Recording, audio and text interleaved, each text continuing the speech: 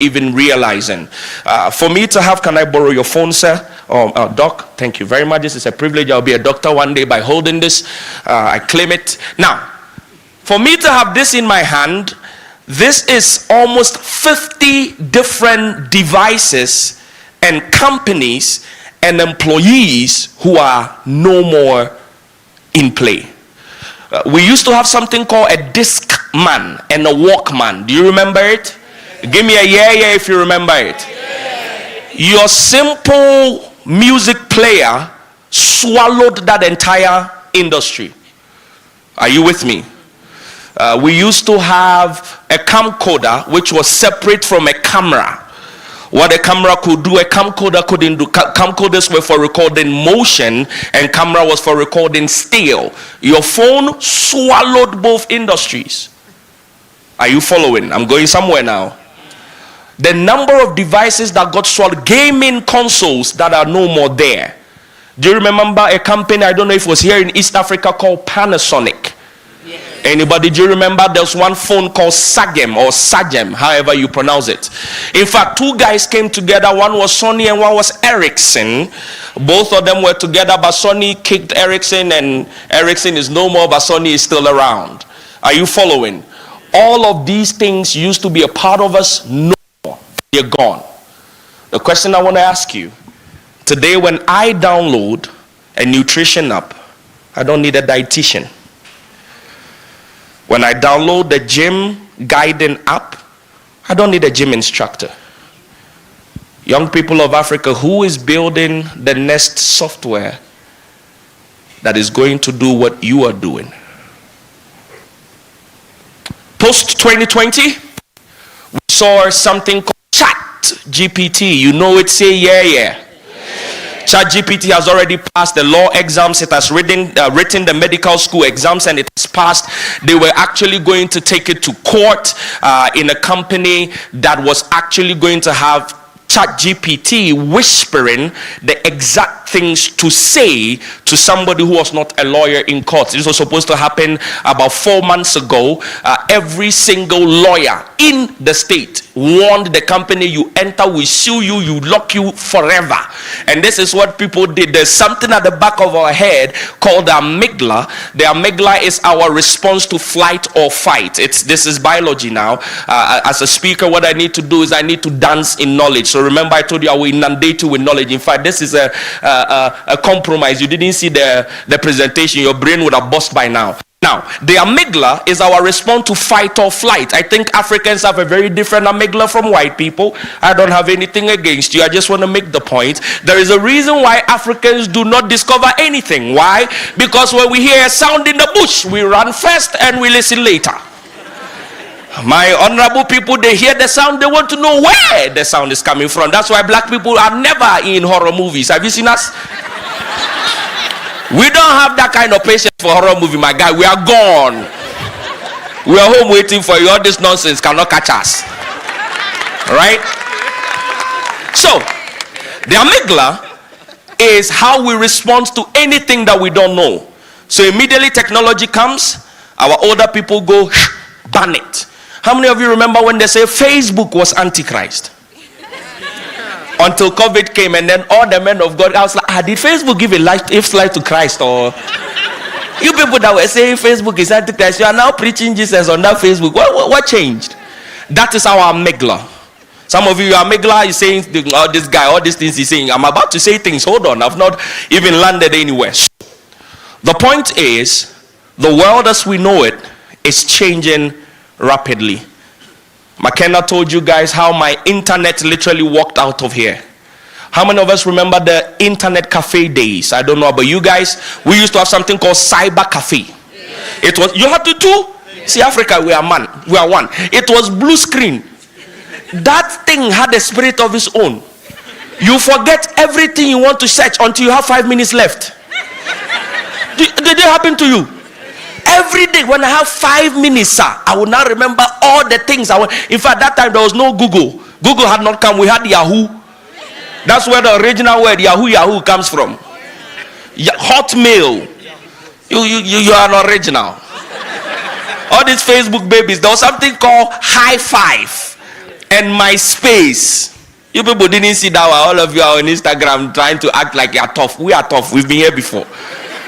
Are you following? So, let me give you a few things that would shock your brain. As I speak to you, there is a robot called Molly, which I would have shown to you, which at the time I discovered Molly about 4 years ago, it could actually cook 2,000 meals perfectly. Even if you're the most impressive chef here, you cannot cook 2,000 meals perfectly. In fact, a lot of our cooking and a lot of the things we do as humans is guesswork. Have you ever had to make a meal and when you're presenting the meal, give a disclaimer? However you get it, take like that. Today I wasn't, you know. You know that today it didn't really go well. Molly, 2,000 meals perfectly. Why? Preparation of meals is a step-by-step process. And immediately you put any kind of task or activity in a step-by-step process, a computer can do it better than a human. You can never out-calculate a calculator. Let's do a quick test. 5,000 divided by 3 million minus 82,000.4 raised to the power 7. What's the answer? Now, the answer is yeah, like that still. That's the answer. But if we took a calculator and we punched it in, we would have gotten the answer instantly. So, I'm about to go home with this point. Now, the way tech is moving, it's already entered your kitchen. In 2016, the company called Foxconn, if you look at the back of your iPhone, it says made in America, assembled in China. Have you seen that? The company that does the assembling is called Foxconn. In 2016, they replaced 60,000 of their workers with robots. Why? When you're assembling a phone, you don't need any form of emotional intelligence. You pick this part and you put it in, and you put that part and you put it in, and you screw this and you tie this up and you put it together, and the phone is ready to go. If you have a human being, they come out from the house, they just fought with their boyfriend, they're not in a good mood, they lost some money in betting, it's the time of the month for the ladies, their hormones are all over the place, they can pick the wrong thing and place it in the wrong thing. By the time they assemble 24 hours, all your devices are finished. So in this case, if you are a CEO and you take the 60,000 people out and you replace them with robots, are you being an effective CEO or a wicked man? How can you say wicked? You are being effective, my people. Are you following? Boston Dynamics has a police robot. It runs faster than Usain Bolt by twice the speed that Usain Bolt used to win the 100 meters. You can't bribe it, you can't reason with it, you can't outrun it. If it starts begging, you just kneel down and beg and let them catch you. Uber has no security guys at their car park. A robot is doing it. Some of you, when you speak about these things, Africa, never. Guy. Called Siri, and you've not even realized it.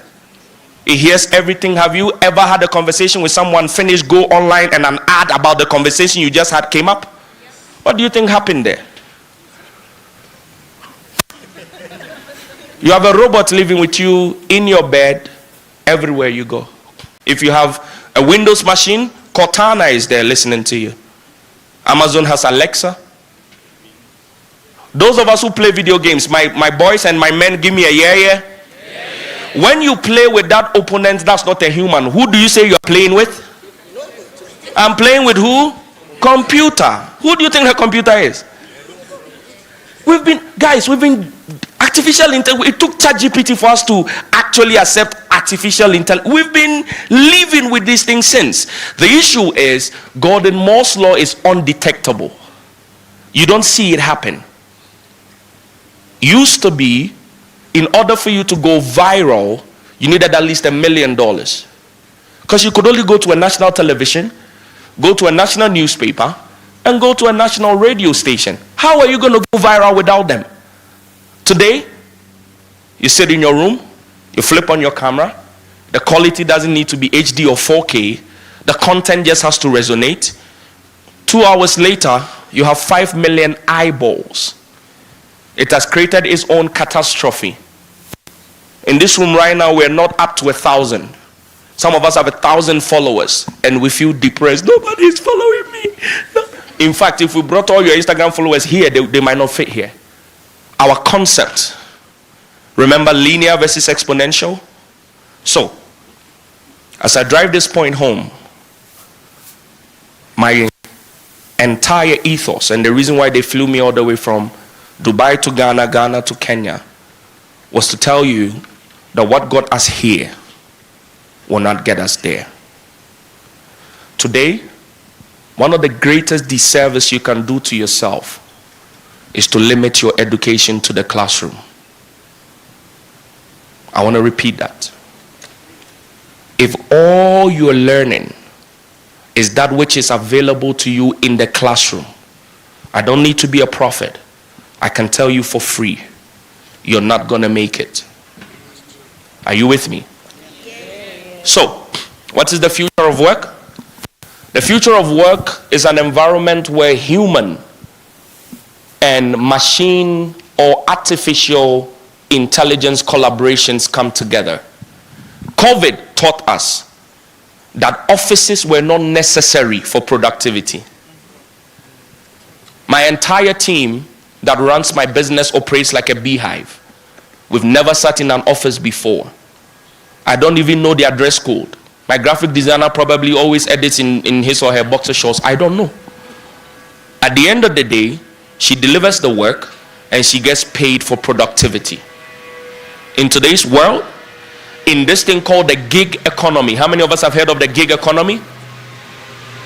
I have a 21-year-old that edits my videos. I post one video on tech every day on my socials. She charges $200 per month, which means that she makes from 12 months $2,400. I don't know what that is in Kenyan shilling. Since she started working with me and people saw the quality of my edits, I have recommended 7 more people on that same payment structure. So for my circle alone, that's about 2,400 times 7. At 21 years old, she's not out of university. Work is no more correlated with degree. It is no more, of course, back to give, you want to be a doctor, you want to go into engineering, law, those are professional courses. But if you're like me, which is a majority of us, in the general fields of art, in the general fields of value proposition, you do not need to be limited by any of that. There are YouTubers that earn more than presidents if presidents were to stay within the confines of only what they earned. I did that one. Are you following me? So, what got us here will not get us there. Our world has changed. I was going to play a video for you. Our entire operating system is based on seeing is believing.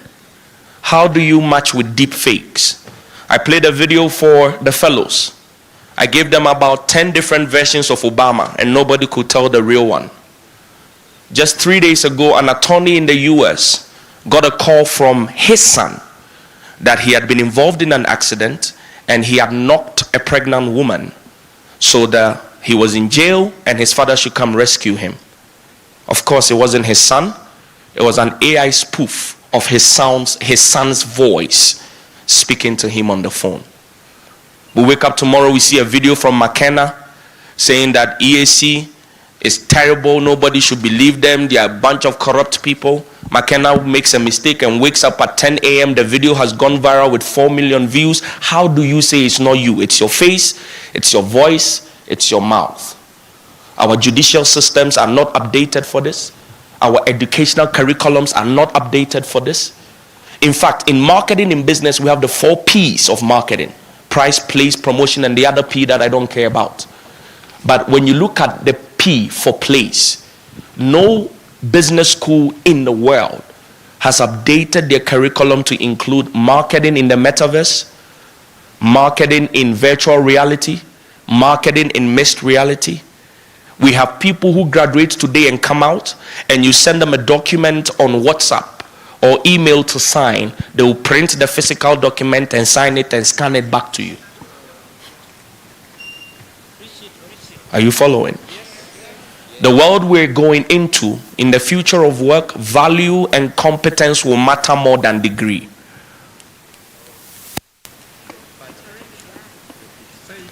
In the new world of work that we're going to, value and competence will matter more than degree.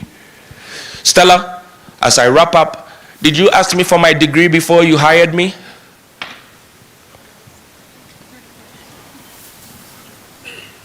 What did I say to you? Value and competence will matter. I don't care. Guys, you people act like we've not all written CVs before. CV is the legal right to lie about yourself. You that you are writing it, you know. You know that this thing that you are if they ask me. One girl like that came to look for a job the last time, and I will never do interviews again for the rest of my life till I die and go back in the next age and come back. I will never do it. This girl, first of all, her salary request was higher than mine. Me that the company is for me. Then she says, she said, communication aficionado. See, don't go and Google. For you to be a communication aficionado, you are an hi Jesus. Even Obama comes to you for classes. Then I said, okay, get up for 2 minutes, introduce yourself, and tell me the little you learned about the company. There was 3 of us doing the interview. Mama, she got up, she started panicking, her hands started sweating. She couldn't utter a word. She froze. I looked at the paper, I looked at her. Looked at the paper. Oh, this is a wrong CV. Is this not your CV? Nobody is hiring with CV anymore, my guy. Education is amazing. However, thanks to technology, we don't need classrooms to facilitate education. Can I shock you? I don't say this to discourage anyone. Parents, hear me. As I stand here and I say to the glory of God, I told you I'm a faith person. I did not take my degree from the university 9 years ago. I've never needed it. I figured out 4 years in school that the world was changing. I started taking my learning into my own hands. We're called autodidacts. It means that we're self-taught and we control our own learning. Everything I just stood in front of you to say that I got paid top dollar for, I didn't learn in the classroom. Of course, school was good to build a foundation. I studied psychology. I live in Ghana. I was born in Ghana. What will I do with psychology? Because our people don't even believe in depression in the first place. I don't know. They don't. Should we run? Because I will be the first out. You people will know that technology can transport people. I'll do like this. I'm out. All right? So, follow me. I'm wrapping up here. They just announced the first ever Gamers World Cup next year in Riyadh 2024. I will be there. The price, $45 million for the winner. Not gamers, physical game. Keyboard, computer game. The one that your mother used to slap you from the back of your head. Go and study. I'm not saying let your child waste their time playing games. I'm saying technology has made it such that any form of competency and value can be monetized. Are you hearing me, people? The solutions we're looking for are not in big English in the SDGs. Are you with me? The solution we're looking for is you and I waking up in the morning, taking what is available. I'll give you a story as I wrap up. But I don't know who bewitched us as Africans, that when everything leaves the manufacturer's country and gets to ours, we either abuse it or we use it for the very opposite reason why it was created.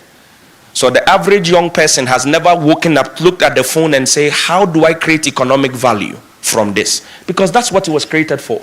We wake up, we open TikTok and just scroll, consume, mindless consumption, consume, video after video, video after video.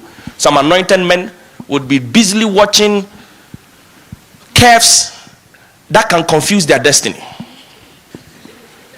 You don't have $100,000 in your account, you have energy to watch curves. You need to go for baptism every Monday morning.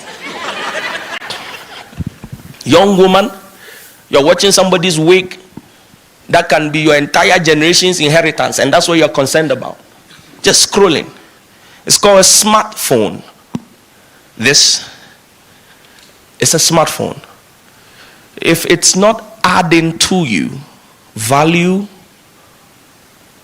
and it is taken from you, how smart is the phone? And by extension, who said it? It was not me. Somebody said, how smart are you? I didn't say it. How smart are you? I leave you with a very simple story. It's global in nature, because I said to you, I want to shift your mind from local to exponential. Tech is an enabler. Say enabler. Enabler. Technology is an enabler. It's an agnostic tool. It's neither good nor bad. It's like fire. It would warm you in the cold. It would cook your food. But if you misuse it, it will burn your house down. Parents, hear me. Your kids know more about the tech than you.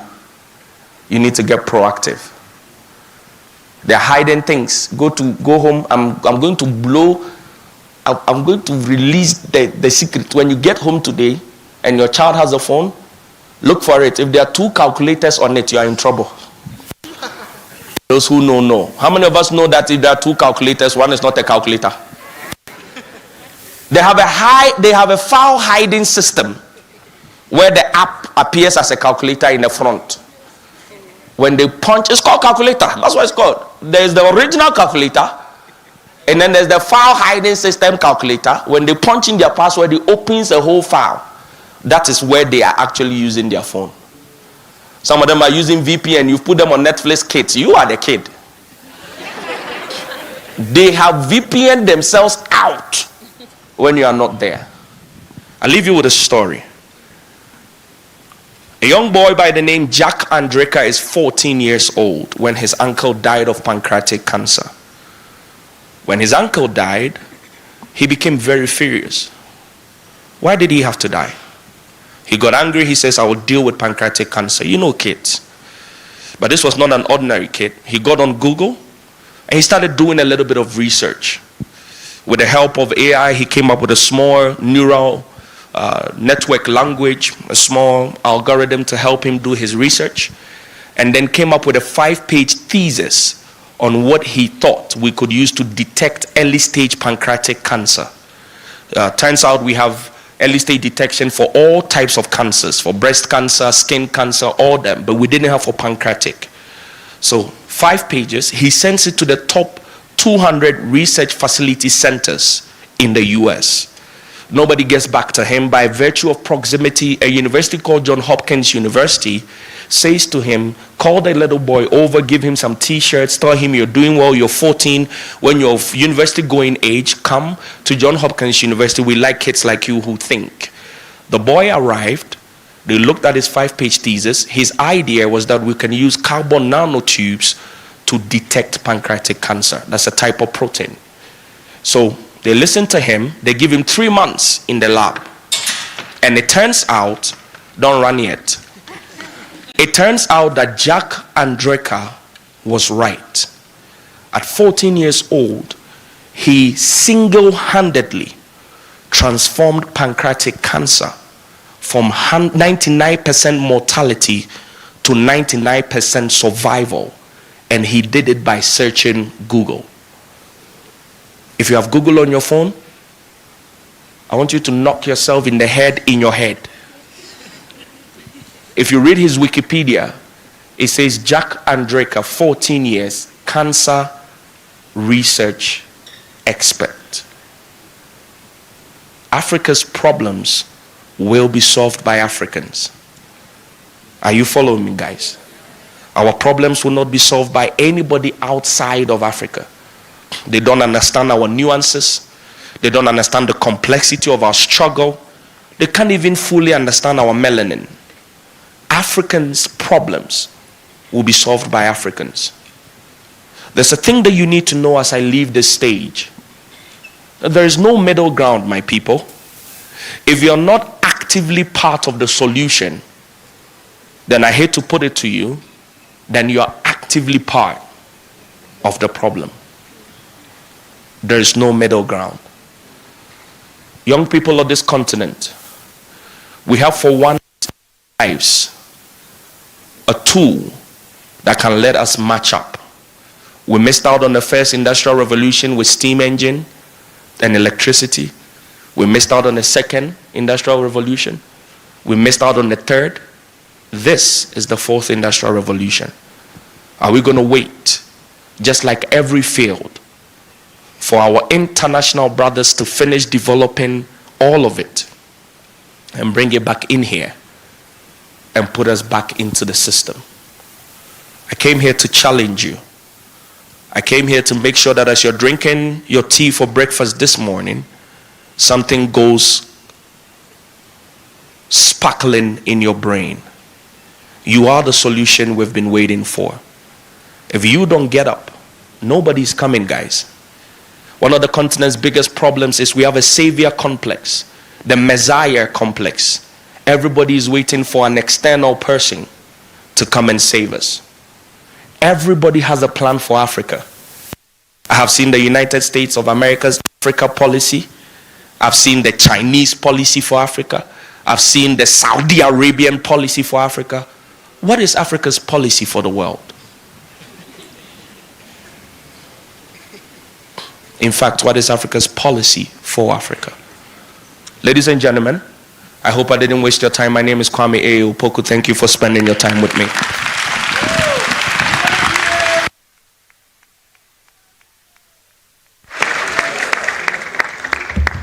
I warned you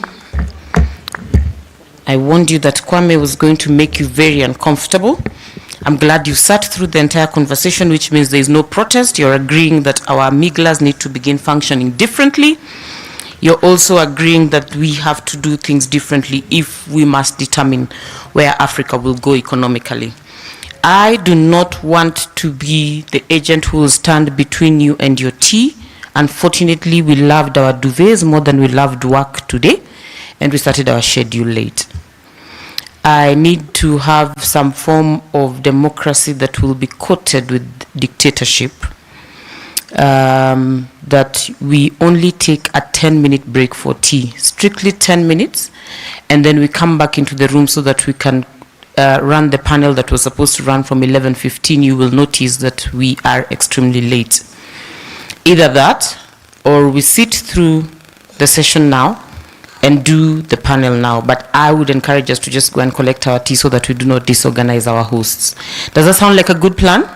Yes. Does that sound like a good plan? Yes. So we're going to take a 10-minute tea. Don't let anybody send you back into this room. Manage yourself. My younger brother normally tells me it is not his fault if you cannot manage your admin. So if you cannot manage your admin and be back here in 10 minutes, and that should be roughly 3 minutes past midday, then we shall start the session without you because we have a lot of business to conduct.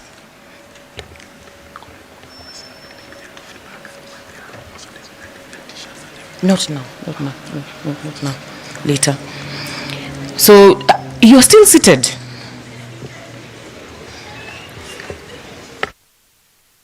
Enjoy your tea. McKenna has paid for it.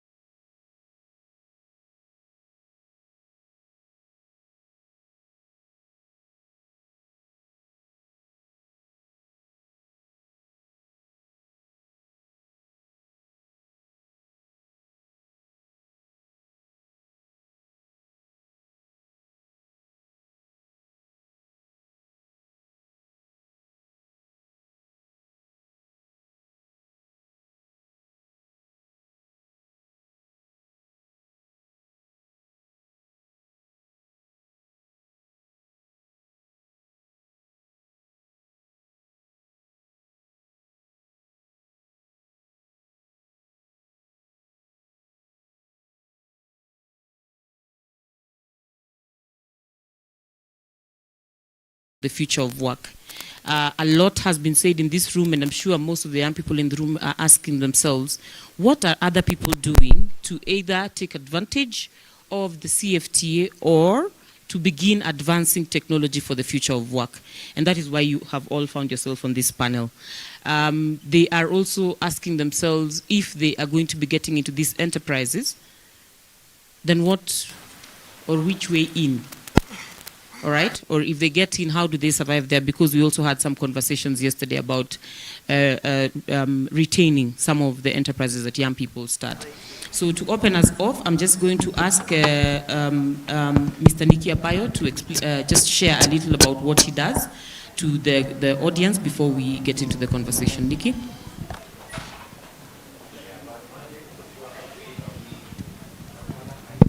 Good afternoon, ladies and gentlemen. If you can hear me, clap once, because I can't hear myself. If you can hear me, clap twice. I still can't hear myself. If you can hear me, clap thrice. Thank you. You all have clapped for me. I think it's time to end my session. Not everyone will receive a clap. Anyway, my name is Nicky Abayo. I represent a company called Eshete Loan.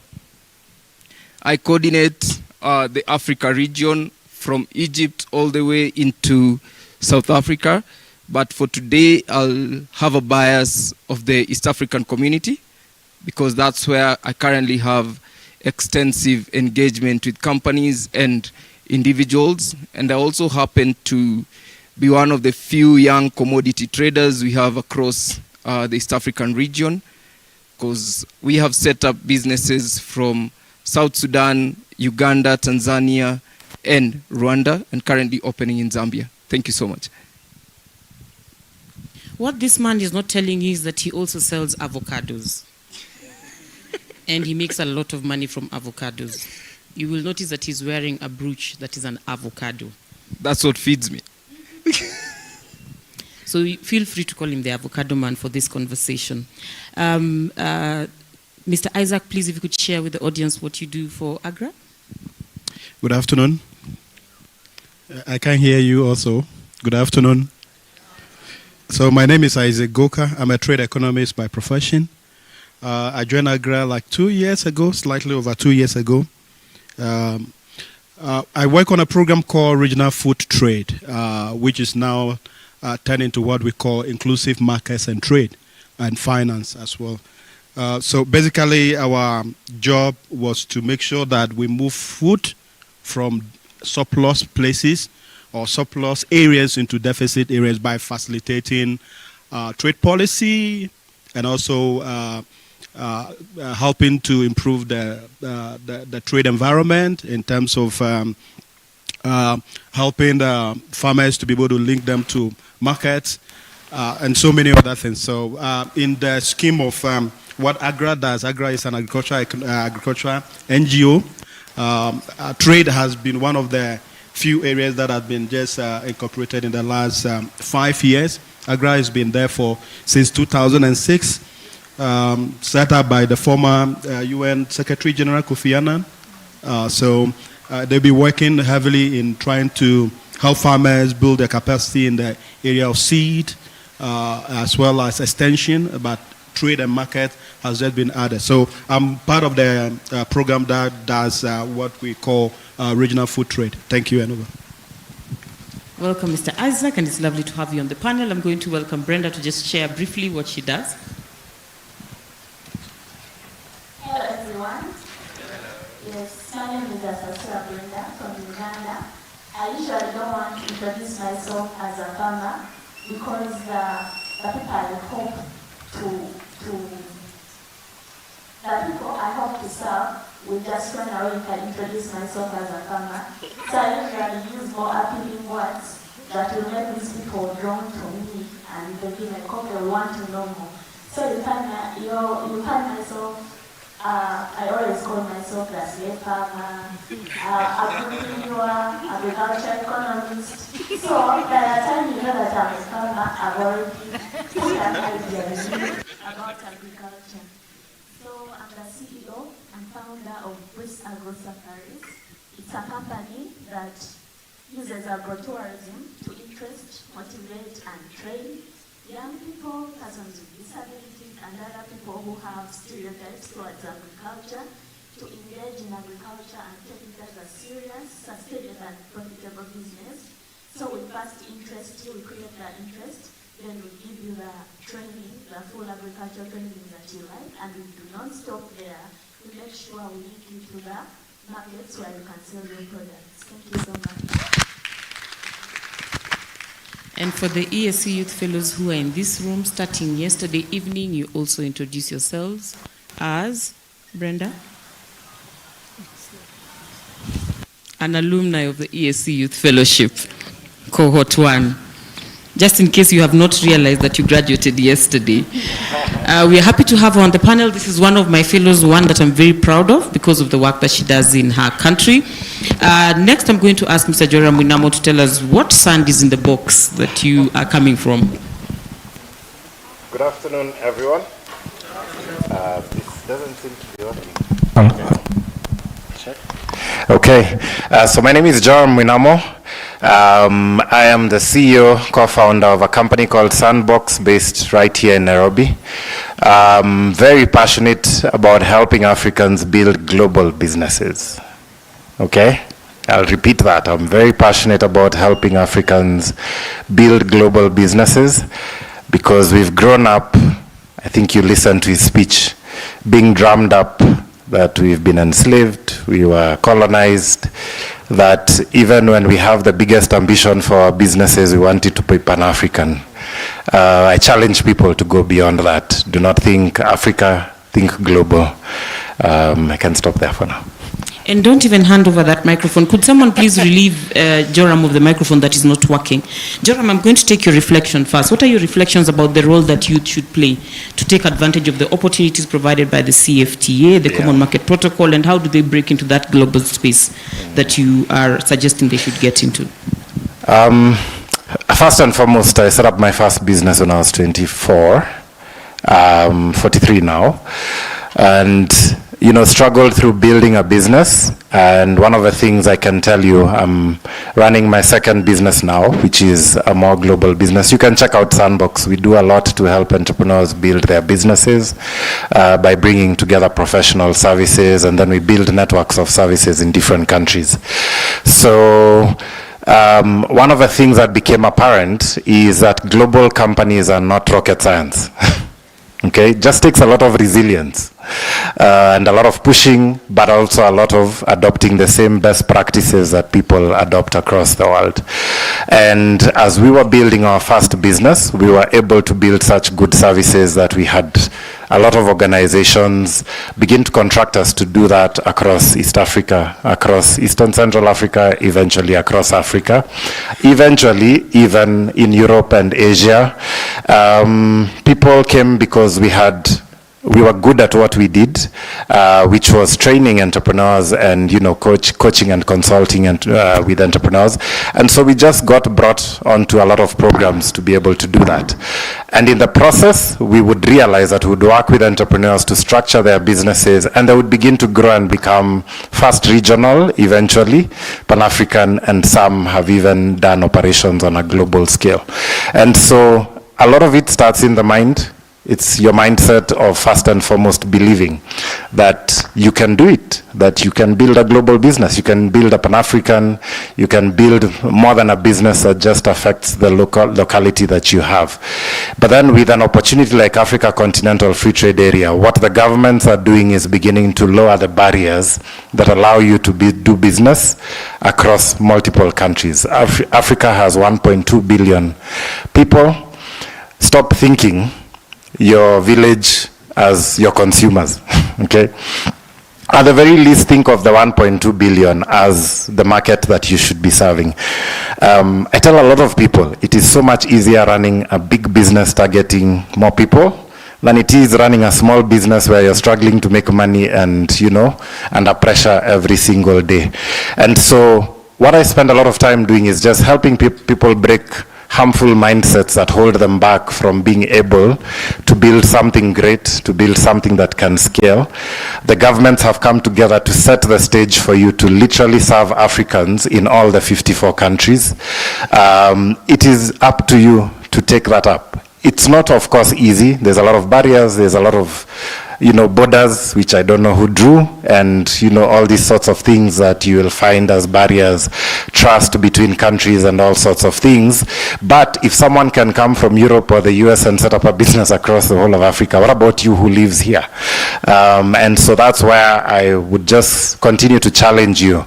This is a continent that's struggling with youth unemployment and all sorts of things. But when it comes to opportunities, be it from agriculture all the way to technology, if you have a good product or service that you've created, this continent is basically your playing field. I'll come to you, Nikki. The last words that Joram spoke about investors who come from outside and are able to set up companies in Africa. What is it that they do differently that enables them to have such ease setting up in Africa that we don't do ourselves? Personally, my opinion on that has always been, as Africans, we tend to play on the inferior side of business. I'll use examples, and if there are members of parliament and leaders of any countries here, please spare my life. Because whatever I'm about to say is going to knock you guys out. It's easier to set up a donor funding organization in Africa to receive funds, okay, than to set up a research institution in Africa. Okay? So that is the challenge that we face as Africans. We tend to play the more inferior role. And sadly, I always tell everyone that Africa feeds the world. Okay? The vegetables that are eaten somewhere in London are actually grown in between Kajiado in Nairobi and Rombo in Tanzania.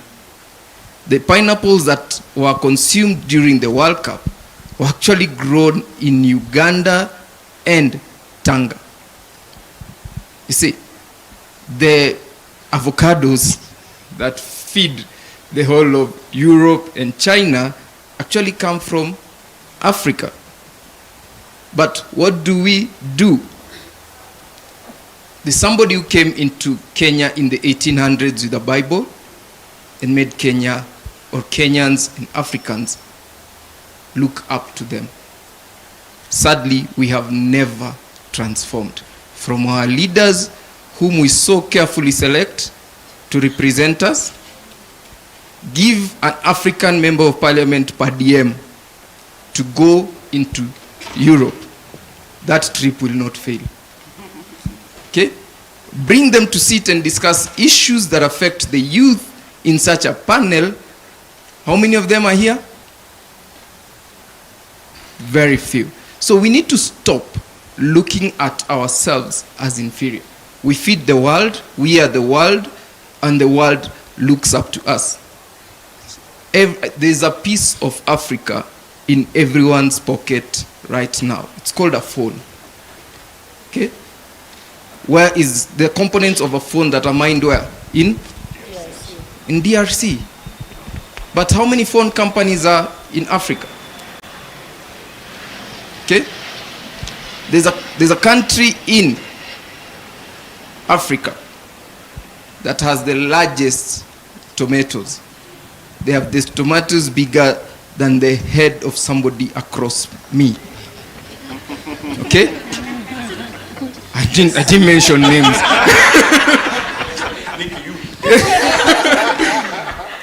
You know you're my friend, you can't beat me. So, but this country sadly imports tomato sauce. Are you seeing the awkwardness? I was in Goma a few months ago. I went into a supermarket and I picked French beans, written produce of Netherlands, but grown in Kenya. So Stella, as you continue asking me questions, these people will get more emotional and they're probably going to beat me. So I actually need them to get emotional because I need us to walk out of this place with answers on how we shall operationalize the women and youth protocol, but also how we are going to solve the problem of the design of our economic situation. And I think the best person to now speak on some of this is Mr. Isaac. If you could share with us some of the solutions that you normally offer to these problems, and of course the agribusiness issue at Agra, it would be beneficial for those in the audience who are interested in getting into agriculture, or at least surviving on avocados or tomatoes the size of Kwame's head. Thank you. I didn't get your name actually. My name is Stella. Stella. When we used to write exams, if you are asked a question in the exams room and you don't know, you try to set your own question and answer it. So let me tell you a story of coming here. I was asked to sit on this panel, and my professional work, I usually get a guided question that I prepare for. So I was asking my colleagues at the back there from Generation Africa to say, what are the guiding questions? And this morning she said, no, they said there's no guiding question. One of the things that happens at YouLead is that you come to respond to the questions from the youth. So we never prepare you. Exactly. So I was a bit troubled because really, how do I give correct, factual kind of information to the audience that I'm coming to? So I tried to dig a little bit to get some few things, and hopefully Naya is here, who knows the AFCFTA better than I do. But listening to Kwame, then I got an idea how to talk about this issue. So Kwame gave me a lot of inspiration. Thank you, kudos. Yeah, you can give him a clap if you like it. Yeah. So this is how I want to approach this before I answer your question. And then the gentleman said, really, your client are your villagers, or your customers are in your village. I want you to picture the role that this youth here can play in the implementation of the AFCFTA, as starting from looking at the supply chain in total. I want you to look at it from the input side until it gets onto the table. If you can think very systematically and know what happens for food to get to the table, you will really picture what you can do. Now, when we talk about implementation of the AFCFTA, people think about a lot of things. But let me tell you, I've been in the trade policy space for some time. And I realized that any export strategy trade policy will do will boil down to growing sufficient quantity, having the right quality, and then being able to consistently supply. Now, you talk about our vegetables being in Europe. One of the reasons why our vegetables could be in Europe and not in another village where there is deficit is what we call cost of business, cost of doing business.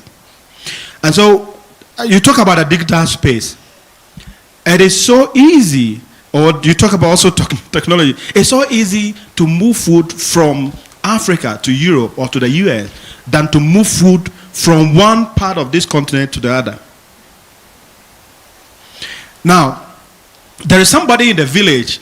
We have had researchers who have done so many researches about the best variety of each crop.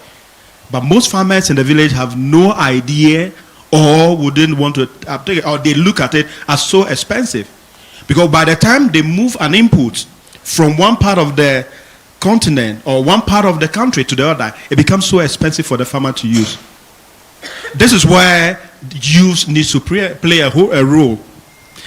Anywhere you look at the diagnosis or the situation analysis of what is happening, that trade or agricultural productivity is not going on well on our continent, one of the ones that you never miss is lack of information. But as Kwame said, information is right in our hands. How can the youth play a role in that space?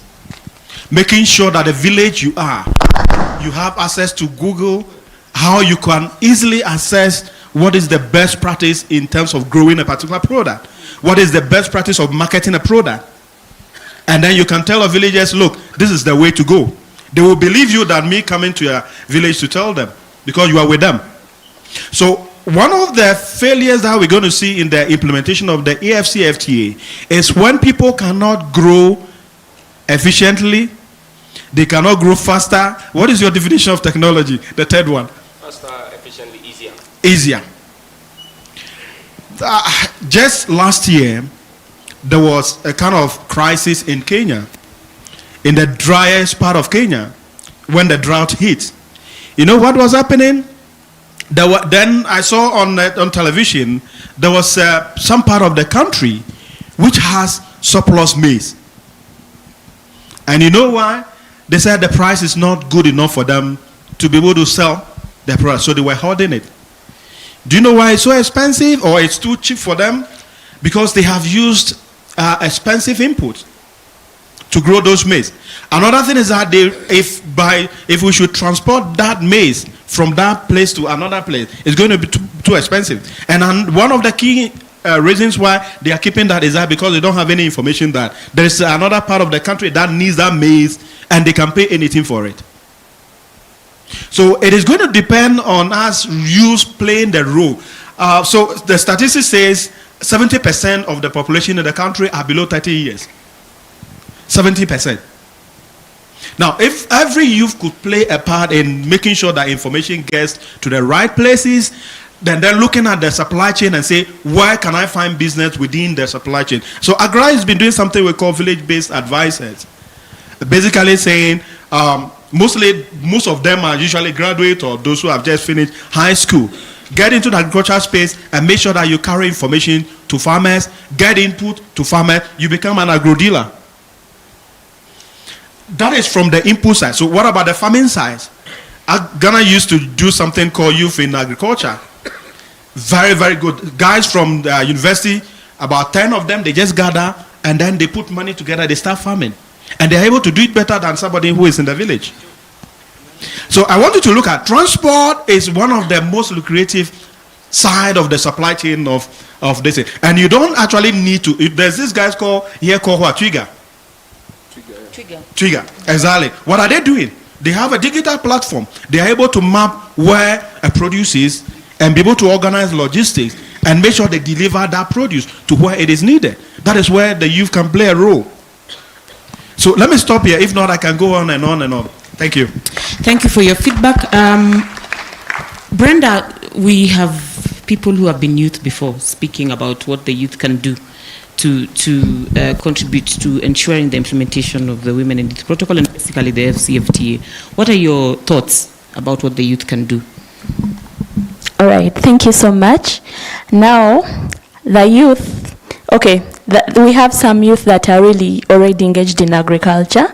They are really trying their best to make sure that their agricultural enterprises are doing well, but they have some barriers that are affecting them and hindering them from doing their best in the agriculture sector.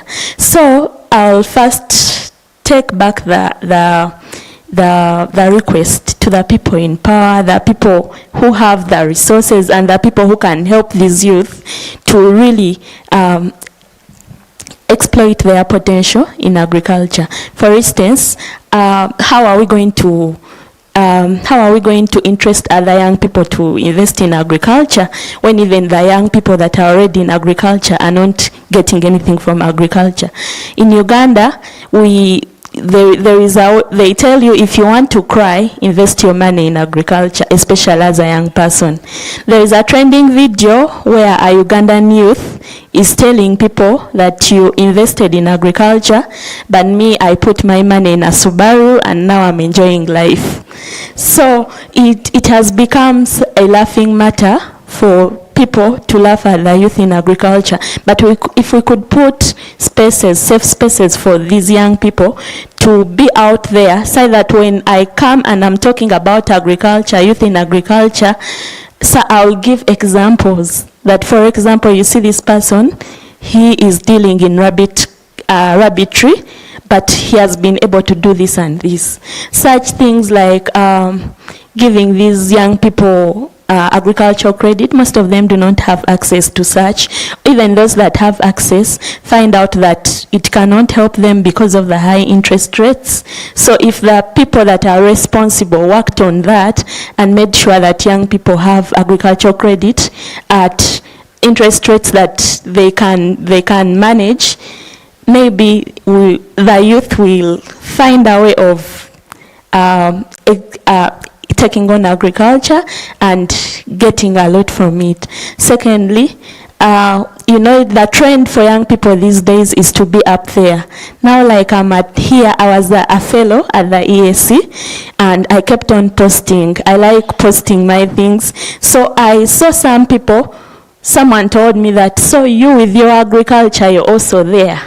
We always thought that these young people who show interest in politics, young leaders, are the only people who get to such platforms. But I thank God, and that changed a lot of mindsets in young people, that even me with my agriculture, I can be here. So maybe we can also... I love it, Brenda. So maybe the ESC can also come up with an accelerator, ESC Youth in Agriculture Accelerator Fellowship, whereby even those young people in agriculture will be like, I can also go to the ESC because of agriculture. And it's not just for show-offs. Maybe we can have a regional hub for agriculture where we train our young people, hands-on skills, so that, the youth want to be up there. So we get them up there, but when they are earning a skill. Some youths are ready, but we need help.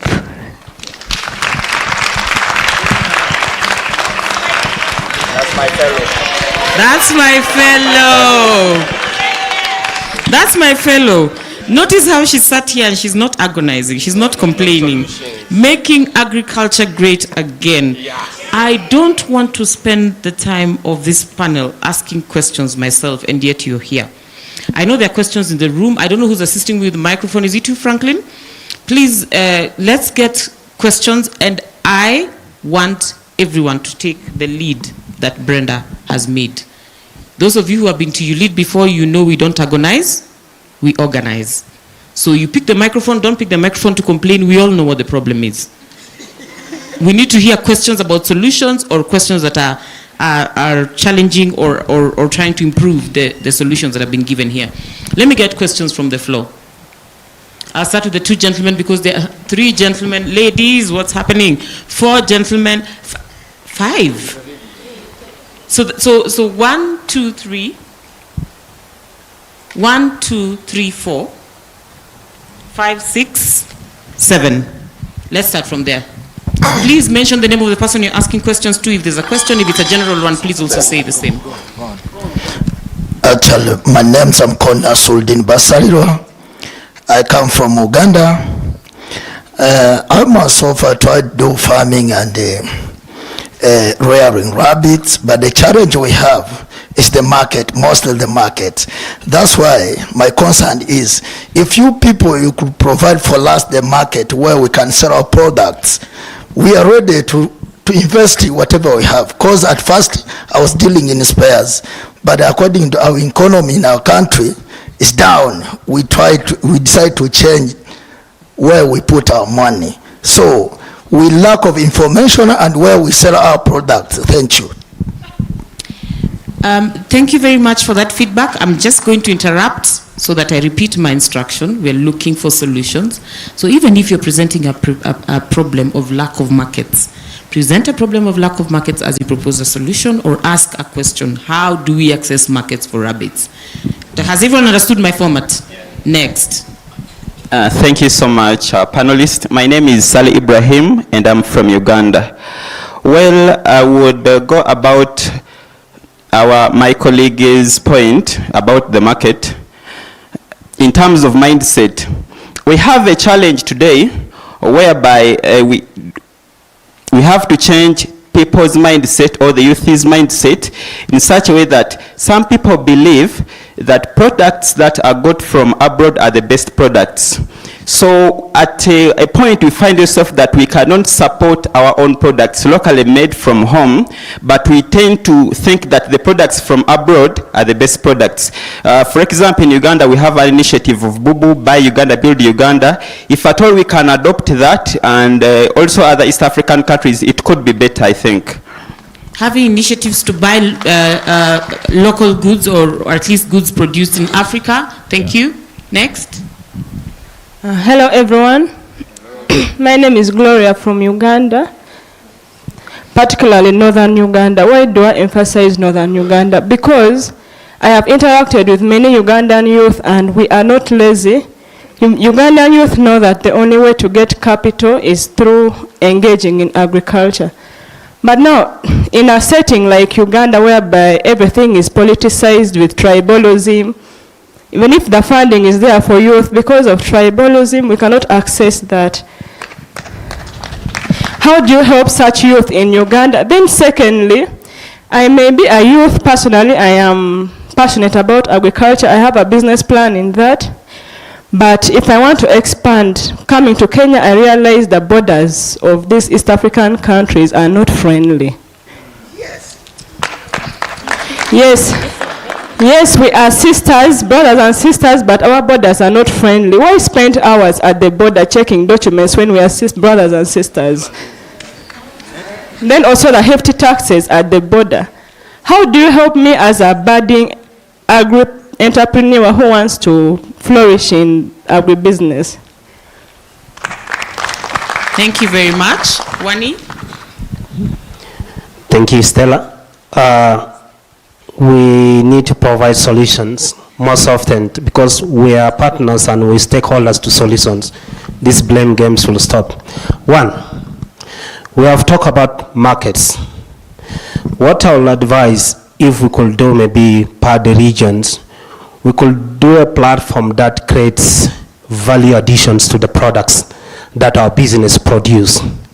That will generate a lot because value addition is very important. As he mentioned, he went to Goma and then he saw some of products being produced here and branded in it. So value addition to our products generates in terms of the profits that we need to get in terms of business return. Two, I work for, I'm a success story to YouLead. And when I say I'm a success story to YouLead, I need to provide solutions to whatever I'm doing. One, in one of the projects that we have in the organization that I founded, we provide seeds grants to women group. And that seeds grant is a startup capital for women who are particularly victims of sexual abuse. And we end up, I wish I talked to one of the colleagues yesterday about justice. We provide legal service. We have 5 women, each group we have 15. Now we have 17 groups. Multiply 17 by 15. Now that entire group, they have registered and formed a cooperative society. And all the fundings now, the support that we provide is to scale value addition to the product. They deal in fish. And every time they bring 1 ton of fish to the capital city of Juba. And we see that is the more local solution that we need to find. It's not a big talking that we see. We need to have a basis of this. The second thing is, we talk about business. Economic security when it comes to business is very important. We talk about peace, peace, peace. But if there is no peace, economic security in terms of exchange of goods, like when I was coming at the airport, somebody carried a tin of milk. That is for formal consumption. And then at the revenue authority, trying to say you need to pay just 1 tin for consumption. That shows that there is a bit of insecurity in terms of the products and restricting goods flow. That limit opportunity for people to see. Yeah, I think despite we are fighting in terms of federation, there is still a bit of blockage in terms of trade. So in that, what we need to do is, within the East African community, we need to move out, engage with the stakeholders to create a special fund, if it's agricultural funds, that will look at adding value addition to the products and trades to the region. I think that will find a solution to the business. Lastly, in terms of intellectual property rights, that is very important, that every product that we have, we need to have rights to be protected, because those are intellectual capitals, and the intellectual capitals, is a great asset that no any other country. If you look at the protocol of Stephen Jobs, up to tomorrow, up to generation, it's protected. But some of us, we sell our idea, and then at the end of the day, we become bankrupt of our idea. Thank you. Number 5 is on this side. The gentleman sitting next to Doc. Thank you so much. My name is Gardner Akseta Herbert. I'm from Uganda, and I work with the Julius Nyerere Leadership Center. My question is not a question, it's an answer, and it goes with trade. While doing my PhD in international trade law and policy, I came to try to understand AGOA and Uganda, that free market arena. And I realized that today when we are talking about trade, most of our trade experts, as she was there presenting, at least she tackled on something to do with rules of origin. But let me ask the audience seated here, if you have cattle, cows, how many of you know veterinary officers that come to attend to your cattle? Many of us farmers just go to the drug shops and buy these medicines and inject our animals. There's what we have in international trade, NTBs, and in NTBs we have sanitary and phytosanitary measures. You find Africa, we do not export because our goods don't meet the standards. Just look at meat. You know, we have tons and tons, but we don't take it anywhere because the medicine we have used on these animals don't meet the standards of the international arena. So I think if these trade experts can now focus on NTBs, so that a person who's growing those who don't tomatoes, know what NTBs are, he's referring non-tariff to barriers. Yes. If we can focus and understand what kind of chemicals, how much chemicals are we supposed to use, then that will open up that access. And for us as you said the other name you used yourself, agriculture, slave agriculture. Yeah, I don't know, slave farmer. Now, if the slave farmer can have that market access, that means she'll have the money, and the youth will be motivated and inspired by her because now she has access to international markets.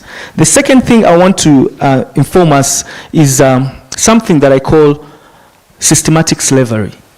We as youth have been systematically enslaved. Kwame talked about ICT. We all have smartphones, but we have mistaken access to information. Just because you think you have a smartphone, you think you have the information. Definitely you don't. And do you know an average human being has over 10,000 attention grabbers each and every day? And how can you look at problems in your community if you're busy just looking on the small screen syndrome, right? So as an entrepreneur, we are there to solve problems, but you can't solve a problem that you do not know. If you're just moving and being on your smartphone and that is what you're doing for a living and you say, oh, we're unemployed. If you look around, because back to education, the other day, His Excellency was talking about quality education, and I was sitting there and asking myself, what does he mean by quality education, right? Quality education simply means if you're able to understand the environment you're in and go to school to acquire knowledge to solve that problem around. So you cannot know the problem if you're not conscious. So the answer lies in our consciousness. And I will end by telling you a very small, brief story. Steve Jobs, right? You guys know him. He was moving on the streets of New York, and this is a true story. And those days, we who were born those days, he talked about Walkmans, right? The Walkmans had these small headsets with a kawaii in the middle, silver wire. So as he was walking, he realized that everybody was having those headphones which were black. And to him, it hit. It was like, wow, it's happening.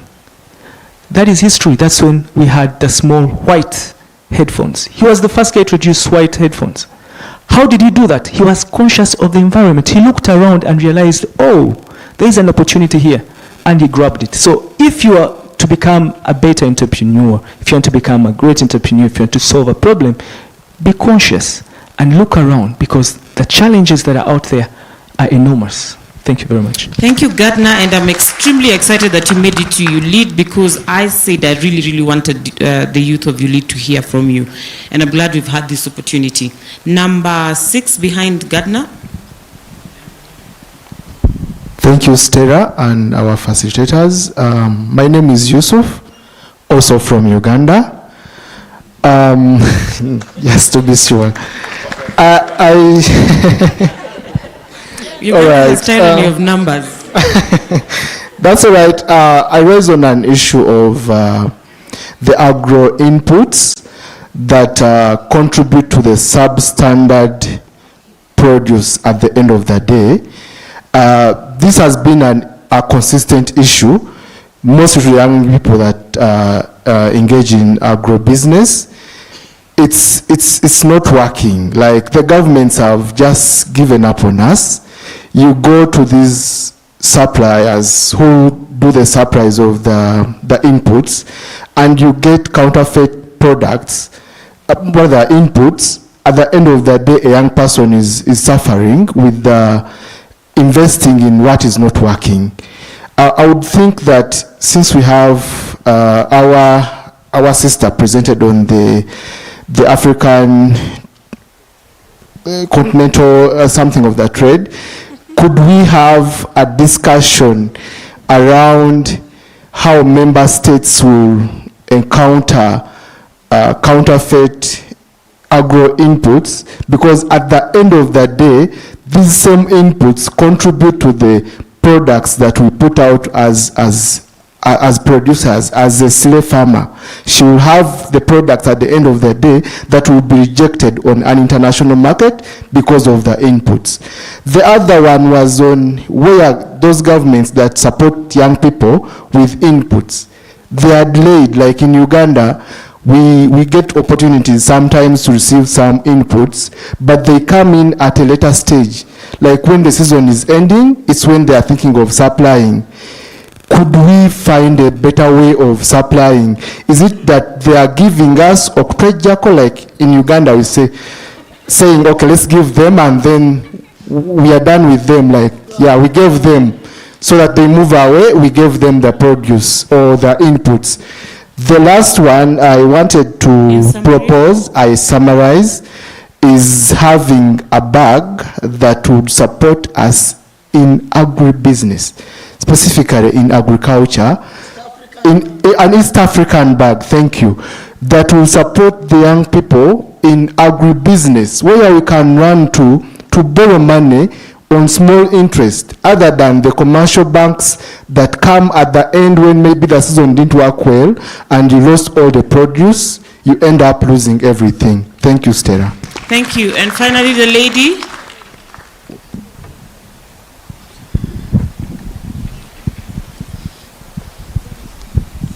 How did the microphone end up there? It was that late. But please proceed, because there have been too many gentlemen. Thank you so much. Yeah, I wanted to give a solution or a suggestion to what we can do. Yeah, we have the initiative, or we have the advantage that we are learned. We can access the information from our phones, from the internet. But the question is, are we providing solution? The whole community has contributed to your school fees, and I have got the skills from my university. But I have all this pride that I can go down, explain to a farmer in a native language that that farmer will understand. For example, the post-harvest practices. Do we take the initiative to sensitize the farmers that after the harvest, there is 1, 2, 3 that you need to keep your produce safe until a time comes? I have this privilege that I can go through the social media platforms. We have people from our locality who produce a lot of dengu. I meet this seller, but instead of taking green grams. Yeah, the green grams. Instead of taking the initiative of combining 10 to 50 farmers and churning them or connecting them to the seller, I just use my phone for TikTok, for this and that, but I'm not helping the society. So it is we to provide the solution. It is you to understand the practices or the farming from the internet, break it down to the grassroots so that when we grow, everyone grows. Thank you. Breaking down information, disseminating it because you have access, find that information and ensure that the people who need it then get the information to use it for their businesses. Eunice? My question goes to Gonaya and the other one goes to Kwame. So to Gonaya, sometimes we have the frameworks in place. However, when you're transferring your products or services from one place to the other, sometimes the problem is the police and asking for bribes. So how do we deal with that, such that by the time you're getting your product somewhere, you do not even have your profits? So how do we deal with that? And then to Kwame, my question is, you started by saying that most of us have been taught to think in a linear way, and we do not think exponentially. And we've been brought up in a system which teaches us to think in a linear way. So how does one come to that place of thinking exponentially, even after going through such a system? Thank you. I have people online who are waiting to ask questions. Fiona, if you are ready, I am ready as well. Kahiso, if you can hear me, please take the floor.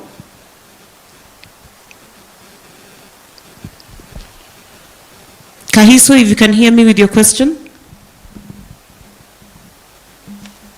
Hi, I'm not sure if you able to hear me. We can hear you. Okay, so what I wanted to check, for example, I'm of the view that agriculture is something that is not taken serious in Africa. So as a platform, I think one of the topics that you need to touch on going forward is agriculture, to ensure that more young people get the skills on agriculture, and also maybe we go to schools and educate young people on agriculture, because food security is a crisis in Africa. So moving forward, we need to ensure that platforms like this, we encourage more young people to go into agriculture so that they are able to feed their nations and other nations in the continent. Thank you very much. Thank you very much, Kahiso, and I'm glad you got my brief, very succinct. John Bosco, if you can hear me. John Bosco, the floor is yours. Yes, I can hear you. Are you able to hear me? Absolutely. Yeah, thank you. Thank you very much. Allow me to, first of all, appreciate and thank MSTCDC and the partner for organizing this summit, and really appreciate the voice of the youth in terms of charting the path of the Africa we want. I wanted just to give a few reflections on the topic with regard to agriculture and the role of youth in agriculture. And I think the team, the panelists, Ebre, highlighted some of the challenges.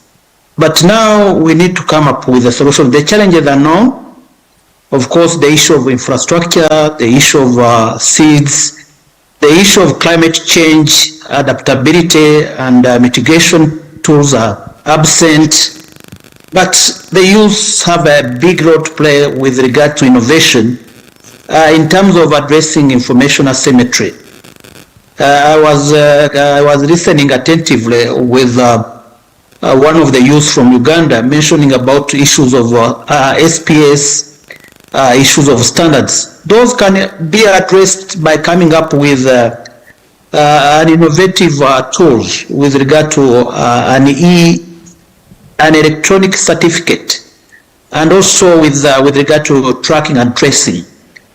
Another aspect that we need to push, especially the youth need to push, is having a venture capital fund for agriculture. And I think we have a number of key stakeholders like Equity Bank. They are very keen, Eco Bank, ACB Bank. So we need to have a unified voice. The problem with the youth that you don't have a unified voice with regard to agriculture. Can you try to work within association, cooperatives, so that your voice can be heard? So the only solution to address some of the challenges to come together, work together in terms of cooperatives, in terms of association. Finally, I think we need to work, and I'm happy to work closely with the YouLead team. We need to address policy-related issues, issues related to taxation, especially for those agricultural products going through our borders. We need to have a desk, an information desk, and I'm happy that TCDC and others are working closely with women and youth to have like an information desk in all our borders, so that we are able to provide the real-time information to the youth who are trading across borders. So I wanted to really to thank you and appreciate you for those good submission and good initiative. Asanteni sana. John Bosco Karisa, the CEO of East African Business Council. Thank you very much, John Bosco Kalisa, and I'm so glad you're able to join us online. We appreciate the East Africa Business Council for all the support that you have given YouLead, even for our training programs, and we continue to enjoy the partnership that we have together. I suspected you were the one speaking the moment I had the succinct solutions. I'm going to invite Kabine to make his quick remarks.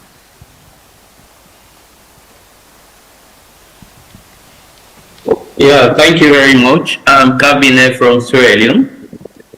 I appreciate for the organizer of this program. I heard the panelists were saying the issue of partnering with other East Africa countries is a difficult challenge. We are calling on them to partner with West Africa countries, especially my country, Sierra Leone.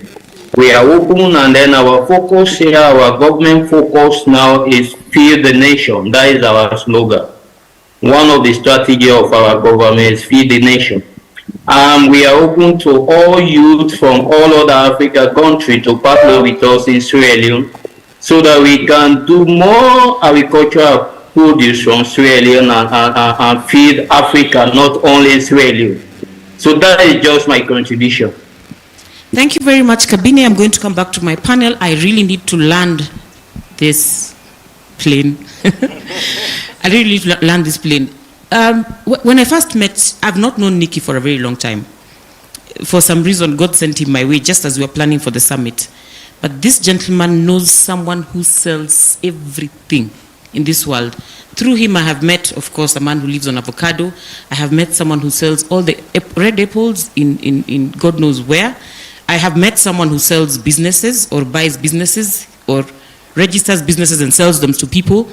So practically, in terms of markets, I'm guessing here that probably he'll be the person to tell us where rabbits should be sold. And the question, Nikki, is what kind of creativity or innovation do young people need to engage in? How do they get creative about identifying markets for their goods? You know, if apart from me seated here, how many of us are on any particular social media platform? All of us, almost. Almost all of you, apart from me, as I said. This is the thing. For the person, I'll respond in this to two people. There's somebody who's talking about financing and somebody who's talking about rabbits, since you've just thrown it my way. The person who's talking about rabbit needs to understand one thing. Understand your product. There is more to rabbits than just rabbit meat. Okay? The most expensive biofertilizer is actually rabbit urine. So how do you tap your rabbit urine and send it across? It's needed by every farmer because we have a world that is becoming health conscious. Okay? People are going away from sprays and getting into biofertilizer. You have it. You have the mother. Okay? There's somebody from South Sudan who talked about fish from a group of women. What happens to these women in the event they go to the market and they lose 60% of their product? Because it's life. We can't buy 100%. Fish skin is actually used in medical circles to make the sutures that you go with, you get into a surgery. Okay? But for us, the moment we lose our fish, we turn back home and blame someone. Okay? Let us be 3 steps ahead of the market. Okay? Then how do we trade? Joram will know. We raise money from 3 Fs, family, friends, and fools. Okay? Identify the 3 Fs in your area to be able to raise capital. Okay? Equity Bank, I had it either from somebody online or the gentleman in a maroon suit. Sorry, I didn't get your name. You're called? Yusuf. Joseph. Oh, it's Joseph. Yeah. Okay, I'll just call him what I want. So, he talked about funding. Equity Bank actually has a fund of $30 billion to help agriculture. I have the privilege to sit with these people, and I know the East African community has not even claimed 5% of this fund. It is there. The rules are not so restricted. You just need to prove that you have a market for your produce. Okay? And no matter how much technology Kwame tells you will ever happen on this globe, no human being will ever drink a downloadable anything. True or false? We have to step out and eat. All of us are going to have lunch now. We can't send you a link to download lunch. True or false? So you are the backbone of human life. But you're sitting comfortably in a place called Arua, thinking somebody in a place called Mandera does not need your soya beans. You're seated comfortably in Goma, yet you can access your catfish from Kisumu. You're seated comfortably in a place called Katesh, yet Kenya consumes all the maize from Tanzania. But you have not sat down and understood this. Somebody talked about phytosanitary. I trade across borders. I currently have like 6 trucks of maize coming into Kenya. Okay? Thing is, it has been aligned. My people perish for lack of what? It has been aligned. Take the risk. Because the phytosanitary protocols in the East African community are shared. Okay? It is a single document. You just go online if you're Kenyan, apply for it, print it. Okay? Tell me your challenge is data. I will buy. But don't tell me the problem is a phytosanitary certificate. You as a Ugandan, the Ugandan authority under the Ministry of Agriculture also shares phytosanitary protocols with all East African countries. That's why as a Kenyan, I can comfortably bring anything from Uganda. Okay? There's a company called Tyson Feeds in Uganda. I trade with them. Okay? Under all phytosanitary protocols. It's just a matter of knowing what policies and regulations govern the other people. And 2, you don't really need to be in that country physically. Okay? There's a reason you are here. If you leave this place without the contacts of people in 4 different countries, then you are the problem. Thank you. So, you see, and sorry to use this unconventional term, if worse goes to worse and you need to get a relationship with somebody from another country, you can't even go on Tinder. You will get them. Okay? Go, you are a young entrepreneur. Never look at the challenges on your desk. Okay? The moment you look at the challenges on your desk, you will never lift a finger to do anything. Because I kid you not, they are there. Okay? Wake up today, get 6 people here. Part of the fellows, there's somebody who deals in medical technology. Okay? Sadly, that technology is not in Kenya. But this guy will go home and post selfies of whatever happened in this forum. But talk about the business. Talk about your impact. You're all businessmen or upcoming businessmen. Okay? Business is 1, never easy, and 2, very easy. It all depends on your mentality. East African community has over 438,172,000 people. Yet you're comfortable trading with 6 people in Kinshasa and you call yourself global. Okay? Just because somebody went online and bought your perfume and you did not spend $1 transporting it, you call yourself global. Okay? Everything you're doing on this platform has been done by someone. As a businessman, this is where now I sadly have to agree with Kwame. Sadly. Create convenience. Okay? Everything has been done, but nothing has been done in a convenient way. How much is it to take Uber from here into town? 800 shillings. It's raining, it can be 1,000. How much is it to take a matatu from here into town? It's 50 shillings. How much is it from Oyster Bay into Bungo? Very little. But how much is it using an Uber? What has Uber done? They've just created what? Convenience. Find a way of conveniently having your product get to your client. We live in a potentially lazy society, so everyone will want things in their house. Glovo, whoever brings food. Okay? Partner with them. You are in Uganda, the supplies company. Okay? Just go a step ahead and know what more can be done with whatever I am doing. And sadly, we've converted this session into agricultural. Locking people who have 3G technology, like Kwame. Okay? Kwame, I am sorry, but your relevance will come. There comes a time. Okay? It's biblical. Okay? You will get there.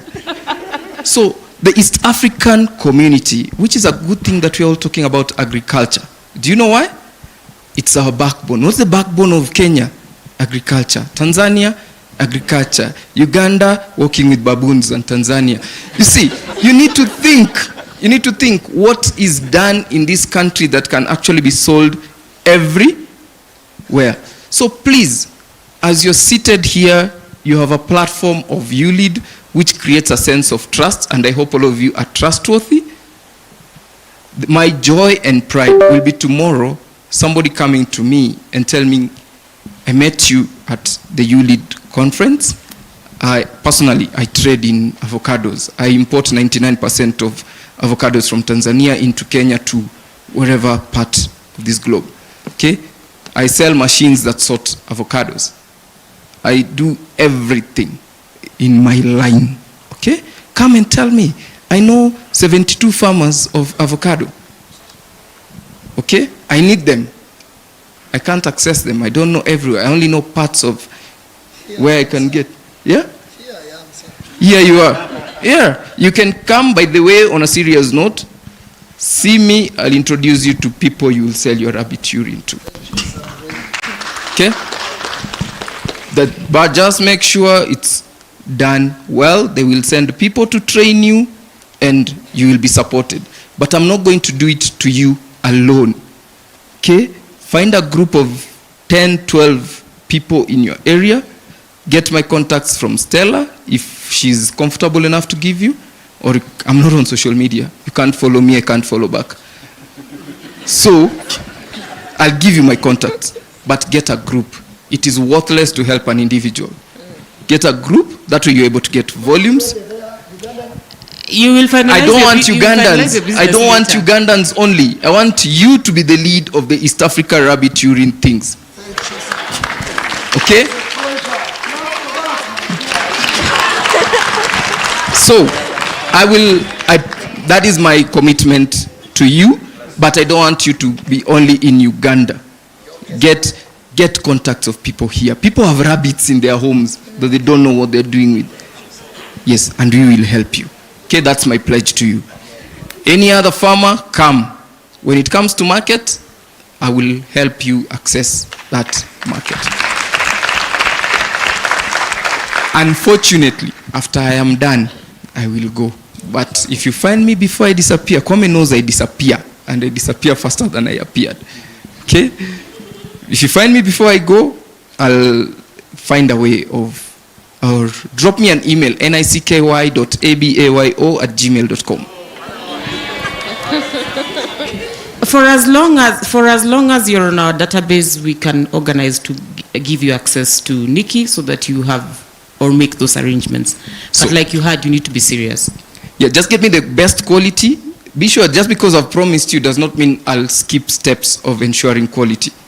If it's not quality, just as Kwame's computer, garbage in. Thank you, and that's my plate. See me. Thank you very much, Nikki, and thank you for having the exact effect I wanted. I needed us to understand that we need to research the businesses we engage in.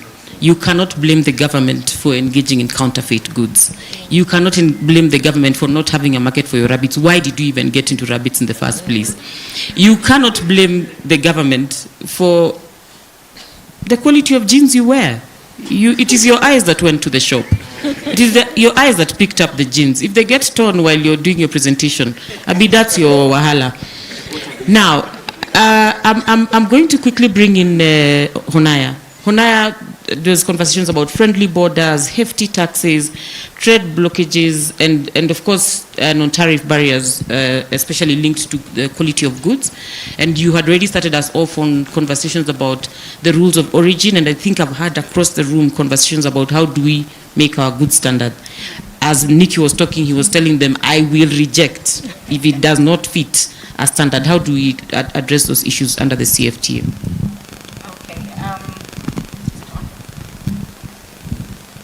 Hello, yeah. Thank you so much, Stella. And I think let me also appreciate the way the conversation is coming out, because when I started my presentation, I asked, who amongst you here are into 9-to-5 jobs? And only 5 people raised. And I asked, how many of you here are entrepreneurs? Only 6 people raised. How? Meaning the rest are just hanging somewhere, waiting to blame the president. So I love the fact that this conversation went to the root of the problem of the young Africans. Sometimes it is us that we are creating all these problems for ourselves. I'm going to give you an example. YouLead has shared the program for this meeting, right? How many of you had just went through it yesterday and wondered, what does even AFCFTA stands for? Before you come and listen, what is the AFCFTA? So the root of the problem, sometimes, yes, our leaders are corrupt, but sometimes it is us, the young people. And I think it's a common thing among African governments that there's young unemployment, there are corrupt leaders, and we're no more going to be blaming presidents, all of us, even in Botswana right now, they're roasting the president online. Ghana, roasting Nana Addo online. Kenya, I can't even say it. But you are going to stay there on TikTok, scrolling, looking at that content creator, roasting brutal, and you have nothing you are doing. While there are opportunities, he is an entrepreneur on ground. Have you heard him saying any challenge right now? He has came up with all the solutions that he has came across as an entrepreneur. He has all the instruments at hand that EAC offers cross-border traders. EAC of all the regional economic communities, it's one of the most active regional economic community. It even has a simplified trade regime. What is a simplified trade regime? It actually has been there before the AFCFTA itself. A simplified trade regime is a document that facilitates easy trading for young people and small-scale traders. Meaning that if you are going to come forth and talk about cumbersome documentation and procedures that takes place at the borders as an entrepreneur here in EAC, you have not done your research.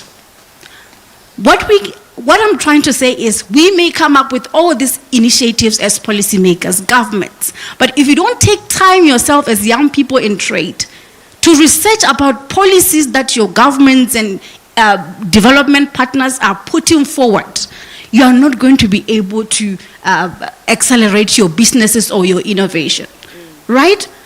Someone spoke about lack of information, which is so surprising that all of us have smartphones.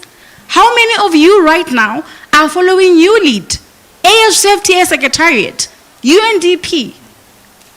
But of course, all of you are following Nicki Minaj because you have more interest on Nicki Minaj than developing your life.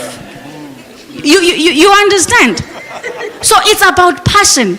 If you could give your hustle the passion you are giving as a fan to Nicki Minaj, you will see that a president is just given a ceremonial position in your life. Why? Because you know what you want, you know where to get it, and you know how to do it. So just to address the question specifically on the AFCFTA issues of standardization on African products, I also actually mentioned the rules of origin manual or instrument that has been developed by the AFCFTA. And of course, if you have traded under the AFCFTA, I know it will come. We actually have the Guided Trade Initiative for Youth, and I think I'm looking forward to you being part of that Guided Trade Initiative next year, February. But under the Guided Trade Initiative that was done by the 7 selected countries, when it came to the issue of standardization, it has also been tackled by the certificates that are coming with the rules of origin. I think I've also tried to specify this during my presentation to say that there are 2 types of certification that are going to come under the rules of origin. There is the one that will be common, that will be used by African traders to say that I have rabbits from Uganda. You will go through those procedures that finds out if you are eligible to trade under the AFCFTA, and once you meet all the criteria, you will be approved, you'll be given that certificate. But there is also a certificate that is simple, that will be used for young entrepreneurs and women entrepreneurs, just so that they also don't go through certain requirements that might be needed for already established businesses. I also wanted to take care of the other question my colleague, she asked about immigration officers. She didn't say immigration officer, but she said police. I'm sure you wanted to say immigration officers.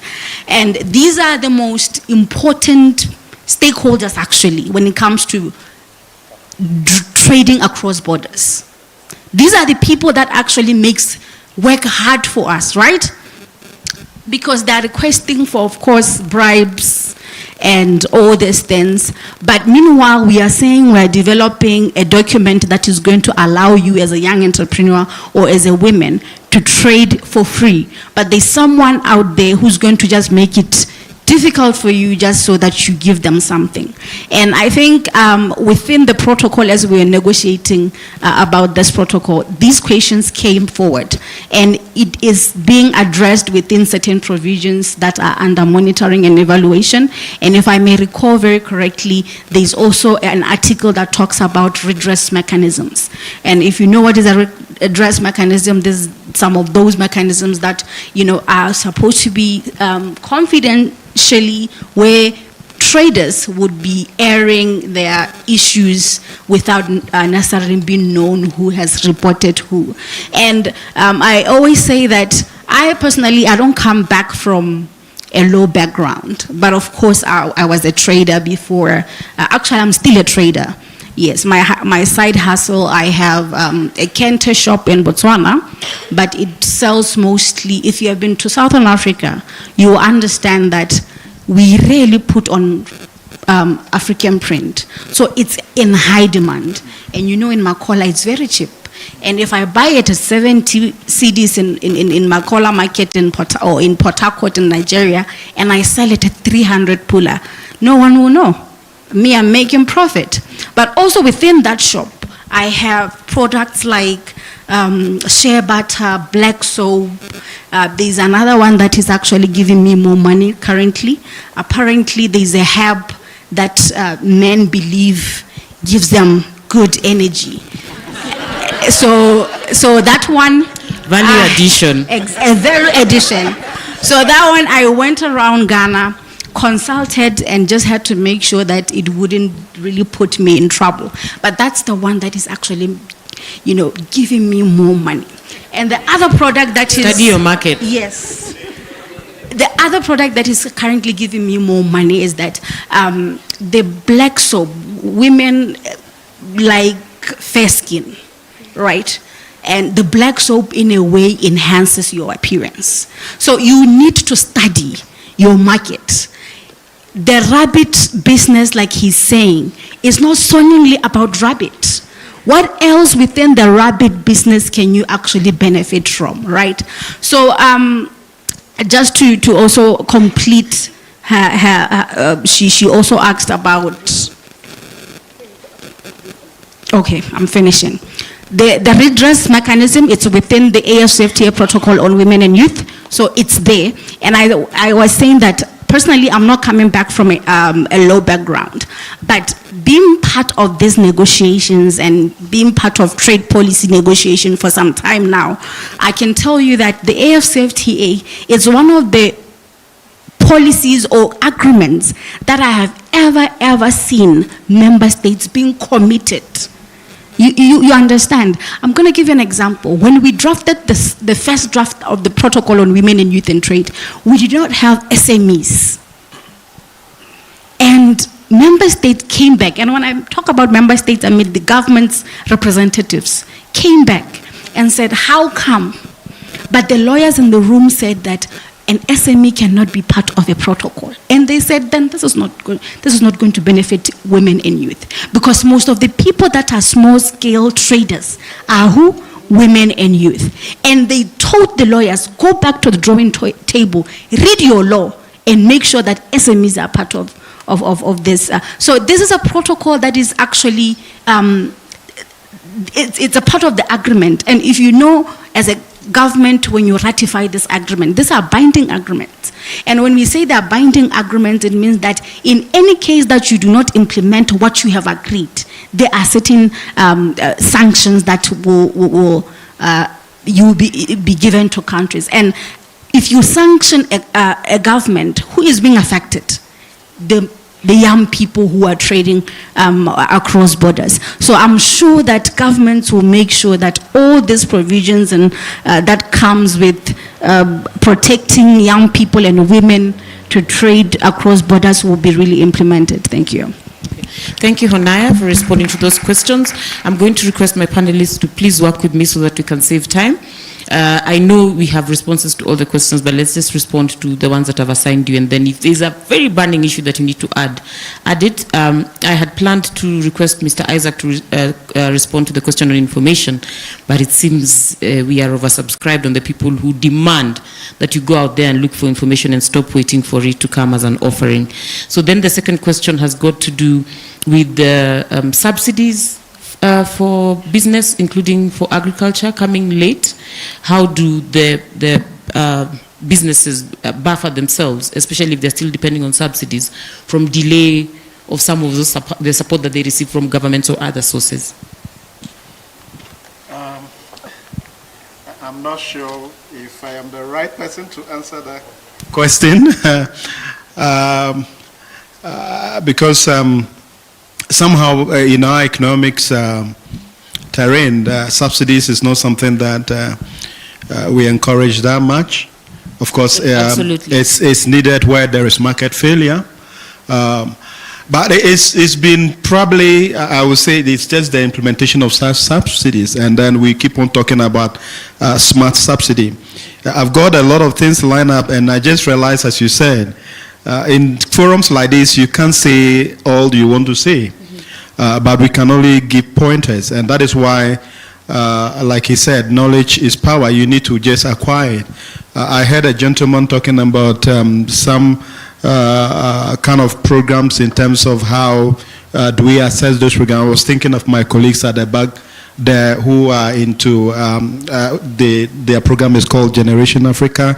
We have what we call CALA, which is basically training also some of these our youth into agribusiness. I really wanted to say that we narrowed the discussion to agriculture. But rightly so. So there are a couple of things that are on my mind, apart from the question you asked, is that we need to look beyond just at agriculture.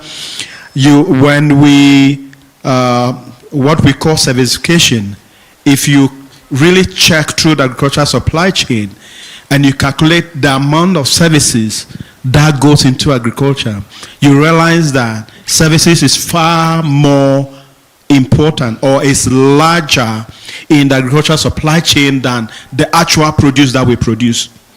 And actually where the value is in terms of agriculture, agribusiness, is rather the service side. So the inputs side, the post-harvest management, storage, value addition, transportation, financing. And you know, if you put somebody in an estate farm, you realize that they need medical services, they need education, they need so many things which is services in an agricultural setting than just the actual farming. And so that is an area that I would want to draw attention to. You talk about, what do you call it? Subsidies. Subsidies is a form of service. Somebody talk about input financing. I think one of the gentlemen talks about input financing. It's a service. And so we need to critically look beyond just the agriculture, and that is why we talk about agribusiness and not just farming. There are just so many things you could do with agriculture, and so that is an area that we need to. But just to broaden the discussion, that we are not only talking about agriculture, we are talking about so many things about implementing the AFCFTA, and not just agriculture, because agriculture is a predominant economic activity. That's why it looks like we keep on talking about it. But so I thought I could put my colleagues on the spot to talk about some of this program that is trying to support youth in agribusiness, and AGRA gives a lot of funding in that respect. There is a lot of awards that goes, people winning about $100,000 for agribusiness, and so forth. I don't know whether we could give them some chance to talk about it. They could talk much better in terms of those programs that AGRA runs in terms of supporting youth in agribusiness than myself. I can talk about the trade aspect. Sure. I think we will try and see what we can tweak in the program in the afternoon to just give them a chance to share about that, especially because capital came up severally in the conversation, and I think it's extremely important that we share that. Apart from that, Mr. Isaac, I have more faith in you on this panel than you do have of yourself. Indeed, you have responded to the question. One of the pieces of feedback that I needed, the farmer who was complaining about delays in subsidies. You cannot have your farming or your business depending on subsidies, because subsidies are a stopgap measure. And so you can only use subsidies for the period when you need to be empowered to access the space. Once you have accessed market, make sure that your business then sustains itself, and you're not constantly waiting for government to send farm inputs, and if they don't send them, you're not able to practice your agriculture. I'm going to quickly jump to Joram. Joram, money people, you've had them. Yes. Everyone is looking for money, venture capital for agriculture. People are proposing the establishment of new ones, and I know there are existing ones. Talking about corruption in funding, capital for businesses. What are you people doing to our people as they come for money? Okay. You will allow me to say some things that might annoy you, but it might be for your own good, if you allow me. Number one, Stella, allow me right at the top to be political. Please do not vote in a corrupt MCA, member of parliament, governor, and president, and then come back and say that you're having issues at the border and with the rest, yet you put those people in power. So just know that your first responsibility is put in good leaders. Otherwise, if you vote them in and then you don't hold them to account, and then you complain, you're shooting yourself in the foot. I'm very passionate about that. Number two, successful entrepreneurs do not wait for things to come to them. They go out and get it. There is no entitlement in entrepreneurship. Nobody around the world, from Mark Zuckerberg to people in China to here, get wealth handed to them on a silver platter. Nobody has that happening unless you're born to a billionaire. Okay? Number three, we run mediocre businesses, but we want funding. You don't keep accounts, you don't keep audits, you don't manage your money well, you don't learn how to do a proposal that can get you funded by a venture capitalist, because there's a way they want to see those finances. If you're not going to learn all these things, do not expect that people will lower the barriers for business for you and come and give you handouts. It's not going to happen. Okay? So at the end of the day, please build a mentality that there is no excuse for failure. The responsibility for success for your business lies with you having a mindset of no excuses. I've run businesses for 17 years. I've never bribed a single official in this continent. And I do business in many countries. Never. Okay? I make millions of shillings. Okay? But I've never bribed a single official. And it's because I don't give excuses. I've sat in police stations until they let me go. I have insisted. I have lost money. But it gets to a place when they get to know this guy will never bribe us, and down the line they'll serve me without a bribe. In other places I become innovative with technology, I outsmart them and still keep the law, and I make money. Remove excuses from your mind, you're going to succeed. Okay, you'll find the information you need. There has never been more capital in the world today for entrepreneurs than today. More than $700 billion, whether it's from Western venture capitalists or local. Okay, he mentioned Equity Bank. There is Kenyan, my venture capitalist is a Kenyan. Okay, putting in more than $500,000. Okay, if you do not think these things exist, you will not find them. Okay, so I may sound hard, but that's the mentality that's going to make you successful. Do not wait for things on a silver platter. Go out and get them. Governments follow entrepreneurs. Okay, if 50 of you are complaining consistently at the border of corruption, those people will be fired. Okay, but the government will follow what we say needs to be done. And if we are not already doing business across borders, if we are not coming together in groups like this and demanding that our politicians, who we will vote out if they do not do what we want, okay, don't put them back again in 2027 in Kenya and then come back and say the policies that we want are not there. Okay, vote in somebody who will put in the policies. In fact, if you're a business person, fund the person who you want to win. Okay, stop sitting back and waiting for things to happen. Go out and make things happen. Thank you very much, Joram. You did not fall short of my expectations, especially on that part of voting the people who will make your business happen. Voting for people who, there's a question that Kwame asked in the morning about whether you're wicked or you are being efficient. You voting the person who will make your business work is wisdom. Some of you may think it's nepotism, but when you're talking about business, it's a different conversation. So what I hear, Yusuf, what I hear Joram saying is that for those administrative issues that need to be addressed and are not being addressed, but their policies already existent, advocacy. And stop wasting your vocal cords doing it alone. Gather like-minded people who are doing business in the same sectors and engage in advocacy. You have been told if you walk out of this room without knowing the people who have the same struggle you have, that you can either campaign with, or people who have the same opportunities you have so that you can grow your opportunities, then you have wasted the travel opportunity you had to come here. Kwame, I had questions about intellectual property, and I want to drop that on your lap.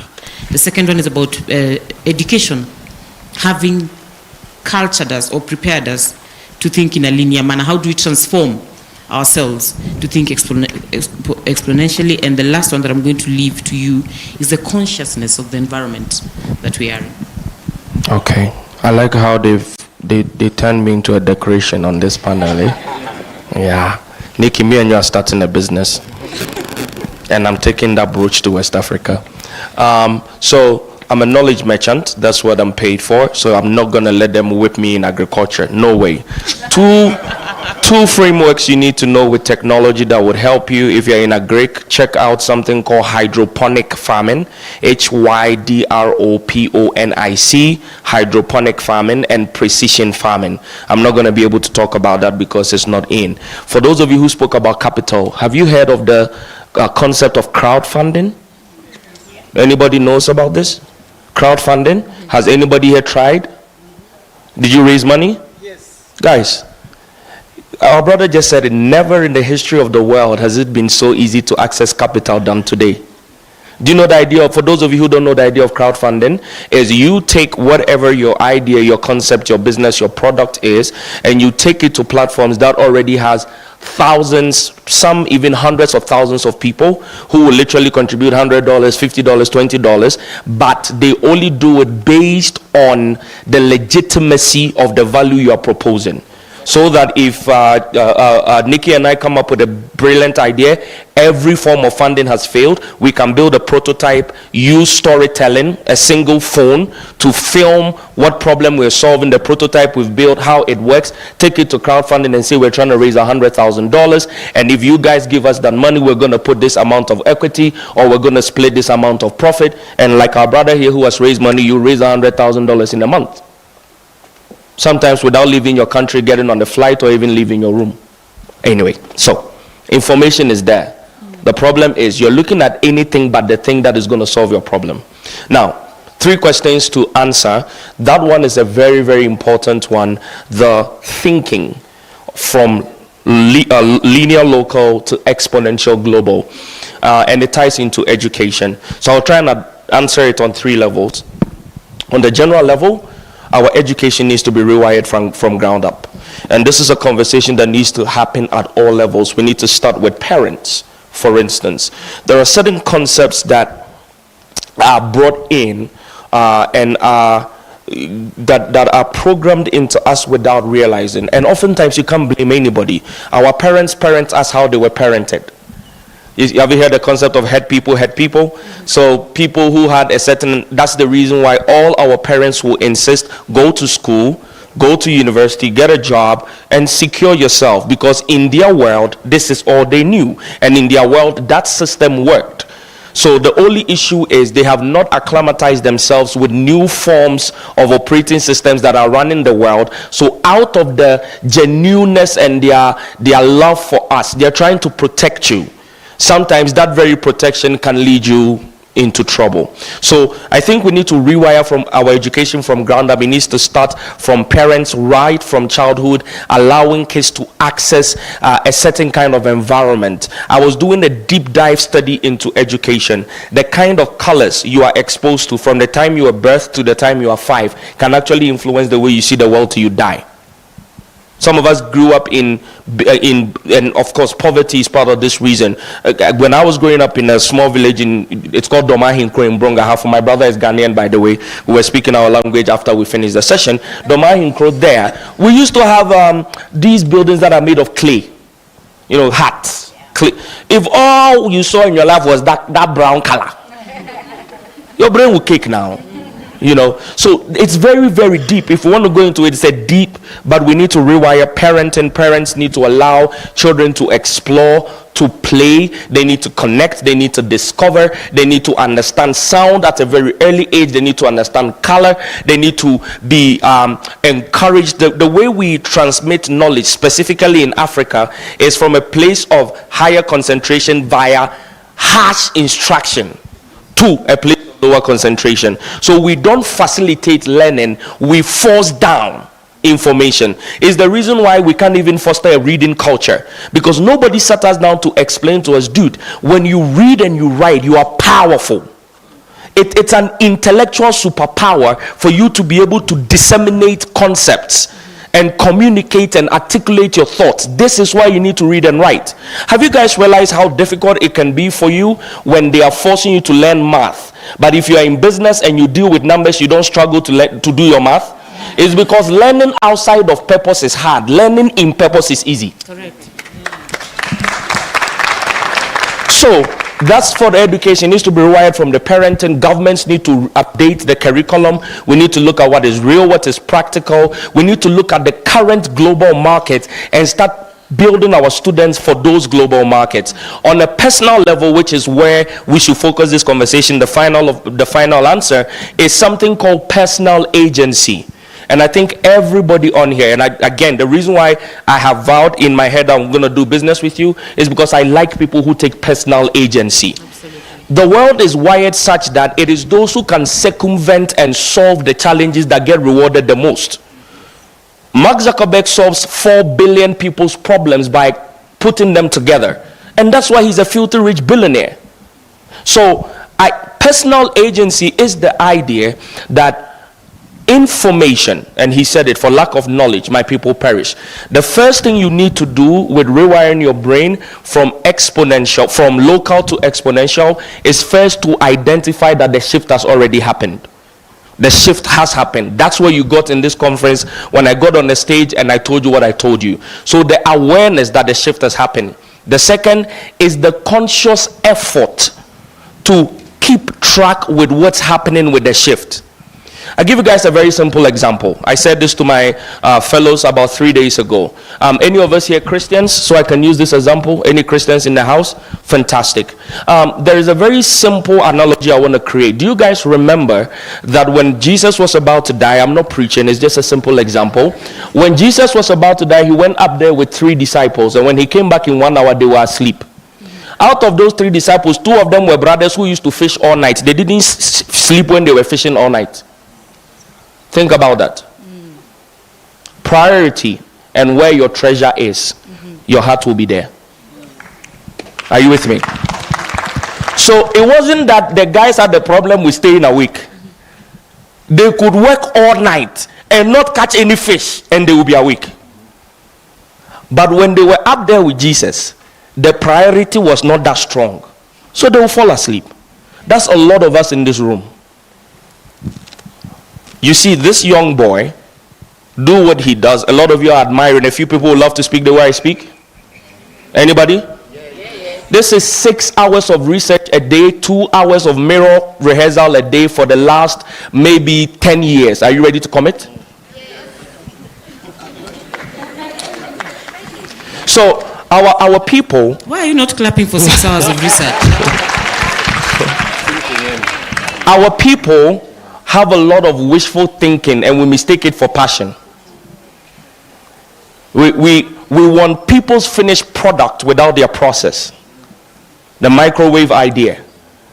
We don't want to put it on fire for it to boil so that we get burned by the fire. Just take it, put it in the microwave, put it in chai, and then wear Nikki's suit. It won't happen. So the second thing is the commitment. Guys, as I sit here, I don't know who I was talking to. I think it was my special assistant for reporting. I was telling her I have Google Alerts. How many of us know how Google Alerts work? Google Alerts. Has any of you set it? Yep.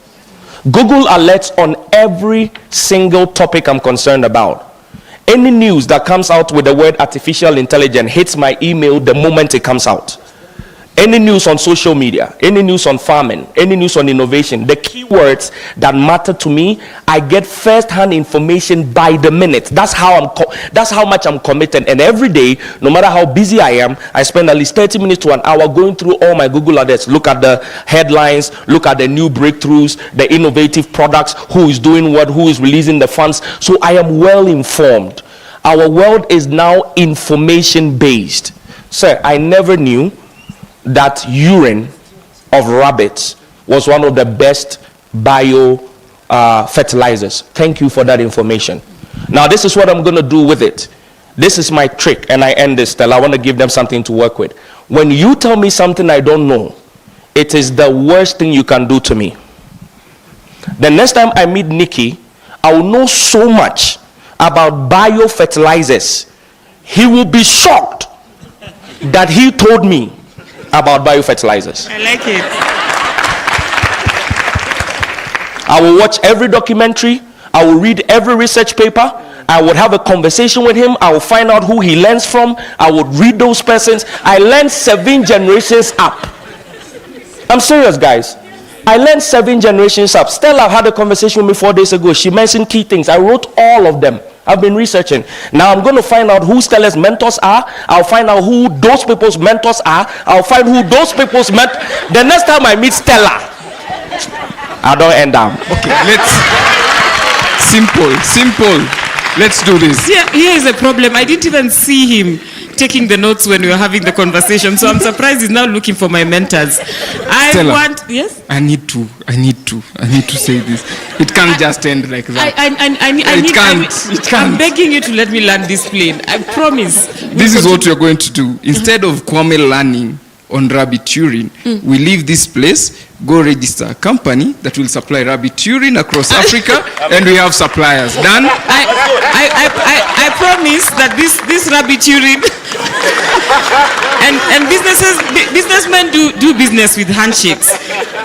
We are done. I will not allow you to take air from the lungs of my favorite panelist, and she's a favorite because she's my fellow. Value addition, agriculture, growing avocado, banana, I don't know what, rabbit poop, or is it urine, or whatever it is. Someone gets into agriculture and decides to do something differently. She's not going to talk in detail about it because later on this afternoon she'll be doing a perfect pitch. But I just want you in 3 lines to tell them what you're doing with agrotourism. Okay. At first, when I read her application, there were 752 of them. I did not understand what agrotourism is and why my panelists were selecting someone to come and do agrotourism. But I have fallen in love with what this girl is doing. Talk. Thank you so much. Now, agrotourism is basically tourism in agriculture. All the things these gentlemen have spoken here, we now take young people to see them at the farm, and to that benefits the young people because they get information, and at the same time that benefits the farm owners because they earn revenue that is not from their farm work but from the people that visit their farms. And then the young people pay you for taking them to a farm they could go to alone. Yes, but they do not know where these farms are. Thank you. Value addition. You heard Mr. Isaac talking about services. Yes. If you don't like getting your hands dirty because you're a slave farmer, then value addition. Take the young people who have refused to research about a farm to the farm and show them what they need to see. Okay? The last question that you had asked, and this is how I'm going to land this plane, and allow me to land it, please, because I'll start getting invoices for people's time here. You talked about climate change, food security, and I think it was seed. We cannot execute this topic sufficiently in this conversation, but tomorrow between 11, this very session, we're going to have another conversation about climate change. And as I told you the day before yesterday in my opening speech, I had a conversation with the Secretary General of the EAC on Sunday at dinner, and he mentioned that he's leading a delegation to COP28. So one of the commitments we made was to provide a write-up from that session that he's going to carry as part of his advocacy material for COP. And we are hoping that some of the recommendations that will come from this place will go into the negotiation that the ESC is going to be leading. For me, why that question, and I can't quite remember who I think it was, must have been someone online who spoke about the climate crisis and its relationship to food and seed, is because we are in so much trouble, and I don't think we understand how much trouble we are in. Your grandmother was responsible for seed banking. So if you visited your village, you'd find a small structure next to her house where she would keep seed, and she used to hand over some of that seed to someone in your community. I don't know who it is. Probably you're going to learn about it when you start doing research on this topic. From the community that Joram comes from, that person was women in the community who would take the seeds to the top of Mount Kenya. These women, because not of inability to carry the seed, but because they were not going to do men's jobs, would be accompanied by strong young men to carry the seed up to a certain point of Mount Kenya, and then the rest of the journey would be done by those women. Why? Mount Kenya has ice caps, and that's where they used to store their seed. They would do the same journey to go and collect the seed and come and hand it over to farmers to grow. Are we together? That process enabled them to conserve seed that was good for growing, and they were able to plant and grow food, and they were in charge of the food in their community. In the journey, they would constantly transfer knowledge to these young people about seed. So these young men who were accompanying them would be fathers who knew what to teach their daughters about seed banking, and they would transfer the knowledge to their children, and they would take over from the older women when they could no longer climb Mount Kenya. Today, the seed that Joram's mother is growing is not controlled by Joram's mother, because somebody legislated and decided that the power to decide which seed is grown has been taken over by government. That person who legislated did not also take time to legislate about where that seed would be kept nationally. For those of you who have capitalists as presidents, I am not mentioning any president. They have now decided that you cannot even grow recycled seed in your country. You have to buy seed that has been cultured by multinational corporations. Some of you know their names, like Monsanto. Okay? And for you to grow that seed, what do? You buy. The place where all the seeds in the world are stored, it's called the Doomsday Vault, is in a place in this world called Svalbard. Do you know where Svalbard is? Anybody? Svalbard is in Norway. Not in Norway, the capital of, or not Oslo, somewhere in a corner somewhere. For you to access that place, you have to get past a barrier of military officials.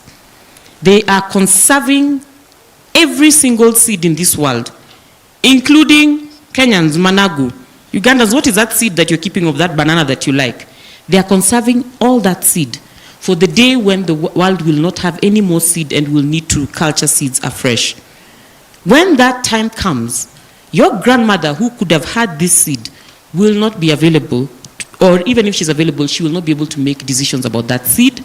And because you still love matoke and managu, you will have to go and buy from Svalbard.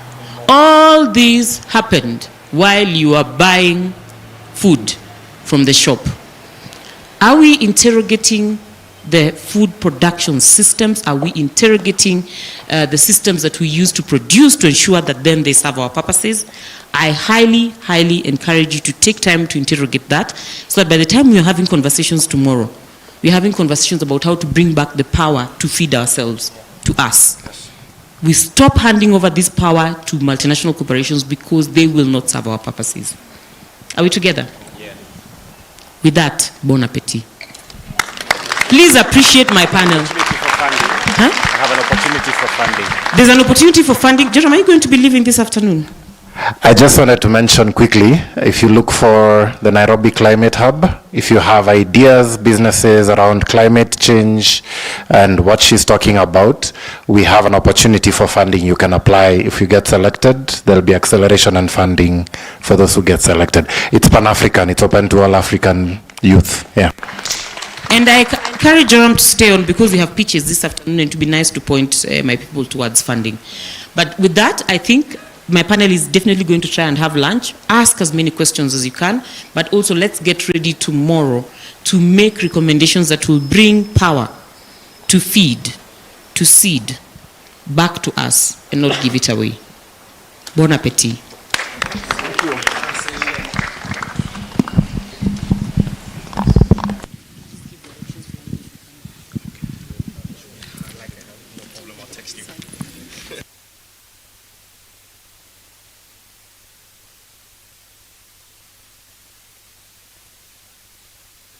Mic check. We have 45 minutes for lunch. One announcement is that we are being kindly requested, and this is not, you can do it now, but if the lunch time doesn't allow, you can do it later. Kindly pick your gift bags as you go for lunch. They are by the tent. And then secondly, we are going to take some time, at least before the afternoon session, to have social media engagement. We acknowledge that internet has been a challenge, but we are going to have a specific time for that. Kindly do it over lunch. Tweet, post the selfies that we took with Kwame and your partners. Kindly tweet, hashtag YouLead23, post on Instagram, post on Twitter, on Facebook. Let's use the time after lunch and even now to post. 45 minutes, we'll be back here at exactly 2:45.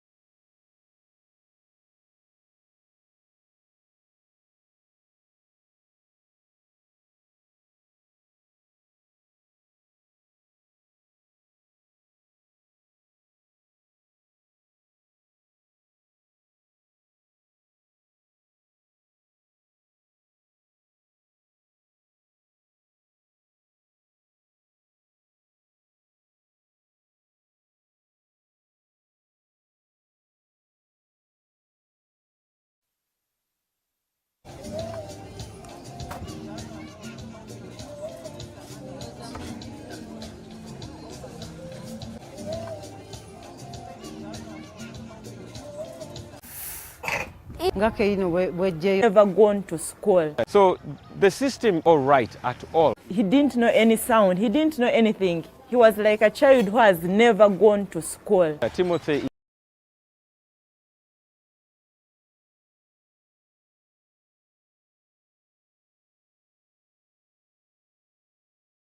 Verse 1 to 10. He didn't know any sound. He didn't know anything. He was like a child who has never gone to school. Timothy is a child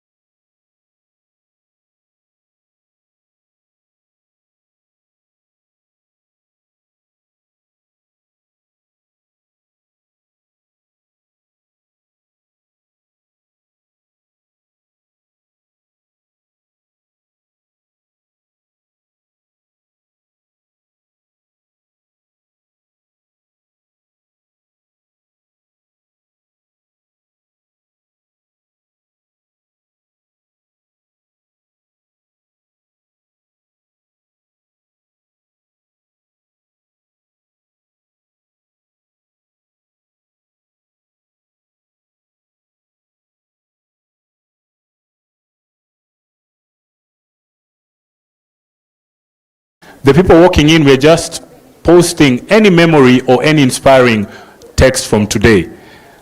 We're taking time to deliberately post, okay? So it can be on Twitter, Instagram, LinkedIn, Facebook, whatever platform you want to do, at least one post, if you're on those platforms, okay?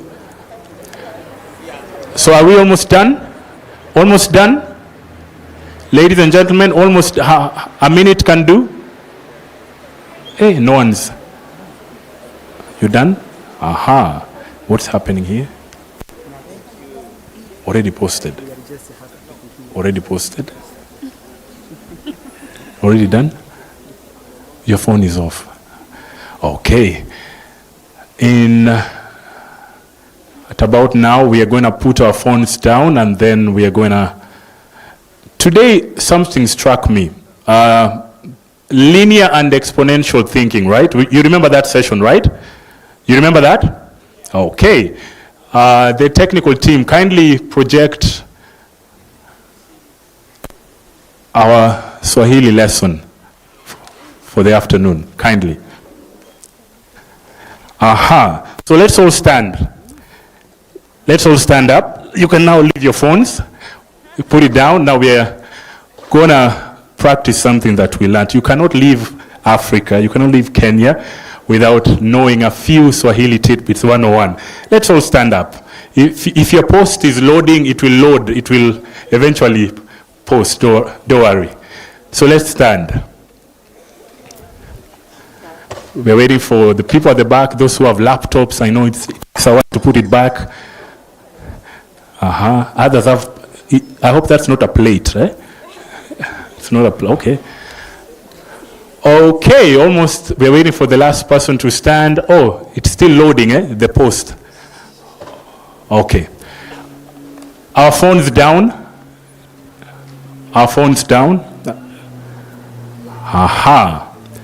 So let's count 1 to 6, okay? In English. Let's go together. 1, 2, 3, 4, 5, 6. Louder, like we took lunch. 1, 2, 3, 4, 5, 6. Awesome, awesome, awesome. Now let's count 1 to 6 in Swahili. Let's go.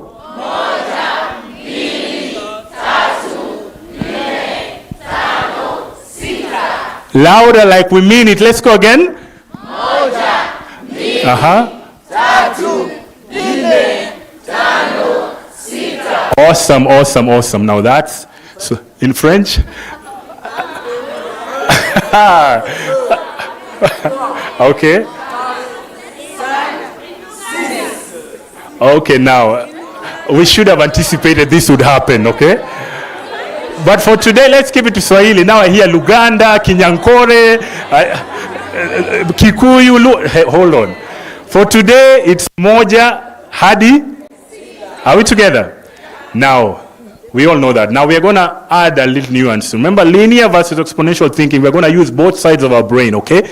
Now, your left hand is my right hand, okay? So I'll ask you to lift up your left hand. Your left. People are left. Left hand, okay? Now lift it like you mean it. Lift it. Lift it. I'm using my right, but it's okay. Awesome. Now, this is what we're going to do.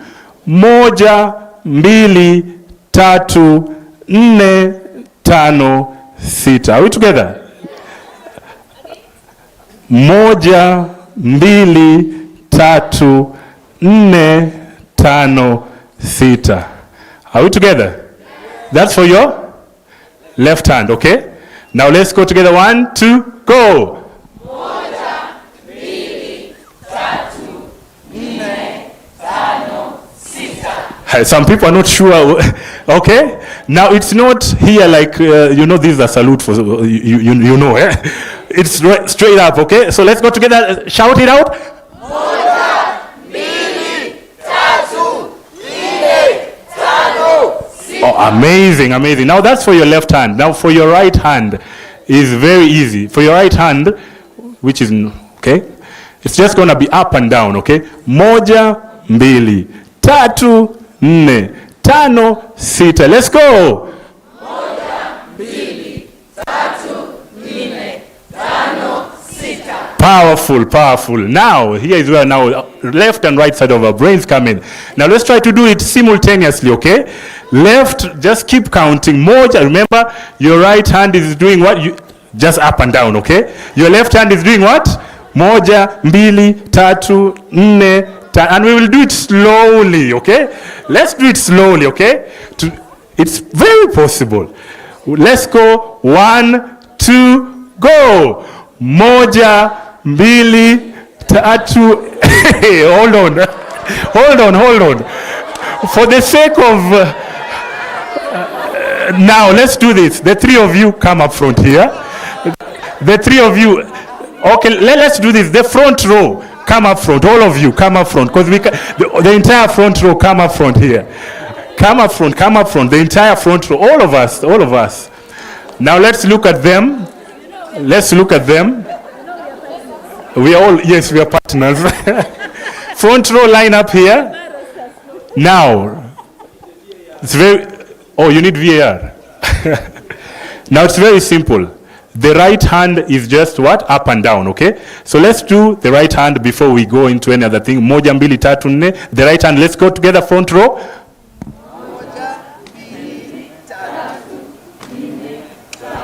Hey, some people even are not doing the right hand, okay? Your right hand, okay? Okay, so let's go. Your right hand is the...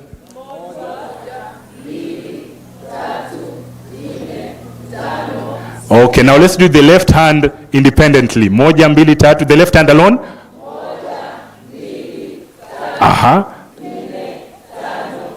Perfectly. Now, why is the energy in the counting? Do not concentrate on the movement. Want you have the same energy, okay? Left hand, shouting. Moja, mbili, tatu. Left hand together. Let's go. Moja, mbili, tatu, nne, tano, sita. Good. Now, together, with the same energy, with all the hands, together, using all we have learned, linear and exponential thinking and all the hemispheres of the brain. 1, 2, go!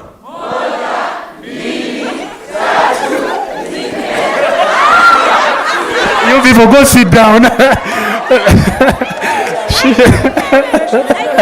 you got 7. We are going to welcome Kaino, this is your session. Yes, Alfred. Yes, there you are. Handing the mic to you.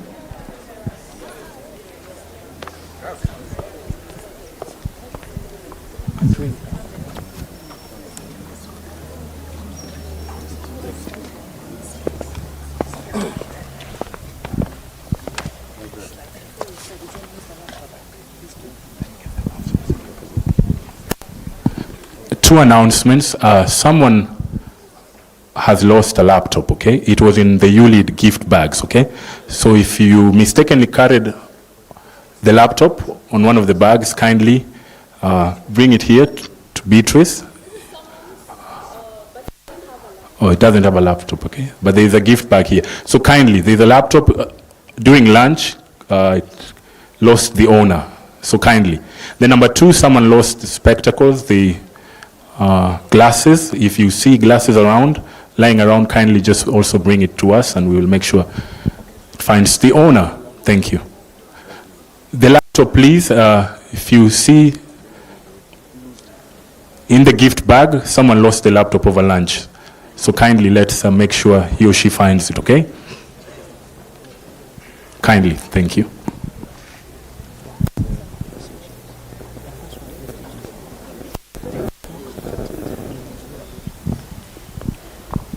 Awesome. Thank you, Franklin, for that wonderful teaser.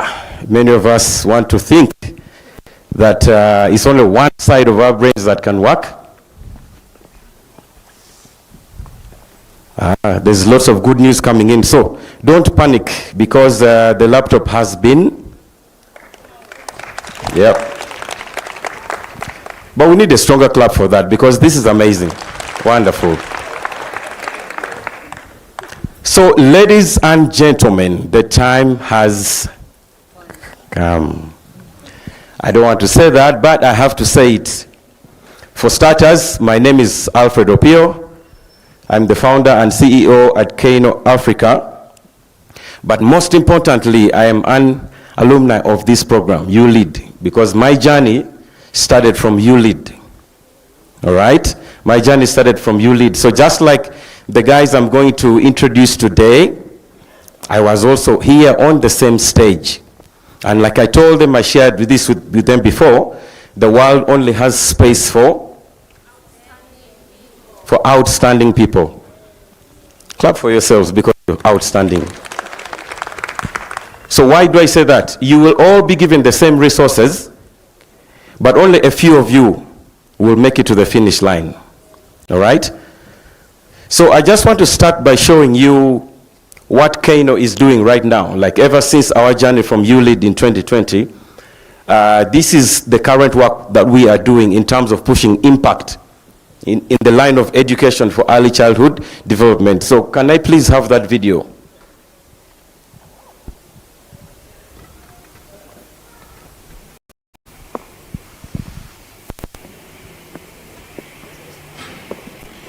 Oh, it's an internet issue.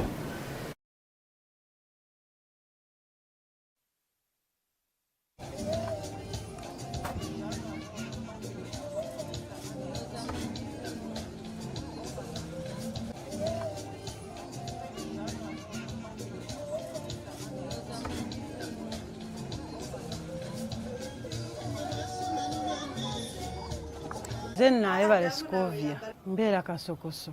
Omwana yali asoma naye nga byasoma tebinsanyusa, tamanyi kusoma, tamanyi kuwandiika. Taata we yajja n'aŋŋamba netukkiriziganya n'amutwala naye kati ndabawo enjawulo. Asoma, omuwa ekigambo akisoma. Timothy namuyamba ng'omwana. Yafuna okutegeera okusinga ate we yali.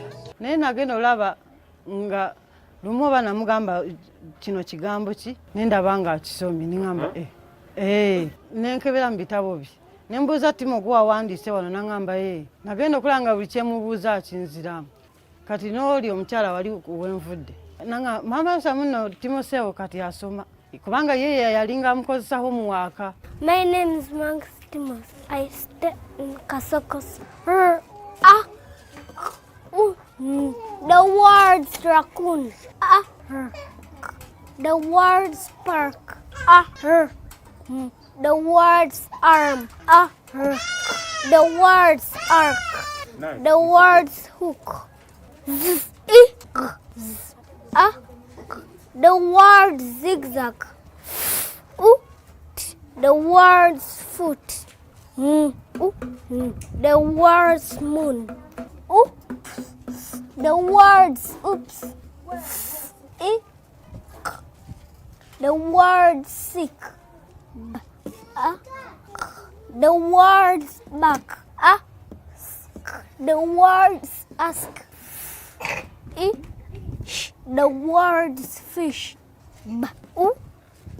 The words boot. The words noon. The words sharp.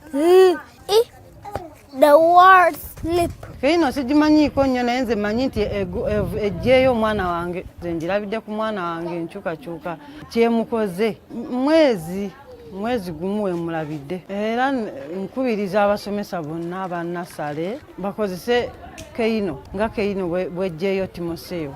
Fiona Stuart Natkunda is my name. I met him when he had been in kindergarten for 3 years, but surprisingly he couldn't even tell numbers 1 to 10. He didn't know any sound, he didn't know anything. He was like a child.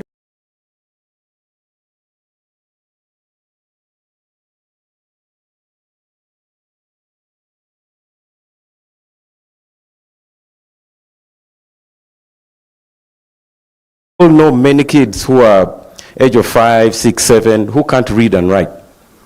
So Timothy's parents had given up on him, if you know what that means, because they thought the guy was bewitched. For those of us who understand witchcraft, they thought this guy was bewitched. He was a write-off. But Timothy got a chance to interface with the Kano program, and in just 1 month, that's the result that you can see. Now, so today Kaino is impacting over 3,000 children in Uganda with help from UNICEF. We have now expanded to Nairobi, where we so far have 2 schools that we're testing the model with. Who has never gone to school. To Rwanda, Kigali, also to establish Kaino there, you know. So this is the journey. This is the journey. And like our patron said, Sub-Saharan Africa has achieved its all-time high of enrollment in school. You know what that number is? It's now at 99% enrollment. 99% enrollment. Yeah, but before you clap for that, there is bad news from the same report. It shows that only 1 child out of 10 can read with comprehension by the age of 10. It's the same report. Good and bad news. Ladies and gentlemen, I think because of that, it's time for us to turn our eyes to the quality of education in our continent. Thank you. So, without further ado, the time has come, and I'm going to call the first participant for tonight's show. But we need to give these guys some energy. Let's just clap for them before they come here. It's too much pressure. All right. So the first participant is Brenda Asasida.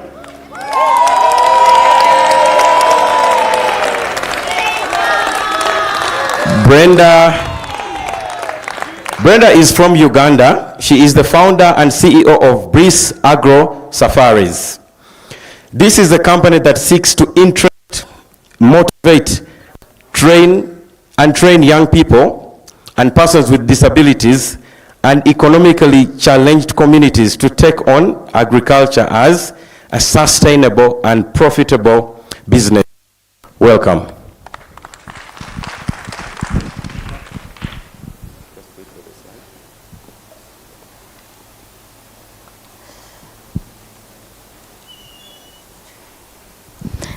Hello everyone, my name is Asasira Brenda from Uganda.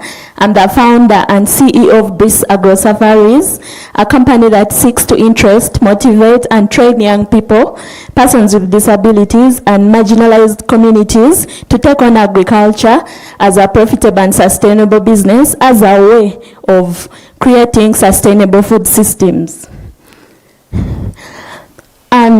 It's estimated that 140 million people in the world are facing acute food insecurity. And the sad part of it is that 1 in every 5 people in the world go to bed hungry.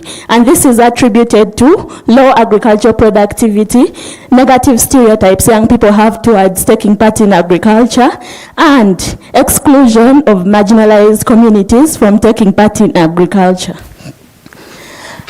13%, the African Development Bank reported in 2022 that there was a 13% increase in agricultural productivity in Africa. But sadly, 60.9% of Africans are still facing acute food insecurity. And 26% of those people facing food insecurity are urban dwellers, people who leave their villages to come to towns to seek for greener pastures, but they end up sleeping hungry. As Breeze Agro Safaris, we came up with a solution to use agrotourism, urban farming and agribusiness consultancy to break the stereotypes that young people have towards agriculture so that they can engage more in agriculture. We also use urban farming to help the 26% that are staying in urban areas but are facing food insecurity. We also use agribusiness consultancy to increase the agricultural productivity so that we can have more food to feed people and create sustainable food systems. So how does it work? We have a number of methods we use. The first one being farm tours. We do farm tours to interest the young people when they visit farms of successful agripreneurs. They get the zeal to also take part in agriculture. We also have agribusiness internships and apprenticeships where we place these young people on farms so that they can get hands-on skills to take part in agriculture. We also have urban farming. We have contract farming. There are young people who do not have land. Others have land but don't have the resources. So we help them. They become our contract farmers. We give them inputs. They farm, then we buy from them. Our proof of concept, for the first time ever with our partners, we held the first ever food expo in Karamoja region. These are young farmers that have been under our training for the last 2 years, and we are glad to report that they came. We had a group of people from Karamoja exhibiting the food grown in Karamoja. So the world food market value is estimated to be at a staggering 2.3 trillion, and the African market value is estimated to be 313 billion, and the Uganda food market value that we are seeking to serve right now is estimated to be at 15 billion. So we are sure that people need food and the market is there. Our highest, almost threatening competitors are Emburara Farm Launch, but we rank higher than them, because for us we work with our people from the grassroots up to when they sell their market products. We use a number of business models to do our work, but our highest selling business model is the bus agro tours. Bus is Breeze Agro Safaris, where we charge $15 per person who wants to come and tour with us. It has worked since agro-tourism is one of the virgin areas that many people are seeking to get involved in. We hope to put up partnerships with the Ministry of Agriculture, Animal Husbandry and Industry in Uganda. We also hope to use strategies that attract the youth to our work, like social media, agricultural expos, and all other things that will bring the people we hope to serve to us. Our expansion goals include setting up an agribusiness incubation center in Uganda, where young people will come and get hands-on experience. This is our team. It's made up of active young people that are fighting the same cause with us. It is led by me, the founder and the CEO. Namirembe Florence, she's an agribusiness manager. She's our finance director. Natujika Morris is an agricultural economist. He's our investment director. And we have a diverse group of individuals. This is not just it. So we are here to ask for $25,000, 60% of which we go to the dream of setting up our agribusiness incubation center. We don't have very many of those in Uganda, and I think in the East African community.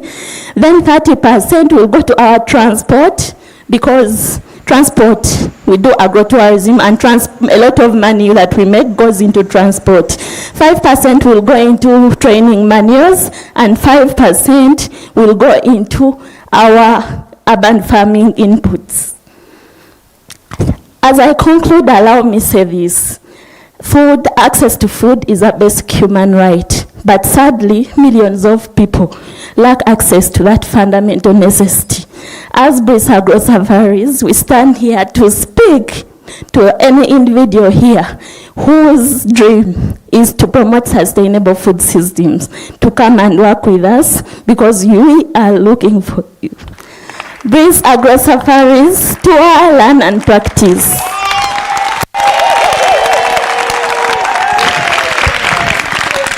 Awesome. Please. We are just halfway, okay? So let me hand over to the judges to make their remarks before we can call upon the next participant. All right. Let me start from my left. Let me start from Doc. So you're going to get critical feedback. No judge would tear you down. So take the feedback. And then look at how you can augment it, and that's how it's going to be. So you're going to hear from about 4 judges. Each one will give you feedback, and then I would wrap it up. Hi. Your topic, your business idea is very timely.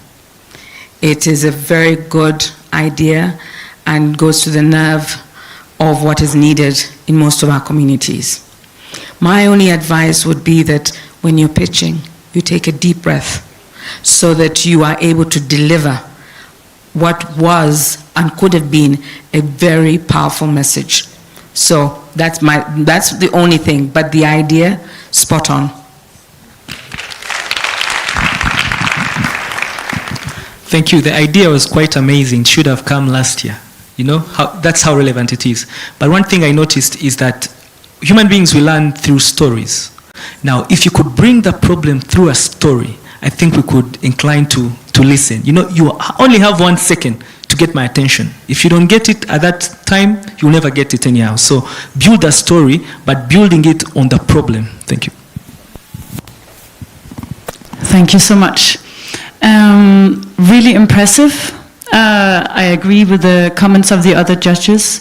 Having the SDG pin and that cap on in this among the judges, I would just say it could also serve your purpose to link it to the SDGs, and also the latest icon added to the 17, the leaving no one behind, because that is really also gaining a lot of traction these days when we are in the decade of action. So working with people with disabilities, a really strong message as well.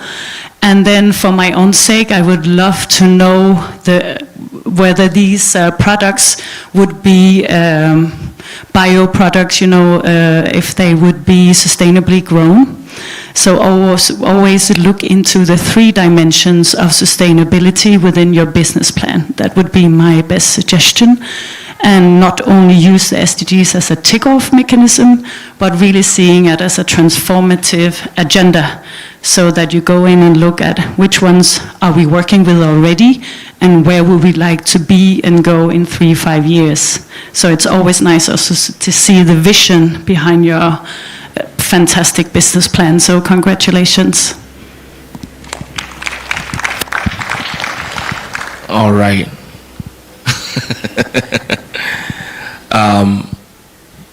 So I will be a bit more technical, but because of, guys, give me 30 seconds to do this, because of my fellow judge who just spoke, we're having a conversation outside. If anytime during my presentation anybody got a sense that I said something negative about the SDGs, I want to clarify that. It's very important. I am pro SDGs, but just like you guys, I want it to be practical to the everyday person. And that's what I was trying to communicate. Did you guys get that? You see? Yes. So my point,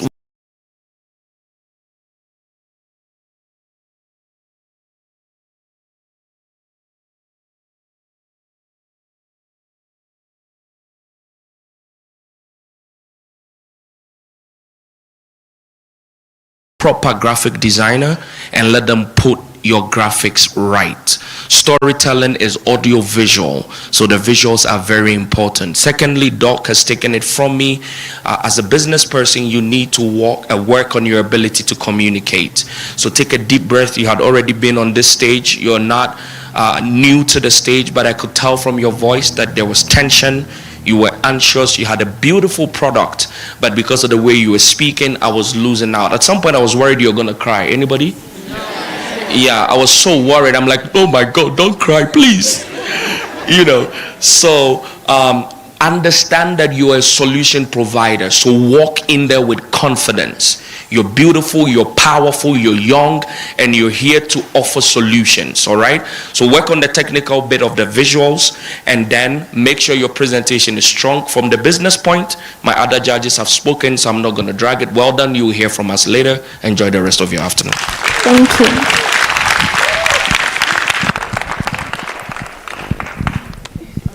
Well, thank you, judges, for those amazing comments. I hope you guys take this back, work on this. And also, I'm thinking there's a couple of people in here who are taking notes, right? Probably you didn't have the guts to join these guys, but next time, I'm thinking you're going to what? To join, because these are 7 participants. They did not start 7. They started about 25, but Like I said, it only takes a journey for exceptional people, right? So, up next, we have one gentleman who is from DRC. DRC, can I get some hands here? So, he is called Onesphore Chiruza from DRC. Ladies and gentlemen, Onesphore is the CEO and co-founder of AgriMod Limited, which runs the Vuna app. Vuna app builds direct connection between farmers and customers through a user-friendly mobile app in DRC. Thank you. Welcome. Thank you so much. There you go. Thank you. Wow. Good afternoon, everyone. My name is Chiruza Bireko Onesphore from DRC. I'm the CEO and co-founder of AgriMod, which is an agri-tech business startup, which is focusing on digital solution by building a mobile app which is called Vuna app. Vuna app connects small-scale farmers to customers in rural areas in DRC. Since many years, we have noticed that smallholder farmers struggle to bring goods to market, and this is due to our statistics, post-harvest solutions, losses.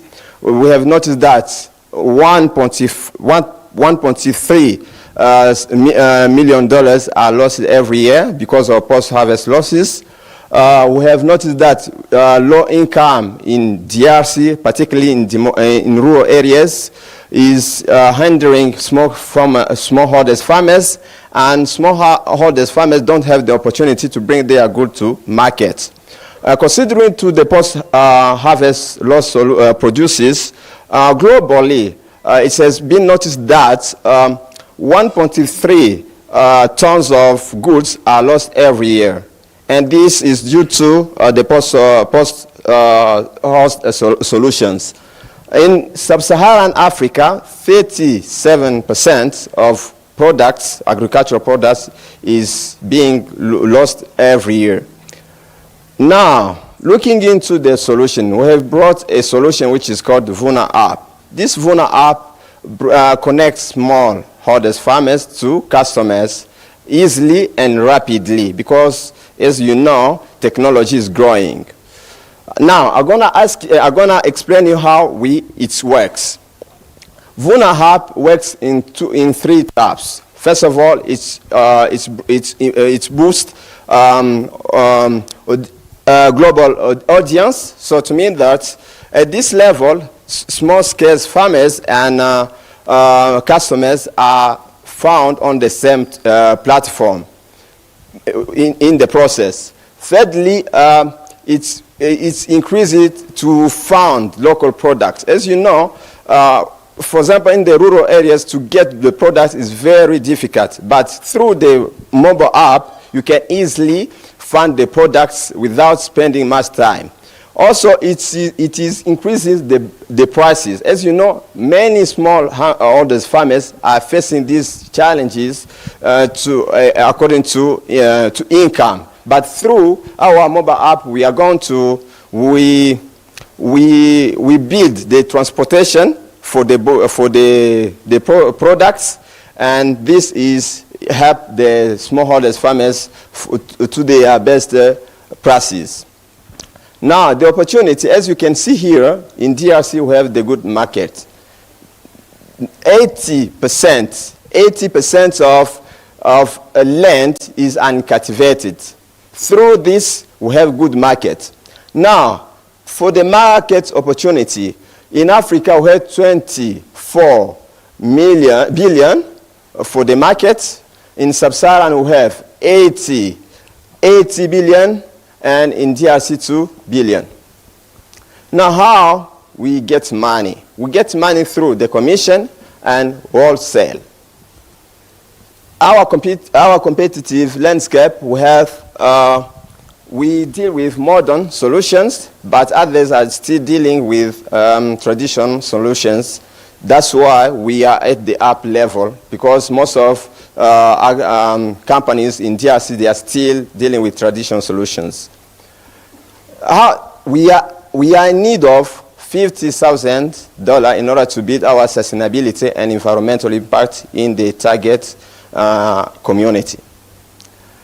Our traction, we have launched our solution in 2023, and then we have already reached out 3 territories in DRC, Kabare, Mwenga, and Kalehe. Now we hope to expand our solution in East Africa community. Among our team, as you can see, we have been focusing on 3 SDGs, but we are dealing with also the gender equality because we have 2 girls and 2 women. Yeah, yes. And in order to end my presentation, I would like to tell you that through VUNA, smallholders and customers are connected forever and ever. If you want to reach out, you can reach out our website, which is https://agreement.net, and at LinkedIn and through our Gmail. Thank you.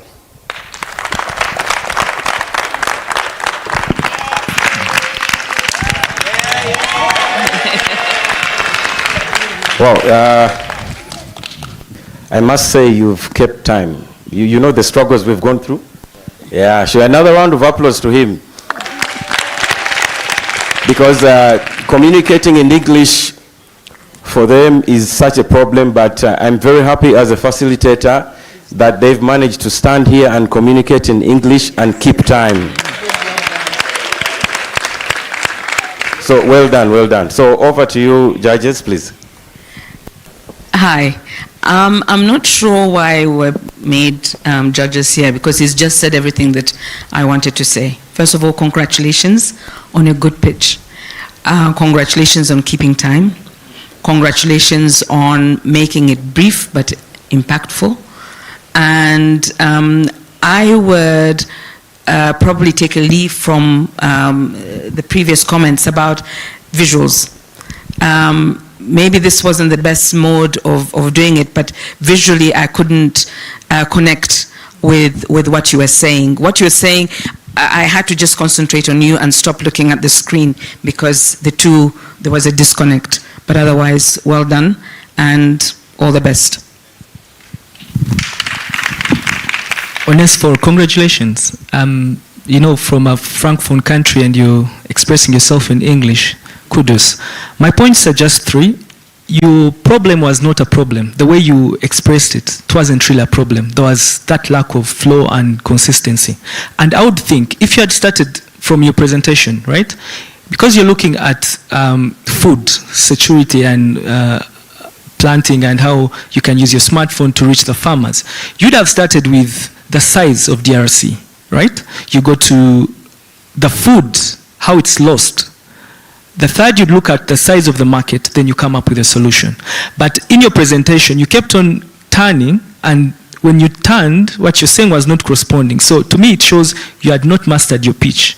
And I think the visuals were distracting you from the flow that you should have used. Thank you. Thank you so much. Very impressive. Looking into the whole idea of connecting small-scale farmers with the market through new technology is very wise. Having lived 3 years in Burkina Faso, I have seen the challenges, so I can really relate to it. Of course, there is a need to also, I think we had that issue up in the former sessions, that the timing of putting products on the market and coordinating also with the ministries and the other competition within this area. I think I would make a real strong stakeholder management analysis and build alliances, because it's a really strong idea, but having really to look into the details when you go into logistics, that would be my best suggestion to improve your case even more. So thank you very much, really interesting. All right, so where is Alfred? Okay, ladies and gentlemen, can we celebrate? Alfred Opio. Can you please be up and standing so we celebrate you better? Can we do it better for him? And the guys know why. He has spent hours on end. When our official facilitation sessions were over, he will stay with them after dinner, sometimes towards the night, for you guys to see what you're seeing. And I think once more he deserves another celebration. So congratulations on sticking to time. Congratulations on managing the language. I want to give you a point for piloting the product, for actually getting it on the ground. So that's really, really good. I think they've already said everything, so I will not re-echo. Work on the visuals, work on storytelling. Entrepreneurs, please hear me out. As we're giving them feedback, we're all learning. Work on storytelling. It will make your presentations more impactful, but you're onto something. We just need to fine-tune it a bit. Also, never scratch the surface of SDGs if it's not really deep. Just having 2 women, or so make sure if it's gender balance is like you're really looking at it critically, but look, you're up to something. Let's see how it goes. Congratulations. Okay, another round of applause for Onesfo.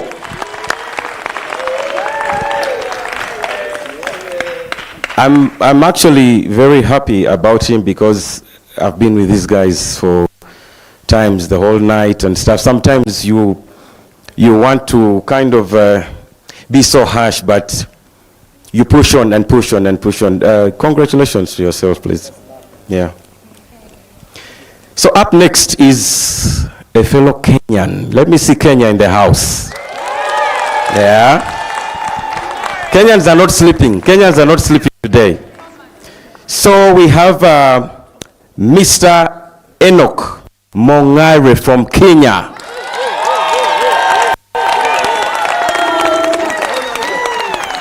Please. Enoch is the founder and CEO of Eno Roberts Organic Farm. What do they do?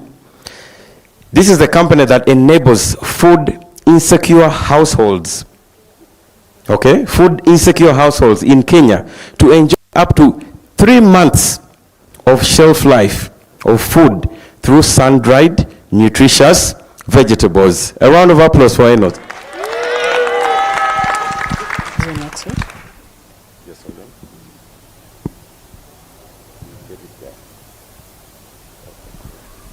Hi guys, I'm Enoch Mongare, the founder and CEO of Eno Roberts Organic Farm, a company that enables food insecure households in Kenya and Africa at large to caution themselves against food insecurity by providing easy accessibility to long shelf life nutritious vegetables. The problem that we have in Kenya and Africa at large is that climate change impacts, post-harvest losses have led to a lot of food being lost, and when drought comes, we don't have food reserves. We have only relied on having granary stores, cereal banks, but we don't have vegetable banks. That is why, according to statistics done by World Bank, about 60% of Africans faced food insecurity in the year 2022, and again, 1 in 5 Africans go to bed hungry. So we have come up with a solution whereby we are going to have the vegetables, especially the nutritious vegetables. We have the amaranthus, we have the managu in the local language, we have the cowpeas leaves, and then we dry them using solar energy. The solar energy in Turkana and many areas where we have a lot of temperature can do this for us. And then we salt the vegetables, we preserve them in the chambers, and then we pack them for delivery. Here is a story of a woman in Turkana, Kakuma refugee camp, called Catherine Asinyen. She is a widow of she's a widow and has 2 children. During the drought in 2022 in Kenya, she managed to survive on preserved vegetables for almost 1.5 months. So these things people know, but we want to commercialize and industrialize. Our market opportunity size is 2 2.6 billion US dollars. Our serviceable attainable market is 1.4 billion US dollars, and our serviceable obtainable market is 100 million US dollars. Most competitors in this field do not provide long shelf life vegetables to consumers or users. So Eno Roberts Organic Farm comes in to ensure that this has taken place, and that is how we beat our competitors. We use EnoSocial and EnoShiba. EnoSocial is mainly for corporates. That is why you see for a kg of dried vegetables average price 1.5 US dollars. EnoShiba is for the common mwananchi or the common citizenry, 1.2 US dollars. Our key strategy for growth is Kenya Commercial Bank, who will be offering us banking services. YouLead, of course, who have been promoting capacity building, and we also have World Food Program, which is going to provide advisory on issues of food and many other aspects related to agriculture. Our team consists of Enoch Mungare, who is the CEO and founder, having skills in business management, Ruth Obegi, who is the product development officer, and Sarah Kwamboka. Our ask is 50,000 US dollars, whereby 65% is going to purchase of dryers and the reservoirs or chambers, and then the 30% is going to buy motorbikes for delivery and 5% for marketing. As I conclude, I will say that climate change impacts have negatively affected us, and because we have to secure ourselves food-wise, then we have to preserve vegetables because they have mainly been neglected. Thank you so much. Eno Roberts is the future of Africa's food security.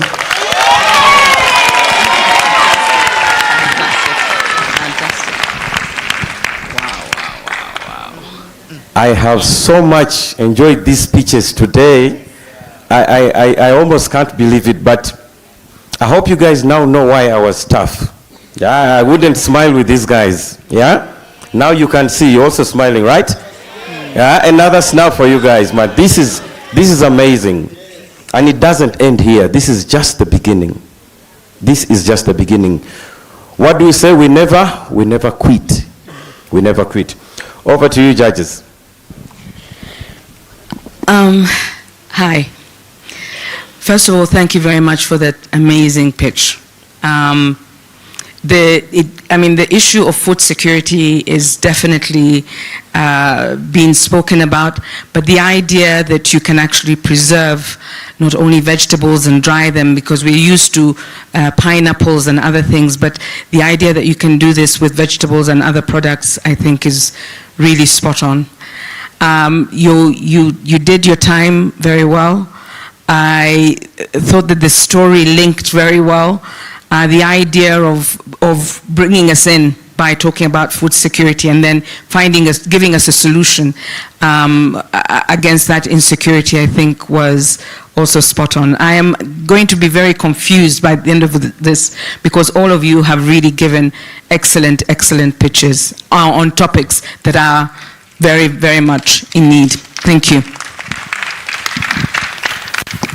Thank you, Enoch. Your pitch was excellent. I'll come up to give you some of the things, some of the pointers I thought maybe you should have considered. One, when you talk, you showed us the statistics, right? And you gave us the story of Catherine. I would feel so much inclined if the way we get attention in pitching, that's the first thing, the first A, attention grabbing. Then you either do it through statistics or you do it through a personal story. So if you don't have a personal story, you'd have started with the statistics, then bring out Catherine's story to align it with a statistic and be specific. When you talk about vegetables, there are so many varieties of vegetables. So which vegetable are you looking at specifically? Or what kind of vegetables are you looking at? And the other thing, as you connect your story, I was asking myself, as for example, if I'm going to invest in your company, your solution, how can it not affect the value of the product you're doing? Because you're talking about drying. At times we know, sometimes you dry something and it loses its value. So you did not bring that preposition to show us that my value preposition or my solution actually will keep the value of the product the way it is. So if you can align them in that chronological order, I'm very positive that your flow can be more persuasive. Thank you. Thank you so much. Great pitch. I completely agree. I really like your offset in the story and the fact that you're starting with the human beings being left behind. So the underlying principle of the SDGs, leaving no one behind, and if that would be your primary target area, I think you would find some very strong partners that could, where you could play together with the World Food Programme, delivering to refugee camps where you don't have the same setup as in an ordinary household. So I think that sounds very interesting. The second point would be just looking into how you would like to transport it and buying motorcycles. Was that the point? Yeah. Then looking at the level of pollution, if you're sticking to the SDGs, how are you actually going to transport it in a sustainable way? So that is just a heads up for looking into a solution to sustainable transport, which is one of the most polluting sectors in the world within the sector you're doing business in. I really love the solar energy, very, very wise and interesting how these materials are gonna, how you're gonna keep up your machinery and the sustainability of what you're investing in, because the drying machines might need some funding for keeping it going. Yeah. Thank you so much, really interesting. A lot of things to dig into. All right. So from a presentation point, I absolutely enjoyed it. So congratulations on that. But I want to give you, can you guys please bring back his pitch? My work here is to be as precise and direct as possible. Go back to his pitch and go to, click to your team page, and let me teach you something real quick. Please give him back his pitch. Go to the team page. All right. So I absolutely love the story about the woman that survived 1.5 months. Next time, start with that.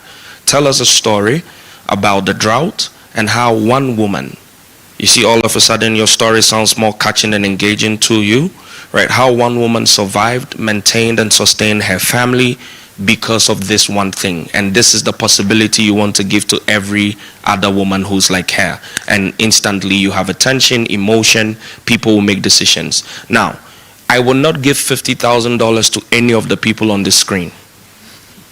Period. Branding is important. Go back, take professional pictures, get your team to take professional pictures, and then we'll have a conversation again. Thank you.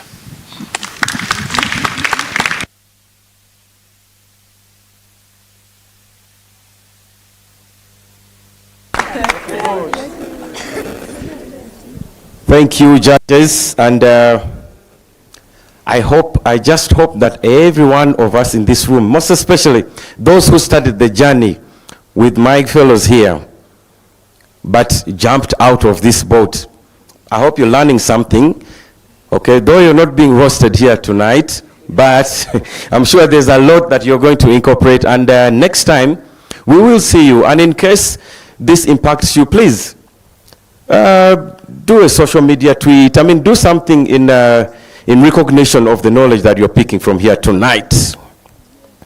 All right, so we are going to Burundi. Let me see Burundi in the house. All right, so we have our next presenter.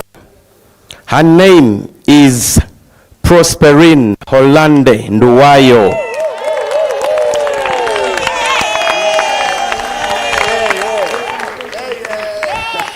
Hollande is from Burundi. She is the co-founder and CEO of Agri-AI. Now listen carefully. Agri-AI is an artificial intelligence company that seeks to use computer vision and machine learning to track crop diseases in real time. And what else? and also to provide what she calls hyperlocal recommendations to farmers on their mobile phones. Please, you're welcome.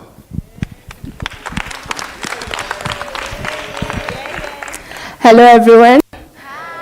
As he said, my name is Prosperine Hollande Nduwayo from Burundi. I'm the CEO and co-founder of Agri-AI, an artificial intelligence company that uses computer vision and machine learning to track crop diseases in real time and send recommendations to farmers on their mobile phone. We have realized that many large-scale farmers lose so much money due to crop diseases. For example, a range of 40 to 100% of potatoes is lost due to crop diseases, and in a range of 670,000 to 150,000 is lost per acre, which can go exponentially to 55 billion Burundian francs from crop diseases. So as Agri-AI, we found the solution of an AI system that track crop diseases and give early prediction to farmers, which help them act proactively and give personalized recommendation. This also helps in environment because it helps save pesticides, and it helps fight against overuse of pesticides. It has also a multilingual assistance AI that breaks the language barriers, helping farmers to get recommendations.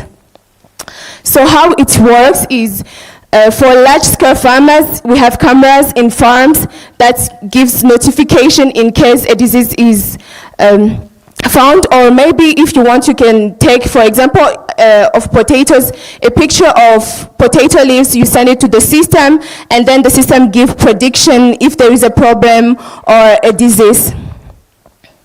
So our proof of concept is our university teacher who have already tried our AI system on potatoes for the early blight disease.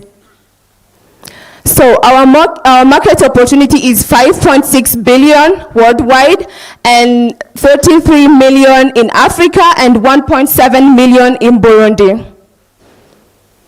So for competition, we are in competition with more of agribusinesses using technology, especially in Rwanda, like RAB, but we exceed them by using AI.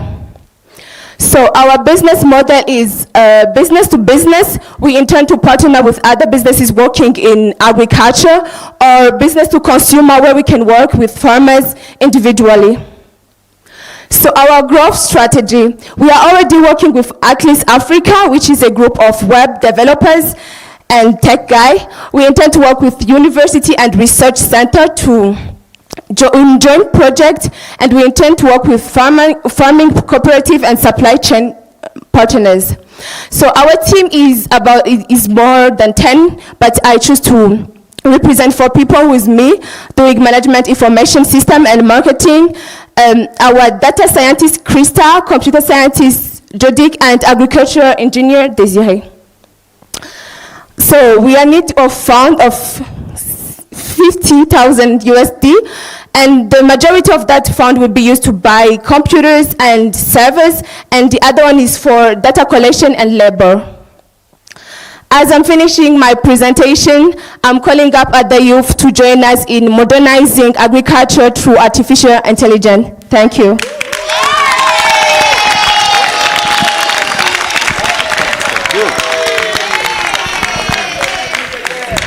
Thank you so much. Thank you so much. I'm very proud of you, by the way. From your slides, I can see that there was a lot of work that was done, but also that was missing, all right? But I still congratulate you for that, because I've been with you through the journey. I know what you've gone through. Another round of applause to them.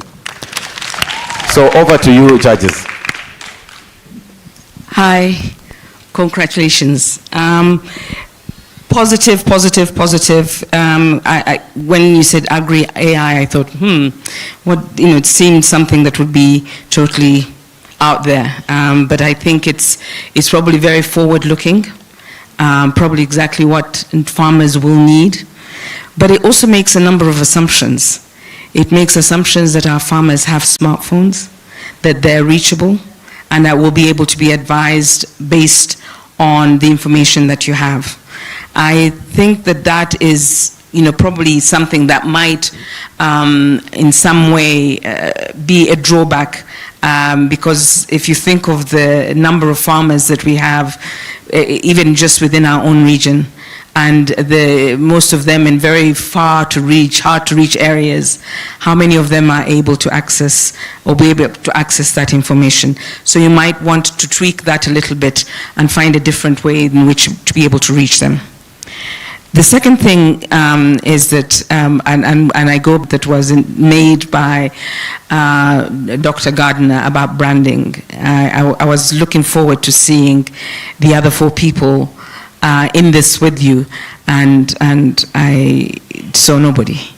That, I think, is a problem. Not that they're not there, but for now that you did not present them, and that, we like visuals. The third thing, and this, of course, you can work on and perfect as time goes on, when you use statistics, try and have those at your fingertips. Don't try and read it from the slide. It will always trip you up. So it's best to have your statistics on your fingertips, use them as an illustration as opposed to something to make a point.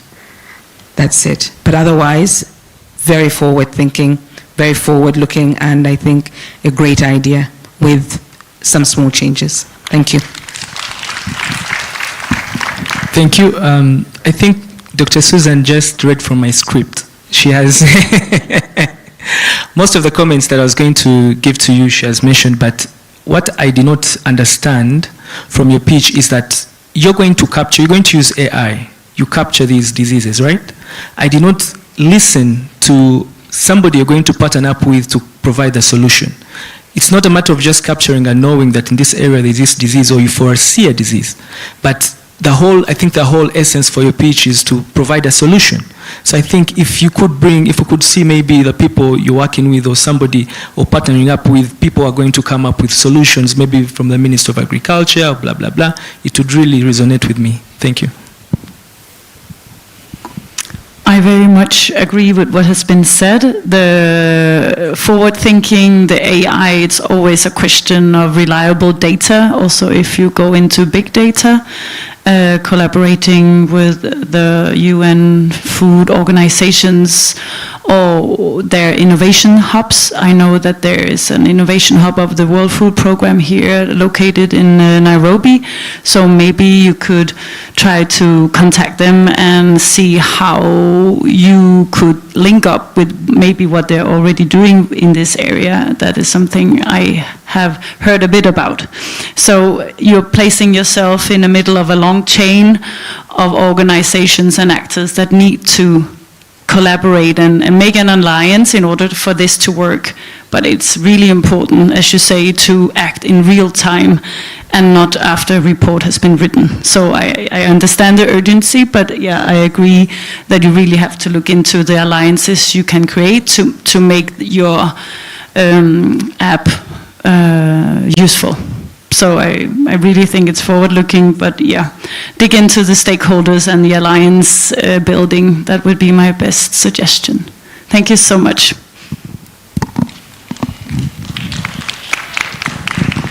All right. So I'm going to try my best not to be the devil on the panel because it looks like it. Let me go back and appreciate the physical outlook of our brother from the suit guy in the middle. Wave. You look sharp for your presentation. Great. I didn't give you that. You also look great. You look sharp. When I saw you, I'm like, this is a tech business. You look the part. Branding is important again. Secondly, women in AI, come on. You just wanted to, that's my thing, right? So that's great. So women in AI is going, you look amazing. They have mentioned all the other parts. I think you should be raising money for R&D at this point. You should be raising about 5 or 10% of what you're looking for more research and development, because you have something that's ahead of its time and something that needs certain basic infrastructure to be in place before you can build on top of it, right? We're struggling to get internet inside Bomas. How would you send real-time information to a farmer? You know, but if you get this right, you might have just found a unicorn idea. The last thing, and this goes to all of you guys, I want you to intensify your market research, because this very product, from my little research as a knowledge merchant, I know businesses that exist in different environments that are building it.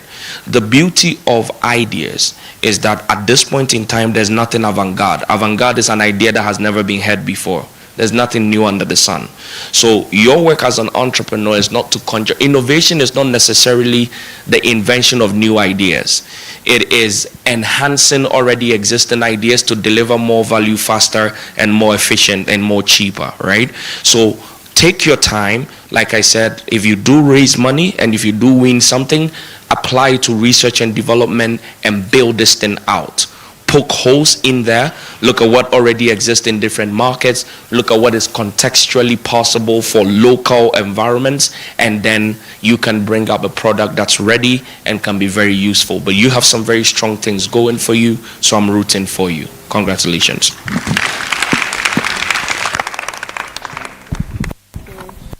Awesome. Thank you, judges, for those wonderful and amazing remarks. So we are left with only 3 participants tonight. Next up is Burundi. Burundi is featuring a lot today. So we are still going back to Burundi. And we have a wonderful gentleman known as Frank Nimubona from Burundi.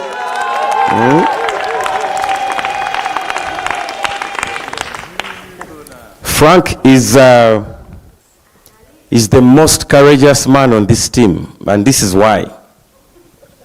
Right from the beginning, Frank was not a part of this whole journey because I was too tough. This is what he said. I didn't give him the chance to join like quite early. But Frank is a very sharp entrepreneur. So during the night sessions, like my brother Kwame was mentioning, I would dedicate time to meet these guys in the night and stuff like that. One day, he sneaked into one of the training sessions.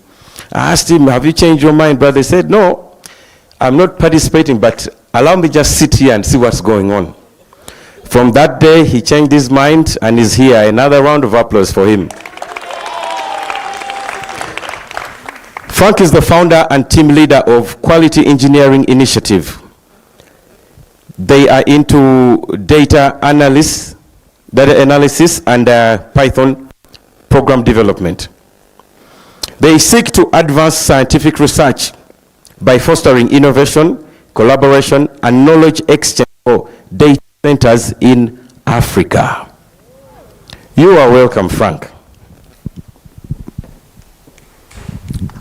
Hi everyone. My name is Nimona Frank, and I'm from Burundi. I am data analyst, Python program, and founder and team leader of data science company that help organization to make data-driven decision. Those are my partner. We have noticed that in our company there are many organizations and foreign projects, but we don't see exactly their impact. Our solution, we have seen statistical analysis shows that 70% of Burundi are poor. Imagine we have a lot of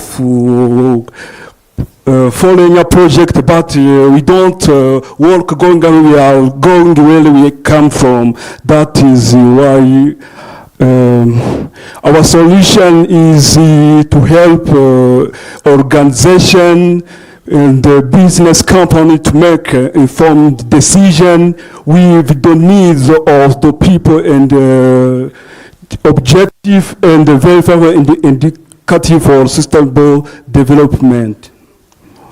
How it works, I have to understand the main problem, what the people need exactly.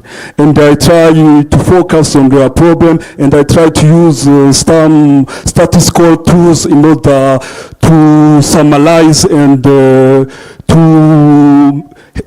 analyze and help the decision maker to make data-driven decision. And after we build a database that will help them to see their growth, what shows the proof of concept that I was working with all the people in our country, just to ask exactly what they need in order to show the organization so that they can answer to the people's problem what they need exactly.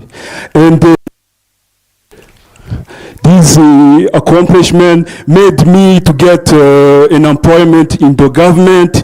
As I speak, I'm serving my country as a data analyst at the Ministry of Solidarity, Social Protection, Human and Gender in Burundi.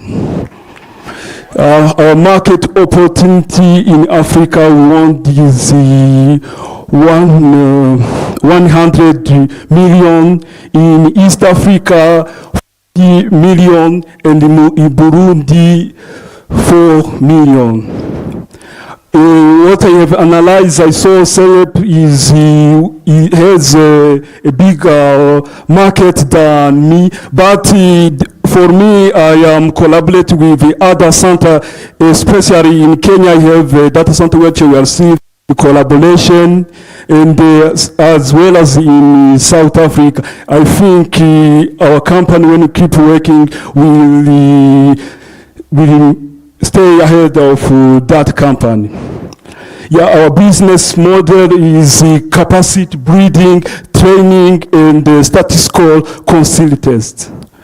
Our strategy, we want exactly to build an important center of scientists in my country and a business training in my country. Those are my team member. Frank founded the team lead and data analyst of Python program. This is Kenny, statistician and financial manager. This is Beza, a web and app developer. What we need 30,000 USA, which will use 50% to build the center, and 30% informatic tools, and 20 is what I'm going to use to train others in order to show exactly how the data will help in our daily life. As I say, I invite you to tell all the people who are the business maker to use exactly this. Data science is a useful tool in every organization. Thank you so much.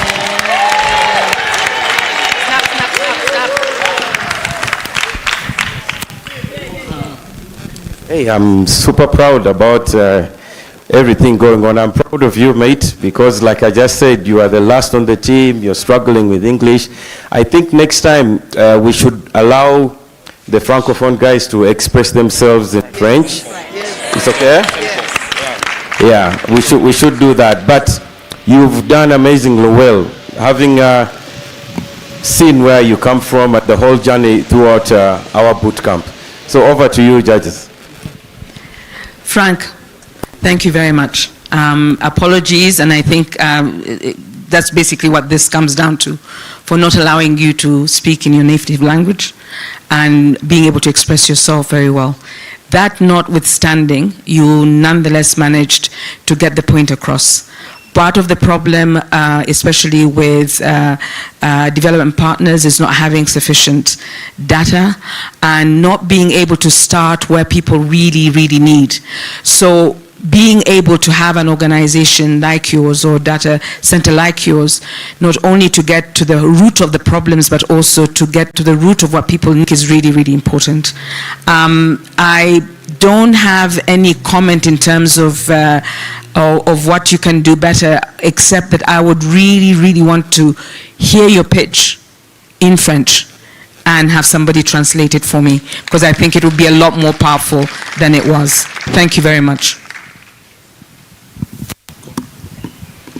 I think that was so amazing, especially with the background that you have just given, that, you know, he was there not interested, and suddenly he got so empowered and said, I'm going to do this. And also just taking that decision as a French-speaking. So that was a very amazing presentation, and I think when I heard your presentation, I said, these are some of the projects that will really get so much support and funding from development partners. These are UN. So my only advice to this one is that try to find those SDG goals that can go along with your project.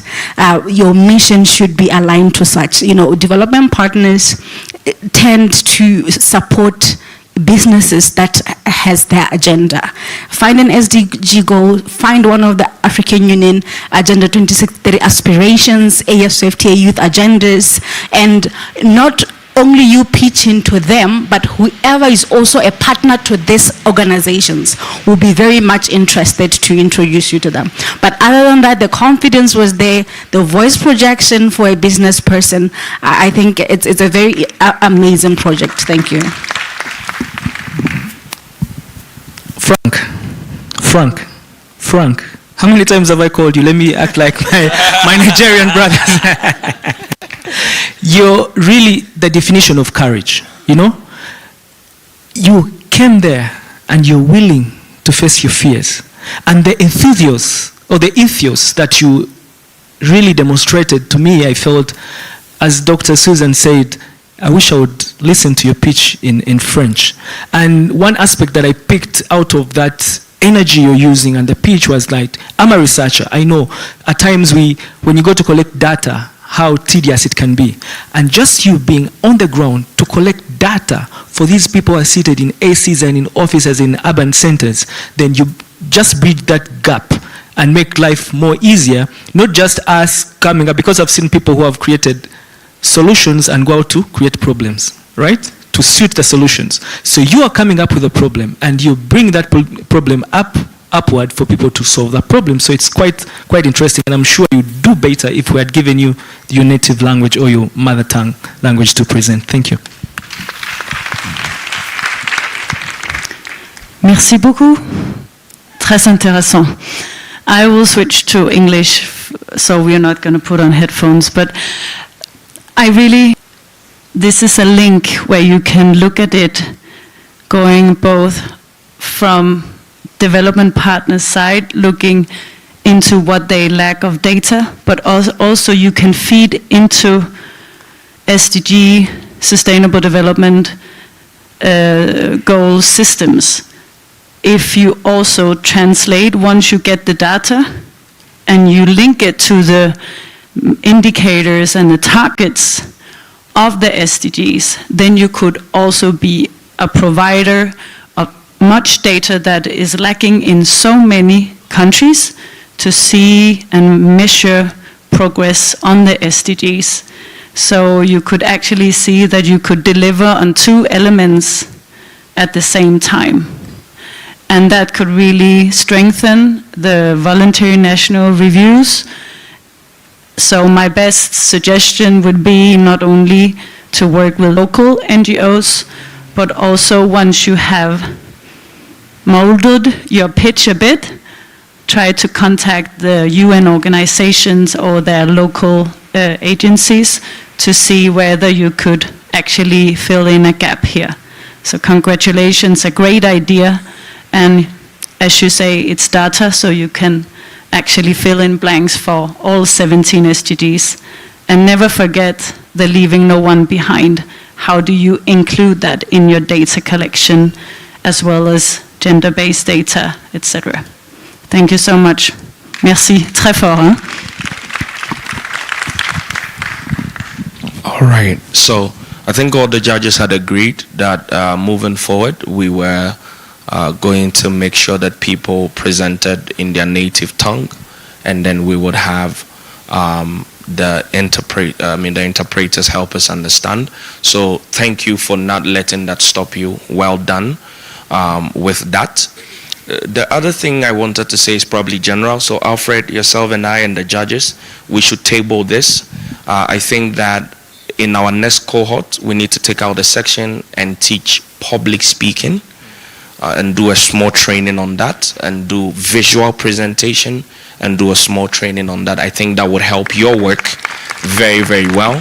Because what you do is you focus on teaching them how to raise money. You have raised money, so you teach them these things. But I think that if we can complement your work by teaching them design thinking, storytelling, and public speaking, it will make the world of difference.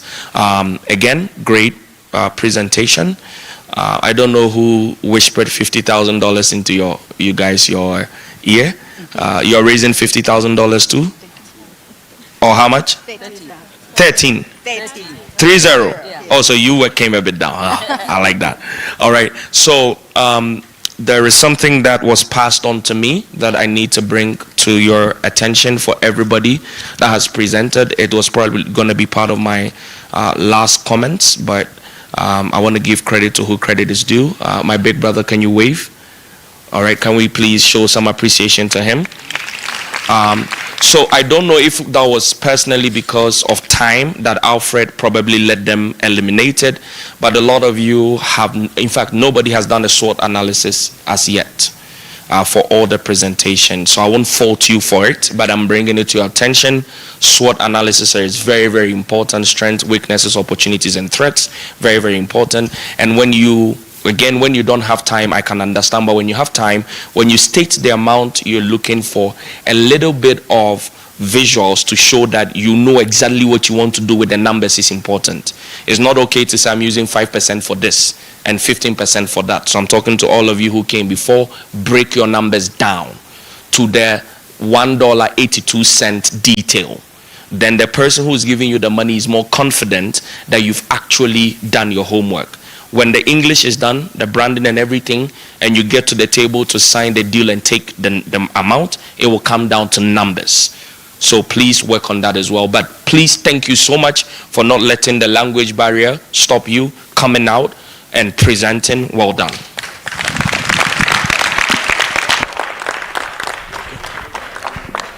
Awesome. Thank you so much, judges, for those wonderful comments. And also, thank you, my participants, for holding your flags up high. So we are down to only 2 participants left tonight. Our next participant is a lady representing Rwanda.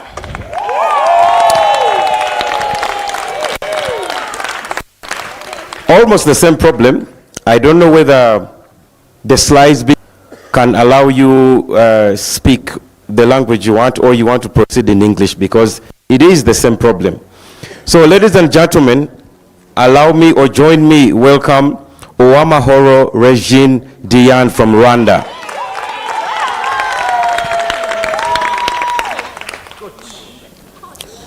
She is the co-founder and project manager of Agricotech Limited.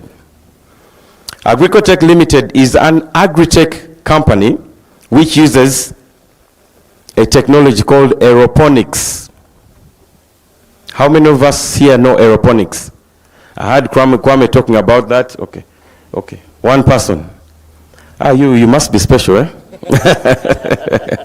So, Agricotech uses aeroponic systems to cultivate vegetables and provide quality seeds and vegetables to farmers. So, you're welcome. Thank you. Hello, everyone.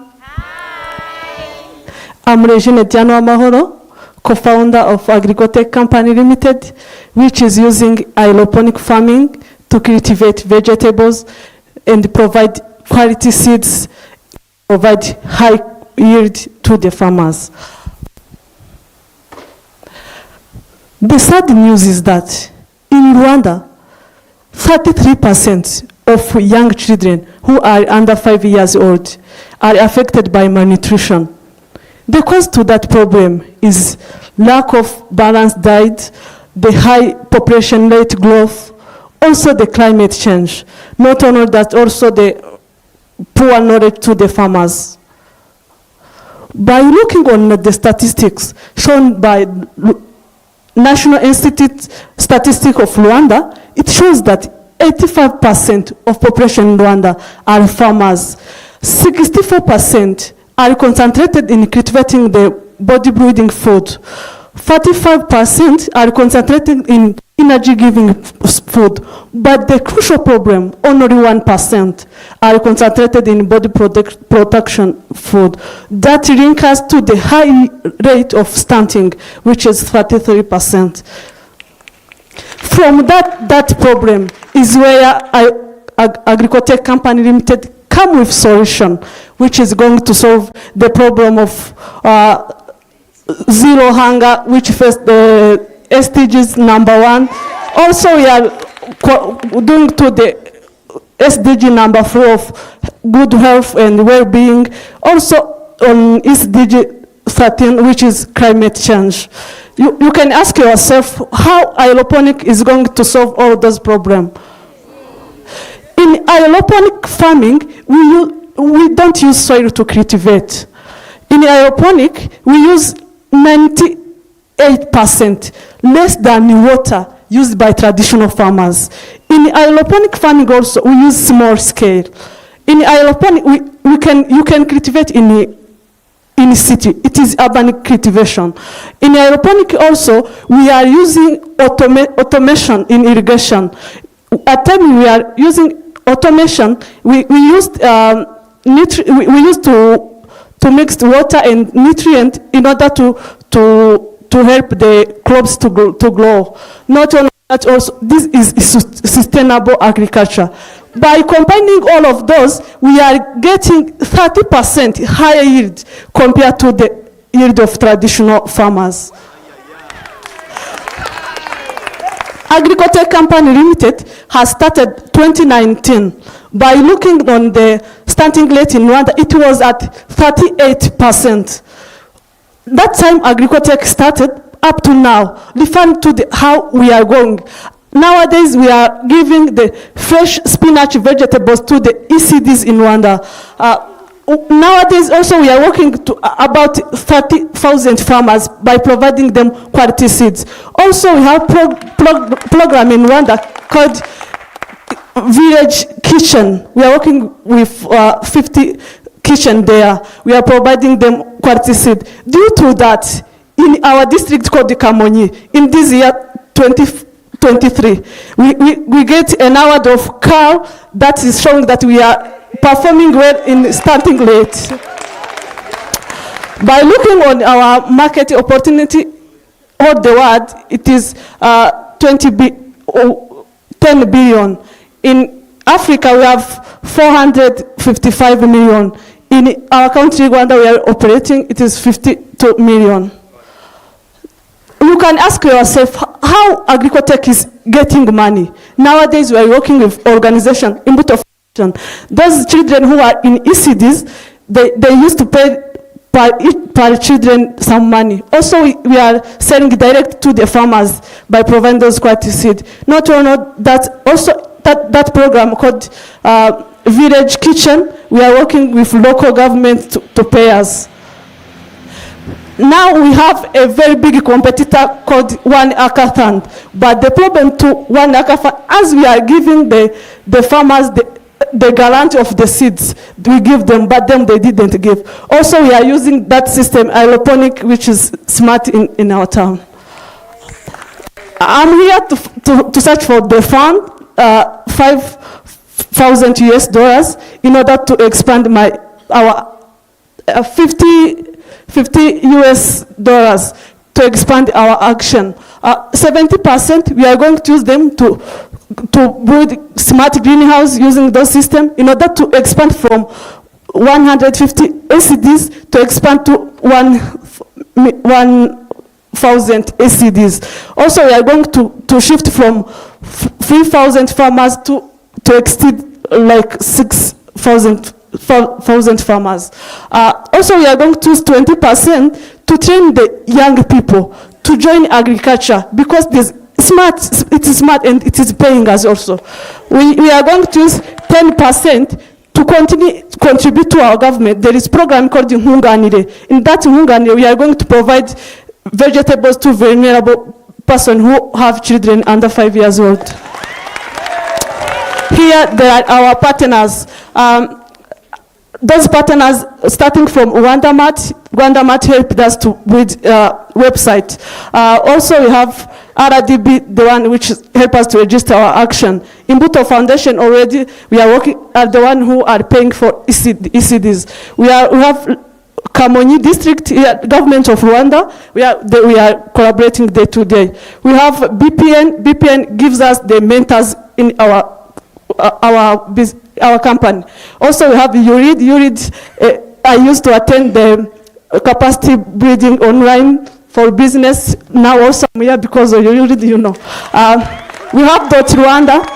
Rwanda is the one which is the NGO I worked at the time I was at university. Is where I start thinking that I can be a businesswoman. Also, we have LICA is the institute that helps us to get document. If we want to do an export, we want to make seedling, is the one which is giving us. We have team, we have Emmanuel is specialist in agriculture, drainage and irrigation. I am Regina Diani, project manager. Also, I have a bachelor degree in telecommunication engineering. We have Muhorachi Anita, who is financial manager. If you want to join us, we have websites, we have YouTube channel, email, so that you can contact us. By conclusion, I can say that everyone who is here can give contribution and join agriculture as professional career because other careers are a chance. Thank you.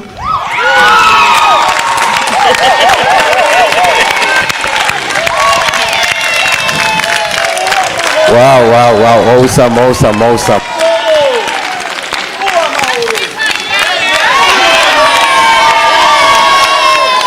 Awesome. Yeah, I'm not a judge, but since I am your facilitator, I'll just say something, very serious, okay? Never get carried away by your presentation, and then you exceed time. You know, time in business is very important. Your presentation is so good, I'm very impressed. But as your facilitator, I am not happy because you exceeded time by 2 minutes. And this is the first participant exceeding that time. I'm not saying anything, I'm just, take it from me. Because we've done this through nights, we've not slept, we've done things, okay? For everybody in the room. If an investor tells you you have 1 minute, you only have 1 minute, you understand? Find a way to skip, find a way to do it right, okay? Somebody will say, okay, I'm walking to my car. You have 2 minutes to say it. You're not going to say everything. I am super impressed because you didn't show me most of these things. Why, you hid them out from me or what? I love the presentation, okay? So over to the judges. Thank you very much. I mean, immediately your presentation captures the imagination for a number of reasons. One, the idea of sustainable agriculture. The idea that if, I don't know what the statistics are, but the rapid urbanization in most of our cities means, in most of our countries, means that urban agriculture is going to be very, very important. The idea of children and being able to address the issue of stunting and their growth is equally important. So quality seeds, which you also pointed out. But I think that the thing that captured my imagination was the idea of partnering with local authorities. More often than not, when you partner with local authorities, it means that you're actually getting to the root of the problem and being able to address the problem at source. So that, I think, is really, really huge in terms of your own presentation. The fact that you have already been recognized for having been able to do something suggests that you're already on the journey. Now, my question, and maybe something that again refers to the other presentations, is that I would like to hear your pitch in French. And I think the 2 minutes that you went over was not because you didn't get it to the point, but because of language. And therefore, you're very excused for that very reason. The partners that you have already got and the ones that you are eyeing to be able to work with, I think will probably get you from where you are to where you need to be. Thank you. Thank you. Thank you so much. I think I have been so privileged to be through the trainings with this team, and maybe to just give a background of where the screaming is coming from. I think as we were doing the trainings, she was one of the people who was so shy, and I'm going to say that to even say it's an issue of language, it's nothing, because you did well. You know, you tackled the issues of linking your proposal to the SDGs and relating it to the current, the status quo. You provided the proof of concept and why you think it's going to be a sustainable project. You know, I really liked you trying to prove to us why you think this is a very good project. However, I had also wanted to know more of the advantage of this farming. You know, it sounds like a new project, and I'm sure, as Mama have said, when you go and partner with the government and other institutions, they would want to know what are the advantages, more of the advantages, and you go for advantages that you know are specific or rather unique because of the project. And you know, I also wanted to hear more of linking the system to the current issues that are being challenges that are being raised by climate change, and you know, more of how the system is going to create more of sustainable farming as a business itself. And then also the other issue that we have to tackle, I think, the proposal budget, perhaps because it was a short training, maybe that was a format that you were given, but it sounded so good that I could even do the proposal budget for this in my head. But it was really well. And then the last one that I noted was you took more time than others, but other than that, for the fact that I had proof of concept and there was so much proof of sustainability in the business, I'm very impressed. Thank you. Thank you. Yes, congratulations, Diane. You came, you've pinched, and now you're listening to the feedback. I'll start with the bad news. Now, when you are giving statistics, when you say 33% of Rwandan children are malnourished, it's a good statistic, but I think it would be more persuasive if you had started with the total number of children in Rwanda, then deconstruct it to bring out the statistics. So that as I'm seated here, I'm relating, I'm like, oh, this big number, then this percentage is, you know, it's more persuasive. And the other, the facilitators, and your facilitator and the panelists, some of them have talked about time. Every time you hear time resonating or somebody's talking about time against you, it's never the lack of time, it's the lack of planning. Just know that there's somewhere you never planned right, or you stuck somewhere. The other is you need to learn how to shut out yourself when you're pitching. You know, the audience can be very persuasive. They can shout, they can clap, and in the process, you get excited. And that excitement cuts across into your pitch. You know, you take much time trying to also, as you laugh, as you smile, your brain slows down, and that's how the time issue comes in. And what I really liked about your pitch is that you used, we call them the question nuts. You kept on asking, did you know? Did you know? And answering. And every time you ask, the brain is in tune to want to know the answer. And the good news is you came back and gave us the answer. So I really appreciate that you brought that up, and like all the other participants, you really used the question nuts and you took my attention. Thank you. Thank you. Merci. Thank you. Merci. So strong.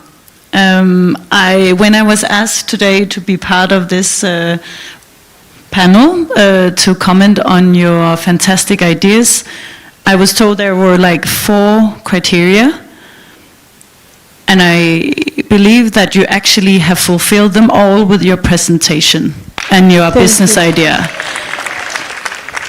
If we look into the impact, it is there and you have your proof of concept. There is the market, there is some research and development. Of course, you could go further into which kind of produce you could make that is context specific. Linking that to the scalability, that is really where I see you can go so far. If you actually designed on the web a drawing of this hydroponic system, I could see it on the rooftops of Copenhagen in Denmark. Maybe that is in 5 years or even longer, but really this concept is here and you are one of the first movers. And that linking it to the SDGs, and you said crowdfunding, Kwame, earlier on, this could really be a case, strong case for crowdfunding. So really, if I were you, just dig in, because this is gonna fly high. So really, congratulations. Thank you. All right. I only have negative things to say. So, guys, looking the part is important. Your entire team needs a photo shoot. It's very important that when you stand out there with a brilliant idea and an amazing solution, you carry a certain kind of brand. It's important. So do a photo shoot for your entire team. Look professional. Let the shots be professional and put that in your pitch. You are onto something. Thank you. Thank you.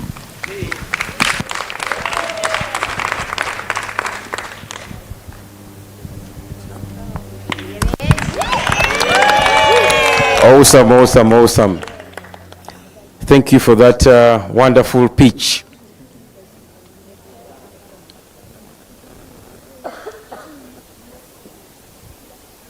So like the judges have mentioned, always stick to time. And because this is the beginning phase, I'm giving you guys 5 minutes. After this, you will hardly find any pitch competition or opportunity that will give you 5 minutes. Most of the pitches are going to be around 3 minutes. This I'm telling you for a fact because I've walked that journey. This is the beginning for you. If you cannot manage 5 minutes, it's going to be very difficult to manage 3 minutes. Okay? So our last participant for tonight.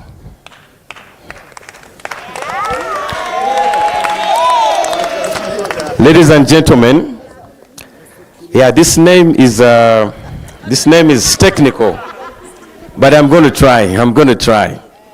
The gentleman before you is called Irankeje Fiacre. Did I get it right? Irankeje Fiacre from Burundi. Now he is the co-founder and communications manager of Center for Scientific Research and Innovation. They are into production of traditional medicine. That's why he is last, okay? Traditional medicine. But here's the catch, not what you're thinking. Not what you're thinking. So they seek to use a certain new technology that I don't think we know of. This technology is called nutraceuticals. They seek to use nutraceuticals. Am I pronouncing that right? They seek to use nutraceuticals to produce traditional medicine to prevent what? 2 things. Malnutrition, like Regine has just presented to us, and also chronic diseases. You're welcome.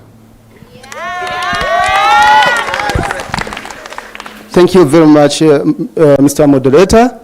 My name is Irankeje Fiacre. I'm from Burundi. I'm a co-founder and communication manager at the Center for the Promotion of Scientific Research and Innovation, which is CERES in abbreviation. Ceres, first of all, aims at promoting and designing training modules on building capacity, professional skills, and innovation so as to achieve SDG number 9.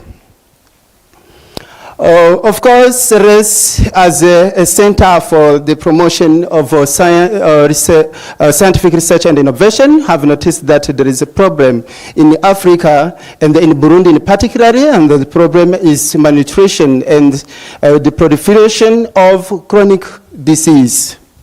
And that is due to an unbalanced diet and the lack of awareness of the role of nutraceuticals.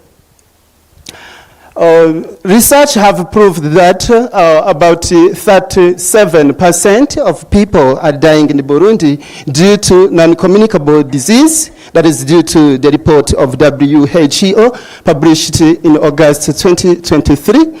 And 4.8% of children in Burundi are suffering from malnutrition. That is due to the report published by the Statistic Board of Burundi in 2023. As way forward, Ceres, as a center for research, has decided that it has to use nutraceuticals products which are like ginger, hibiscus subdarifa, among other products, to produce some juice but tested in a laboratory and then give to people in order to prevent, first of all, blood pressure, among other disease. How does Ceres work? It works by analyzing the composition and dosage of nutraceutical products, and then it also contributes by the production of nutraceutical products and transform them into juice that should be taken by people and then prevent themselves from the disease already mentioned. As a proof of concept, it is proved that traditional and modern medicine are working together in Burundi, but it is still in progress. So for us, as the Center for Research, which aims to improve well-being health in order to achieve the SDGs number 9. So we have already served about 1,000 pharmacies in Burundi, and in general, we have served about 10,000 people who buy our products. As an opportunity of our product, traditional medicine, in Africa, 90% of the population rely on traditional medicine due to the research of BIRA than 2022. Our market opportunity is about 250 million in East Africa and 100,000 in Burundi and 60,000 million in Bujumbura, where the center is located. We have also competitors, because we are not working alone. There are other people who have already started selling traditional medicine, but we dominate them by the way. For us, we have to test, first of all, the products in our laboratory. That is what makes us different from them. Ceres has its model of business, where we have two models. The first one is the model business to business, where we sell our products to pharmacists, and the second one is business to clients, where we sell our products to people, individuals. We have also our strategy of expanding our business, where we look for expanding partnership and advertising our projects using especially technologies and social media. Ceres, to achieve its goals, has a team of more than 25 members, but I decided to mention only these three. The first one is Christine Ndashimiye, who is a co-founder and the CEO of Ceres. The second one is Nahisha Kieros, who is a co-founder and operation manager. She is an expert in biochemistry and pharmacognosy. And the last one is mine, the co-founder and communication manager, who is an expert in translation, interpretation, and Kiswahili didactics. Our ask is 30,000 million in order to achieve our objective. And the majority of that budget will be used to buy laboratory equipment and buy also raw material that will be prepared in the laboratory and produce the juice, among other products that may be used to prevent ourselves from the disease already mentioned. And other budget will be used for trainings to raise awareness. Ceres, thank you very much for your kind understanding. Shukran.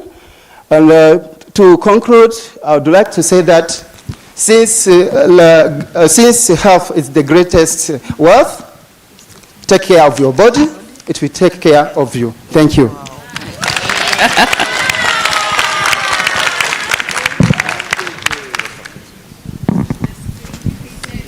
Awesome. So, you also exceeded your time by 1 minute 20 seconds, which might not be bad, but is bad, depending on how you take it, okay? All right, so thank you so much. Let me hand over to the judges and I will make my final remarks after, but this is our last participant. I would love to thank all of you for staying with us and learning a few things here. Please, over to you.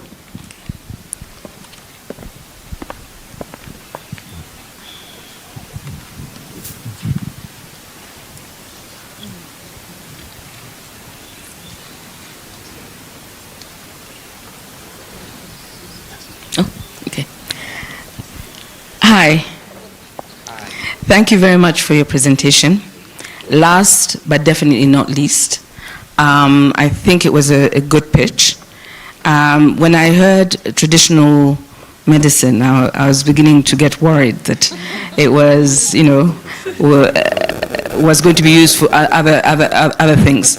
But seriously, I think the idea of using what we already know is very important, and being able to use that for children and other ailments is definitely not a novel idea, but a very good idea, especially right now when we are clamoring to try and find things that will not harm our bodies and which we've known for years and years. So I think, other than going over a little bit, and the fact that all these presentations that were presented in a language that people felt a little bit awkward with could have been better and done better using their own language. Other than that, I wish you all the best, and I think you're onto a good thing. Thank you.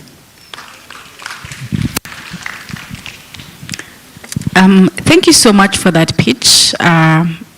Apart from people getting worried about the traditional medicine as it was introduced, I think it was exciting me though, because I wanted to hear more on what African entrepreneurs have when it comes to pharmaceuticals, but mainly the context coming from, the African natural plants that we have. It would have been so much interesting to me if we could have sticked to how the business was introduced. I mean, Africa is coming from actually recovering from COVID-19 pandemic. And I think such pitches would be more interesting if we link it with the fact that as Africa, we have learned how we should be also being able to produce our own medicine, which is actually more related to to the presentation that you have just given. And I think it just needs little touch so that we relate it to the necessary agendas that are being pushed by development partners, the CDC, of course, and how can we also sell your products to other countries. But most importantly also, I've seen that on your budget you have allocated some funds for training, but I thought it would be very much important to allocate some funds for the institution research and development, because you are a scientific institution. Thank you very much. Yes, Fiacre, right? Hope I pronounce it right. Somebody once said that there is nothing beats an idea whose time has come. We have seen today we are moving from the pharmaceuticals to our natural or traditional medicine. So my point would be, sometimes as my fellow panelists normally says, branding. The way you brand, and in this instance I'm talking about the name of your product, affects how it's perceived in the market. Now, when you say traditional medicine, at the back of my mind, I think even the moderator talked about is like, not the other one that we think of. But remember, my attention has already gone by the time you said traditional medicine. So maybe you can look for other things, maybe herbal medicine or something. The brand you give to your product determines the perception that people will perceive of it. The second is, when you talked about your ability to test this medicine in your own laboratories, that doesn't give me a guarantee, right? Maybe you'd say it is internationally tested or accepted or blah, blah, you know, fulfilling those international steps and procedures for those things to come up to the market. So it starts from giving me a guarantee that this medicine that you're giving me actually is of standard. Now, once you put that into play, then I'm very sure your idea has really come and it will come to pass. Thank you. Thank you so much. Really a strong presentation, and the words that comes to my mind are really back to the roots. And that is also what is happening in Denmark, and I see that tendency across different countries I've been working in. So I really think you're touching upon a trend here. And the fact, as you say, local produce, and the fact that you can be self-sufficient within your borders, or at least in your region, is so important. I would just top up on the comment on the need for proof. How does these products actually improve your health? I use a lot on non-clinical medicine in Denmark that is widespread, so there is really a market also in such a cold country where we don't have ginger or neither hibiscus, but the fact that we need to see in some way the proof that how it affects your body, that is important, that you rely on that instead of taking antibiotics or something that chemical that actually is not good for your body in the long run. So branding you with this, I would really say that could strengthen your brand further, and your story about going back to what is actually locally produced, that has been proven that you should eat and nourish from the area around you, and that also lessens transport and CO2 linking to the SDGs. So thank you very much, really important and strong pitch. Thank you. All right. So I think this would be a conclusion for all pitches that we've had, and then I'll hand over. Sorry to interrupt. Okay, I think you would give him feedback. Yes, I'll come to him first before. Yes, I will. Then Rob, then you okay, then we do the general one. That's fine. I think they've said everything. Again, I would have loved to hear your pitch in your language so that you're more comfortable and fluent. We can do something with the visuals. I think it can get better if you are a center for scientific research. Details matter. Presentation matters. Visuals matter. Because when you put out anything, we're going to match it against different bodies like yourself. So for you, visualization and the right presentation is non-negotiable. The other people might get away with it. You can't. You are a research facility. So that's something you should definitely look at. The final thing, and this is to everybody, then I come back and we can wrap up, is you don't need to, the CEO doesn't need to do the presentation or doesn't need to do the pitch. If you have somebody in your team who has a stronger communication point, they can do it on behalf of the company. You want to take your strongest foot first when you're going. This is the reason why we build teams, so that we complement each other. So what is your strength might be somebody's weakness. What is somebody's weakness might be your strength. So it doesn't have to be because you're the CEO or the founder, you're the one who needs to do the pitching or the communication all the time. So that's a lesson for all of us. But thank you. I will see you for one of the medicines. I'm taking it to Ghana. Go check it out and see what's happening, and then we take it from there. Thank you.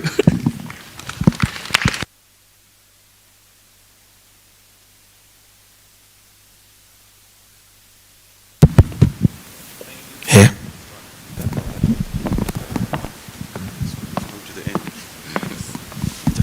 Yes.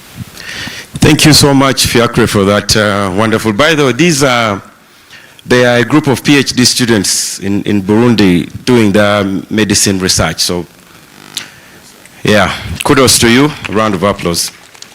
Let me just mention two things to all of us, but most importantly to the participants who have pitched tonight. Well, I think, just from what I've noticed, I think many of us can now pitch, right? The guys, I see faces here that had joined us before that are not here, but I think you can now pitch, right? From what you've seen. Don't you think so? Let me see some hands. Okay. So, it's very exciting, but like you have seen these guys here, it's very challenging as well. There is a lot that can almost tear you apart. You don't have to justify certain things, okay? Take and have this spirit that can sieve out what is negative, because it can tear you apart and you may give up on your business, okay? Learn to sieve things out. You pick the positive, go work on it. The negative, find a way. I do not know how, that I'm not going to tell you. Find a way to let it just pass by you, because it will just stop you from going forward. Also, I like to give a round of applause. Let's give a loud clap to these guys here, and I'm going to tell you why. A loud one. In my expertise as a consultant in innovations and business, this is content or a course delivered in 2 weeks. These guys have done it in 2 days. So these guys need a real hand clap for doing this in 2 days. Those are my last words. Congratulations to all of you. I wish you guys the best. I will be available for you. Like I said, contact me at any time, okay? I will make time for you if we need to do a video call, if we need to do a call, a meeting or anything, because your success is my success, right? Thank you guys. Over to you for final remarks. Yeah. Okay, I can't give final remarks. This is not my conference. You guys remember my virtual forever grandma? Yeah, it is her conference. So ladies and gentlemen, can we bring back McKenna so she can close her conference? Thank you very much. Can we celebrate them one last time? I will miss you guys. I'm running out of this country soon. I will follow up for the next 1 year on all of you, my Dockers, everybody. I will not forget our game, Dockers, Massey. So guys, the real work starts when you leave here. The real work starts when you get out of here. It's not in everything we've done here. It's what you're doing 5 years from now, 10 years. You can look at Alfred, such a worthwhile example of what YouLead can produce. Let's celebrate Alfred, who did this for us. Thank you very much. Come on, do it better for him, guys. And for everybody who stood in and watched and didn't go, God bless you. The weather was not born again today, but you didn't let it impede you in any way. Thank you so much. Can we please welcome a proper round of applause for McKenna.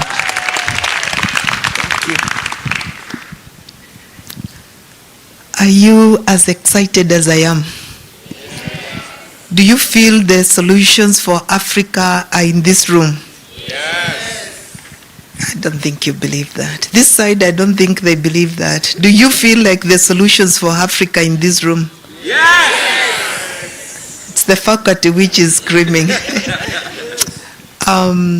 Please allow me to say, Alfred, I've been sneaking to class as well, because learning is continuous. And there's a Friday I sneaked in just to see what was happening, and I thought that guy was rough. I wouldn't have gone to class if he was my teacher, because I saw what he was drilling. It's called the drilling. And I remember some of the fellows, they would be, Mr. CEO. He would start, and he's, you know, as he's saying, what's your product? What's your product? Okay, go back. Thank you, Alfred. I didn't know this is what you were doing. Appreciate. A big hand to Alfred, please. Remember, I said selflessness is what is going to help Africa. If you don't celebrate each other, I think then we are not going to change Africa. So I want to say, let's give a big clap to our 7 great presenters or pitchers. The faculty, and I would really want to ask the faculty to stand if there is any, because we started in October, there are some of them who are not with us. If you're a faculty member, just stand so that we appreciate you.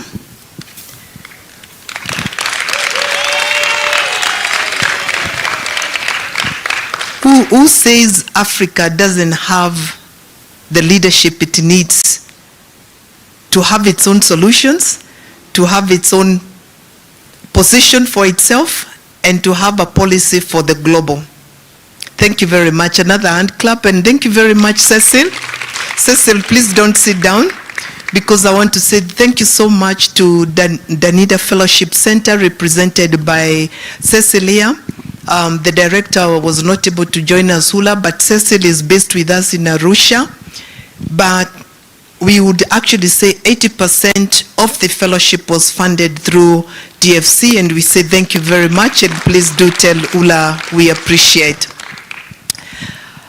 I just want to close by saying, like my son here is saying, he's leaving tomorrow, but he has left us with brains that are actually almost bursting. If your brain is not feeling like mine, then I think I would propose you bring the herbal juices here for us, because we need, definitely, we need to stop taking the processed foods. If I start on another side of life, there's a lot of poison we are taking. You know, when I mean, if Coca-Cola is here, they can shoot me. That's one of the poison we take, the addictions they put in it. So every time you take it, you feel thirsty, you're annoyed with somebody, you know, you get addicted. So we need actually to start our own Africa-grown solutions on nutrition, on health. We have what it takes. Last year's fellow, if I remember, a guy from Burundi, again, Burundi are doing very well, a big hand up to Burundi. This guy came, and the same nutrition things, but they have sweet potatoes, sorghum, and he just went and looked. He came and pitched. Miss Stella, who is punishing me to do the closing, they went to Burundi for what we call the outcome harvesting. The guy has already employed people. And he is talking about bringing the flour to Kenya. So then we have this, I don't want to be a politician. I'm staying with a relative of mine, and yesterday they served ugali, which is snow white. You know what I mean by snow white, the color. That's not ugali. There's no nutritional value. So we must be able to embrace what we are given for the future of Africa. Those of us who are politicians, I remember when I walked to class, I congratulated the politicians who decided to say in the business class, because we need the politicians to make the right policies for us to have a conducive environment for research. We need research to be funded by our governments. We need research to be funded by our development partners, because that is where the solutions lie. Like I said yesterday, research, capacity building, those are critical prerequisite skills that we need for the new Africa. We do not need to go elsewhere, but this is where we are. So I want to say this is just the beginning. The excitement lands us tomorrow, because like you've had, everybody is kind of, and I liked, think Gona is your point where COVID comes in, and then we have the details to say how North blocked Africa from accessing the vaccines, and they also refused us to produce. So, I mean, is it manufactured? Not to produce, that's because we're talking of food, to manufacture the drugs. And so I think it's about time, the PhD students, you're on the right track, because we need those manufacturing industries in Africa. That is how the health bills, or those of you who have somebody sick, you know what we are dealing with, and we can manage that as Africa. The future is in this place. So I want to say thank you so much. I don't know if Ms. Stella wants to say anything, but I just want to say God's blessings as you travel. You're going to have 400 women with you next week. The same things you're doing here, do unto that. Yes, women need it, because we have been left behind so much, because everybody was like, okay, my story, this for another day. Women, and we had a debate here, because it was like, no, the woman should move, the woman should not. And I said, the minute you accept to be told you should not move, that's where you get stuck. It is about time you make that deliberate move. So the excitement for me is that as we speak, we hope other development partners can join us, so that we can have, rather than 30, we have 300, we have 3,000.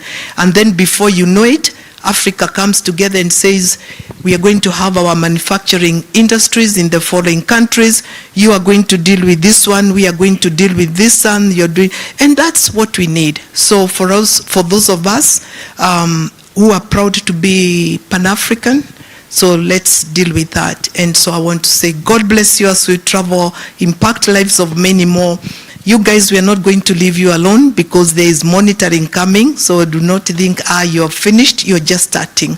So I'm excited because tomorrow we meet again. If we keep time, I guess Stella can be nice and we can leave at 4. But as long as we start late, Stella will make sure you're leaving here late. So let's also respect time. I don't know why. And I keep saying this.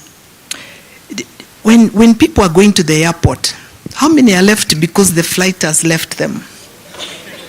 Tell me, did anybody miss their flight because they were late? But when it comes to a critical space like this, and please listen to me, when it comes to a critical space like this, and you walk in 2 hours late, walk in 1 hour late, imagine how we are insulting the organizers of the conference, because they know they are also tired, they need to go home early because they will not sleep. But I want to say, let us not disrespect a resource that... Ladies and gentlemen, before we leave, kindly just have your seats 1 minute. This is an important announcement. Tomorrow, kindly wear your t-shirts. So when you come in your gift bags, I'm sure you have t-shirts. Kindly wear your t-shirts. If you don't have, because there are those who didn't have, tomorrow you'll get them. So come dressed in a way that you can quickly put them on, okay? So kindly put them on tomorrow. And tomorrow we will be at a different venue. Okay. Internet, hopefully tomorrow we'll be there, okay? Thank you for that. So t-shirts. Do not forget, we are at a different venue. It's somewhere up there. Let me just move away from here. Lights off, please. Yes. if you recognize her, kindly tell us. You raise your hand now, and then we will just meet here briefly so that we can. The AV team waiting for you. Yes, kindly. If you saw her today, right?